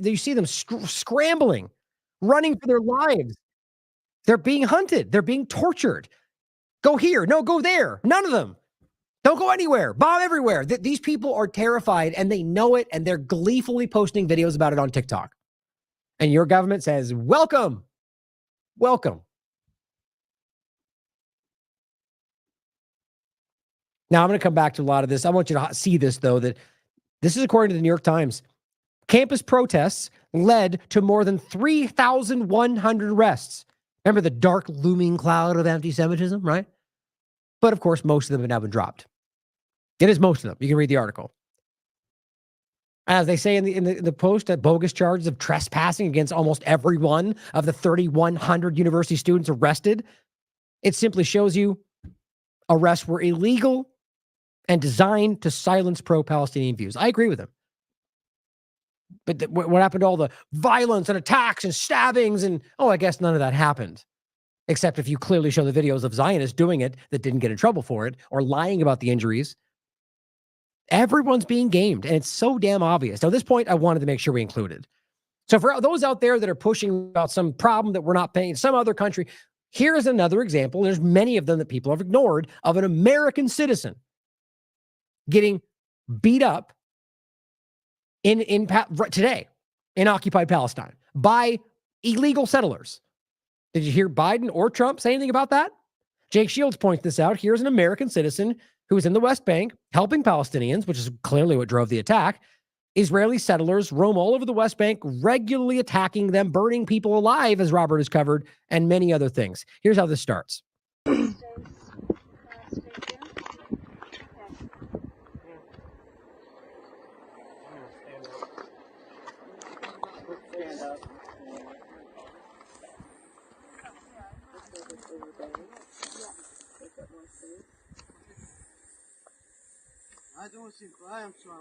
So they come walking up.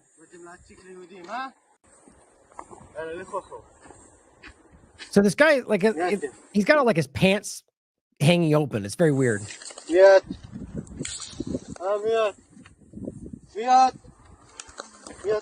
Very aggressive. First just walks up, sticks his phone in their face.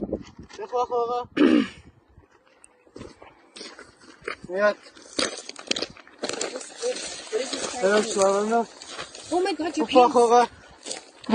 Okay. Your pants. Do not engage. Can you not engage it? Can you not engage it? Like, I don't know if that's meant to be kind of like, like he's trying to be vulgar with them. I don't know, but they're just like, pull your pants up. Then they start attacking them for literally no reason.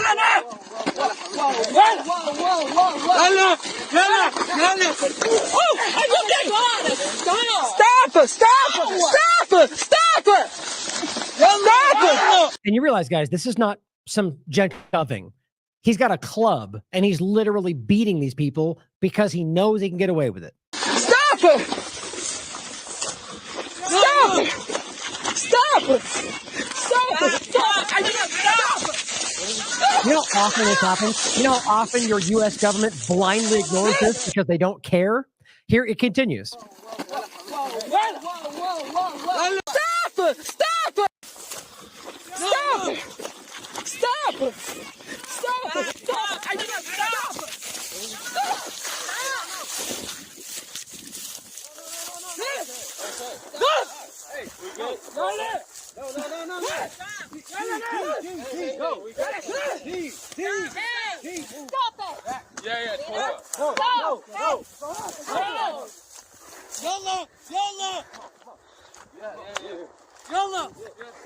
Imagine the impunity, right? That these people just know that they're going to get away with whatever they do. Anywhere. Rape, murder, pillage, all of it. Burning people alive. Robert himself has covered this. Now here is the American woman holding her American passport, which, it doesn't matter any more than any other person being beat up. The point is, from an American perspective, I want to highlight for Americans who are blindly supporting. What do you care about that? Do you care that your government doesn't care that it blindly allows this? Or people like Joe Meters, who was a USS Liberty veteran, who a long time ago on a freedom flotilla was arrested, beat up, and tortured and kept in prison for weeks, and your government never even mentioned him because it's Israel. That's the point. Here's one of the guys that got beat. Look at his jaw, guys. That's what they did to this guy. He's one of the ones in that video. He was also attacked and beaten by these settlers, and you can see it in the video. He's holding his jaw. It says the U.S. and European embassies in Israel are afraid to help them. Look at this. You think that's justified because you just don't like them? And now imagine what happens to Palestinians who live there. Oh, and by the way, here's from Canada. This is July 22nd. Canadian killed near Gaza border after threatening forces with a knife. Now, is that what happened?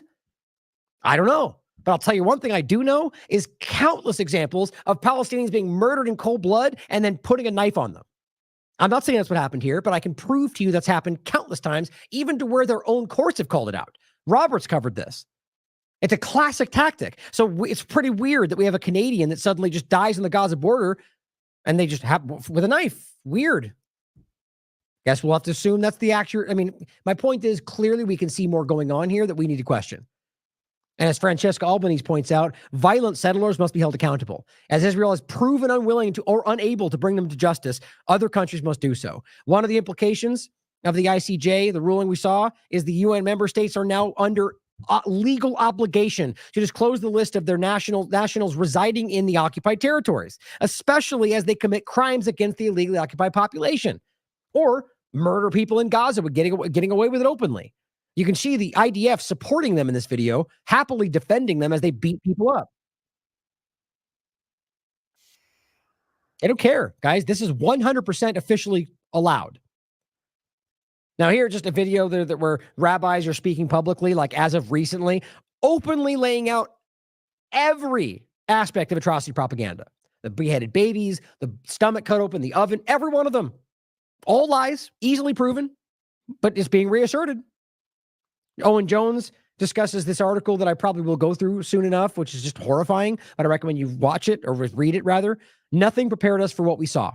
2 weeks inside of a Gaza hospital. It's sickening. Sickening. He says, we started seeing a series of children, preteens mostly, who'd been shot in the head. They'd go on to slowly die, only to be replaced by new victims who'd also been shot in the head and who would also go on to slowly die. But I guess they were Hamas, probably, right? Or who cares, because no one's going to ask. That's Politico. Here's a video I think you should see of people being buried alive. You know, as far as I don't think these, as far as I know, these people they are still under the rubble. I forget how, I think this was a video that was posted. I looked into this, I forget now, hold on, I don't want to misread, what was it? It was, I can't remember now. So let me play this for you and let's see if I can quickly look it up or remember. Either way, this is a video of somebody who's under rubble. I was trying to remember if it was, I think pulled this aside. This is something from the 21st. I think this was, God damn it, I can't remember. Let me play this first. So again, people under the rubble who are bombed in Israel.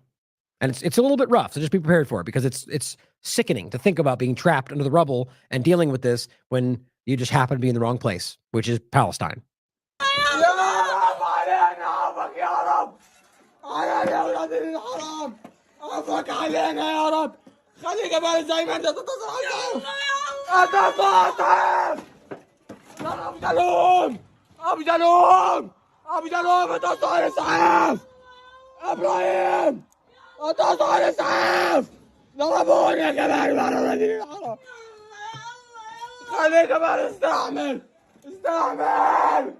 God, I can't even watch this right. This just kills me. So they're clearly, you know, it's under, the house has been bombed. God, I'm sorry. I can't, this is just for some reason that's just killing me right now. It's just so to think about what they're going through. Right. And I mean, and the worst on top of it, knowing that they're being called terrorists for being there. It kills me. Here's the one I was talking about earlier. Omar Badar points this out. It's a clip of a Jewish doctor telling you what he saw, just like that interview. It's hard to hear. This is what's happening. In Gaza? End of April for the first couple of weeks. And then there's sniper bullets. I have children that were shot twice. Wait, you're saying that children in Gaza are being shot by snipers? Definitively. I have 2 children that I have photographs of that were shot so perfectly in the chest I couldn't put my stethoscope over their heart more accurately, and directly on the side of the head in the same child. No toddler gets shot twice by mistake by the world's best sniper. And they're dead center shots. In fact, more than 20 doctors recently in Gaza also told Sunday Morning about gunshot wounds to children. How do you possibly defend this? What narrative, what human shield or whatever lie they push forward, that still wouldn't make this make sense. One American doctor told us he even reviewed CT scans to confirm what he saw because he, quote, didn't believe that this many children could be admitted to a single hospital with gunshot wounds to the head. Damn it. Some shootings have been captured on video. So, of all the disaster zones you've seen, how does Gaza compare? All of the disasters I've seen combined, 40 mission trips, 30 years, ground zero, earthquakes, all of that combined doesn't equal the level of carnage that I saw against civilians in just my first week in Gaza. And when you say civilians, is it mostly children? Almost exclusively children. I've never seen that before. My God. Never seen that. I've seen more incinerated children than I've ever seen in my entire life combined. I've seen more shredded children in just the first week. Shredded. See, just like Sam Husseini pointed out early on, they lied about 40 beheaded babies because this is what they were going to do. Shredded. What do you mean? Missing body parts, being crushed by buildings, the greatest majority, or bomb explosions, the next greatest majority. We've taken shrapnel as big as my thumb out of 8-year-olds. The UN reports that to date, more than 80% of Gaza's population has been displaced and the majority of its buildings destroyed. A reality which has taken its own toll on the well-being of children. What about the emotional wounds? How can you measure that? I can't measure my own. How do you be an orphan and watching your family, melted in front of you and shredded in front of you? How do you fix that? Ever fix that? Imagine he, after what he's seen in his life, losing his composure in an interview, talking about what he's seeing. A man who's been as he said, war zones, earthquakes. And here he is breaking, just thinking about it. This makes me furious that this is even being allowed to happen. So many Palestinian children have had family members killed that doctors created a shorthand term, WCNSF, wounded child, no surviving family. Damn, that's sad. Here, Ernest Rawi points out yet another example inside of a school. He says, do you remember the executions that Al Jazeera revealed at the Netzram checkpoint? It seems they keep count of people they kill at the commander's house, which is a house belonging to a displaced Palestinian family converted to a military site. So far, we've killed. And by the way, in case you weren't confused, this is posted by an IDF soldier on their own account. There's no argument this was made up. They're posting this. I mean, that's what you're seeing. They're posting this. Oh, it's a Hamas school, right? So it's okay that we killed these children. This is grotesque. A man from New Jersey posting a video of him opening fire on the tents that are in displaced areas. Those are tents, by the way. Those are tents in areas of displaced people. Having fun, post is shooting randomly. I guarantee he's hitting people. They're laughing about it, guys. They're laughing. And they're welcoming them with open arms into this country. And still funding, arming. And let's be clear, the Matt Miller, they know this is happening. They know this is happening. You think they don't see those clips? And not only do they keep doing it, they shout you down for calling it out. They call you a bad person. It's the epitome of everything I'm fighting on this show. 75% of all journalists killed in 2023 died over 3 months in this war alone. They're bombing another university. This is the university, the Al-Azhar University, controlled demolition in Gaza, because Hamas or whatever, but just controlled demolition like all the rest of them. Palestinian boy was on his way home from soccer practice when he was shot and dead by Israeli troops. That's from the 19th of this month. Now we know why. As Haaretz writes on the 21st, if Israel continues to ignore what the world tells it, it may wake up in a reality in which it's boycotted and ostracized like apartheid-era South Africa. Too late. Too late. Now, I'm going to go over this again, but I want to make sure you saw this. On the 20th of July, Robert put out an article, Israel's deliberately causing the spread of infectious disease in Gaza. We directly quote one of the leaders in their government who said, I thought I had it highlighted in here, but basically on the record saying that by leaning into this and allowing this, I don't want to, I'm already running late on this. I got to get going. But the point is, they've already quoted themselves as saying, it's been quoted in Israeli publications saying that, well, if we allow this, then it will only help us win. There's just no denying this. They're flooding this. And don't forget, Blackwater Academy, oh my God, Prince, was publicly standing up and gloating about giving them the technology to flood Gaza. So we know how that's working. Now they have Starlink, but yeah, they're going to do good with that stuff, right?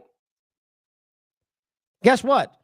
IDF is now going to vaccinate Israeli soldiers against the thing that they just caused in Gaza. But they're not going to give anything to the Palestinians, which is probably a blessing in disguise, quite frankly. But in any case, the point is this just testing again? Are they? Why wouldn't we? They're going to do. They don't care about any of these people. But either way you look at this, it's all wrong. It's all wrong. They're shooting more UN aid groups. This is on the 22nd. They're continuing to do this while they just lie about it. Same day, they say UN says Gaza convoy severely damaged by their fire. Reuters on the same day, Israeli parliament votes to label UN relief agency as a terror organization. So, gee, I wonder if they're connected. What do you think? We're bombing their aid groups, and we're ruling that those aid groups are terrorists. But we're not bombing aid, though, because that's a conspiracy theory. We'll play these later. I'm going to get going. But here's Matt Miller denying, like always does, pretending like it's not happening. Oh, we asked him. We're going to follow up. We raised the issue. Don't worry. And don't worry for the hostage negotiations that might actually give them more of this, because Netanyahu is guaranteeing it won't happen.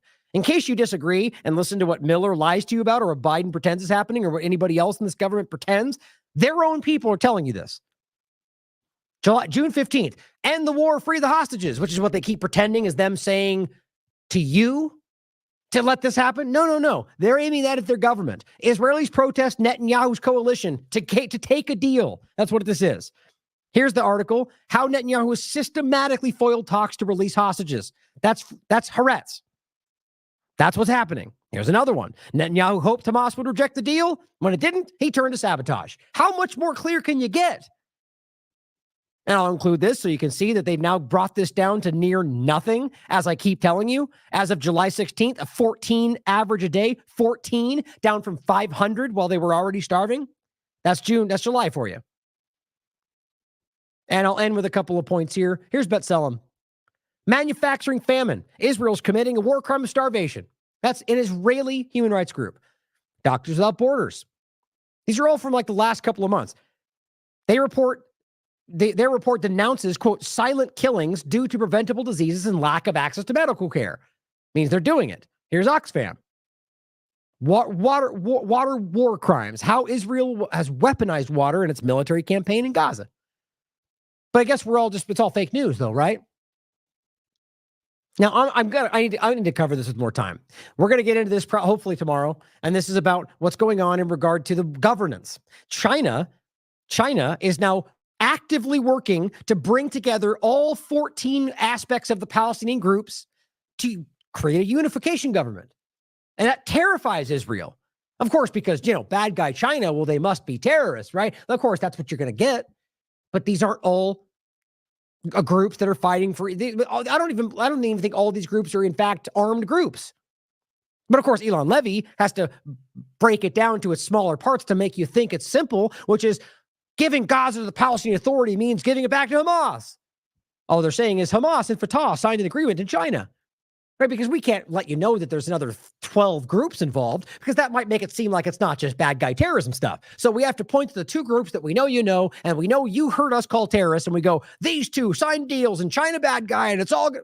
Oh, guess what? There's 12 other groups that China's working with to actually come to some agreement for some future for Palestine. But they don't want that. So the screaming children like Elon Levy will come out and lie to you like they always do, but with getting increasingly lower engagement because we all see through him. But we'll go through this more, again, with Matt Miller responding with, no, we don't see that group as a plausible group. Oh, I didn't know you picked democracy, Matt Miller. I didn't know the U.S. government picked democracy, right? Aren't we supposed to pretend that you vote for democracy? Oh, no, but you guys decide what's allowable and then you let them choose. But then if they don't like that choice, we push it back anyway. Democracy. These people are ridiculous. Like, what's his name with the fake legs? I forget his name. The IDF member that's in our Congress. Anyway, the point is he came out and said the same thing. Do you have a plan for who's going to take over? It's like, do you not hear how dumb you sound? If we're pretending it's about democracy and we're picking who's in power, that's not democracy. I know that's a tough one, Brian Mast. There it is. But these people are jokes. I think they don't. I don't even think they care. It's like Newland handpicking the cabinet in Ukraine and acting like we think that's some kind of democratic choice. Not as if democracy is even what we should want. The point is, here we are again, where here's China bringing all 14 groups together to decide how they can unify to make some kind of, but nope, we don't like that, so that doesn't count. Democracy. It's ridiculous.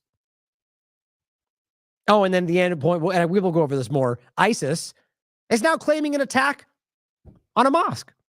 That surely makes sense, right? And of course, they've now designated Hamas as one of their central enemies, because that all lines up, doesn't it? Or the exact opposite. As we've continued to show you, as I've said before on January 7th, when weirdly ISIS attacked Iran. But I thought Iran was the leading state sponsor of terror. And it happened to be right when Israel was focusing on Iran. Well, I said, how many times exactly do we need to see ISIS attack the enemies of Israel at peak hostility rhetoric before we truly understand what we're seeing? Are we really? So we're being told that ISIS is Hamas, that Hamas is an ISIS Nazi, blah, blah, blah. Oh, but wait a minute. Here's ISIS going, Hamas is a bad guy. And we're fine. Guys, it's obvious what this is. They're using their assets they're desperate.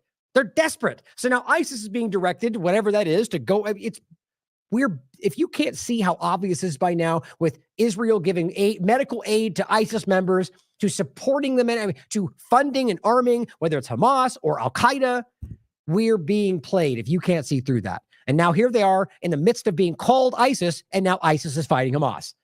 You can't make up how stupid this is.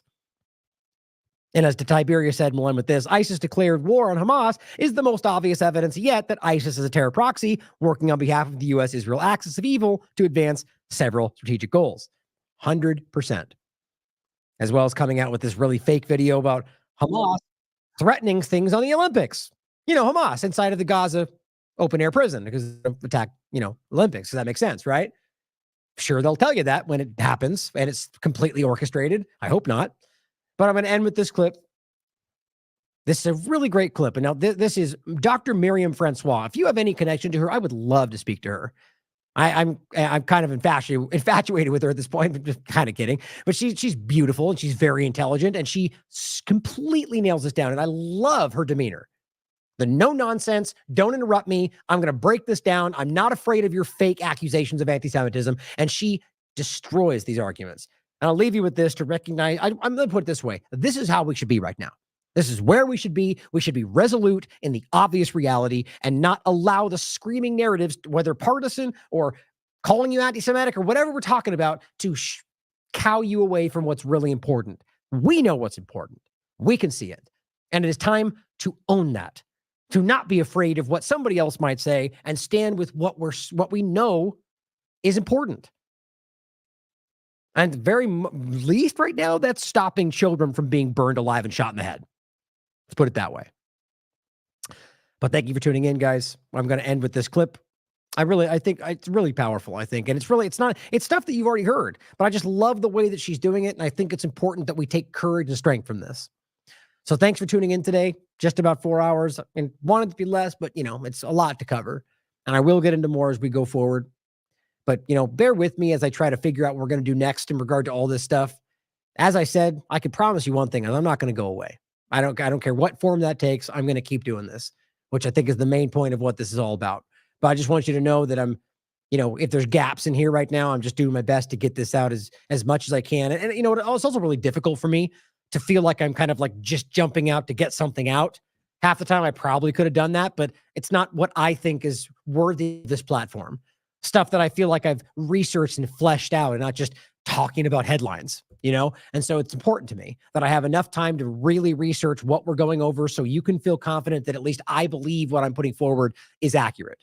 And I think that's important. And so bear with me as there might be some gaps here and there. I hope not, but we're going to keep pushing no matter what. So thank you for your support. Oh, and coming up here, like we have the Bitcoin conference over the next few days, and I'm going to try to go there to cover some stuff here and there. Derek and I will have some stuff in studio. So add to that. That might be a little bit more deviation from the normal, but more coming your way as always. And I actually, Whitney and I just talked about connecting in the next couple of days as well. But there's a lot going on there as well, and I think it's important that we connect when we have time because we're always connecting. So at the end of the day, more coming. Thank you for your support. Lots of ways to support us if you'd like to continue to, or if you're a new person tuning in and you like the way we did this, we need your support because we are under attack. I love you guys. Thank you for tuning in. As always, question everything. Come to your own conclusions. Stay vigilant. De facto recognize the state of Israel because I'm still speaking, which is, no, that's factually correct and we can discuss this later, but you don't get to interrupt me when I'm talking. Thank you. In 2017, no, thank you. In 2017, there's a de facto recognition of the 1967 borders, which essentially means a two-state solution. But ultimately, this focus on Hamas is a distraction. Hamas does not have the support of the majority of Palestinians. In fact, even the poll he cited there is incorrect. Even in the week after the October the 7th attack, Palestinians, even in the West Bank, did not majoritarily support Hamas. There just haven't been elections in these territories, which of course has suited Netanyahu because he has used Hamas as a bogeyman to justify never having to engage in peace negotiations with the Palestinians. Because again, as much as there are attempts to make this the two sides thing, there's actually one overwhelming colonial power and there is one occupied, colonized people, and they are not the same. They don't have the same reach in terms of the narrative, and they don't have the same reach over each other's lives. You talked about the Hamas Charter, laying out this genocidal vision. We don't need to be speculative when we talk about Israel's genocidal vision. It's happening right now. And for you to discuss a hypothetical generic, genocide that is not happening at a time when an actual genocide is ongoing is frankly distasteful and, in my opinion, disgraceful. There are now plenty of polls that show that it's not just a fringe within Israeli society. I wish I could tell you it was. I lived in Jerusalem. I lived in the occupied territories. The situation has got worse. Are there Israeli peace builders? Abso-freaking-lutely. And thank God for those people. But they are a minority. They are today deeply embattled. They live in fear for their own security, and they cannot be public about their opposition. Otherwise they receive much of the same treatment meted out to the Palestinians. When we talk about the Israeli public, a poll in December 2023 showed that this poll asked Israeli Jews, to what extent should Israel take into consideration the suffering of the civilian population in Gaza when planning continuing the fighting? 80% said to a very small or fairly small extent. There is a massive dehumanization of the Palestinian population by Israel, unfortunately, that has filtered deep down into Israeli society, which is why we found TikToks of regular Israelis making fun of mothers losing their children. It's why we see pseudo-rap tracks trying to eulogize what Israel is doing in Gaza, which by all intents and purposes is horrific. It is objectively horrific. And so this idea that it's just a minority of Israelis who are caught up in an extremist narrative, I'm afraid that's part of the spin.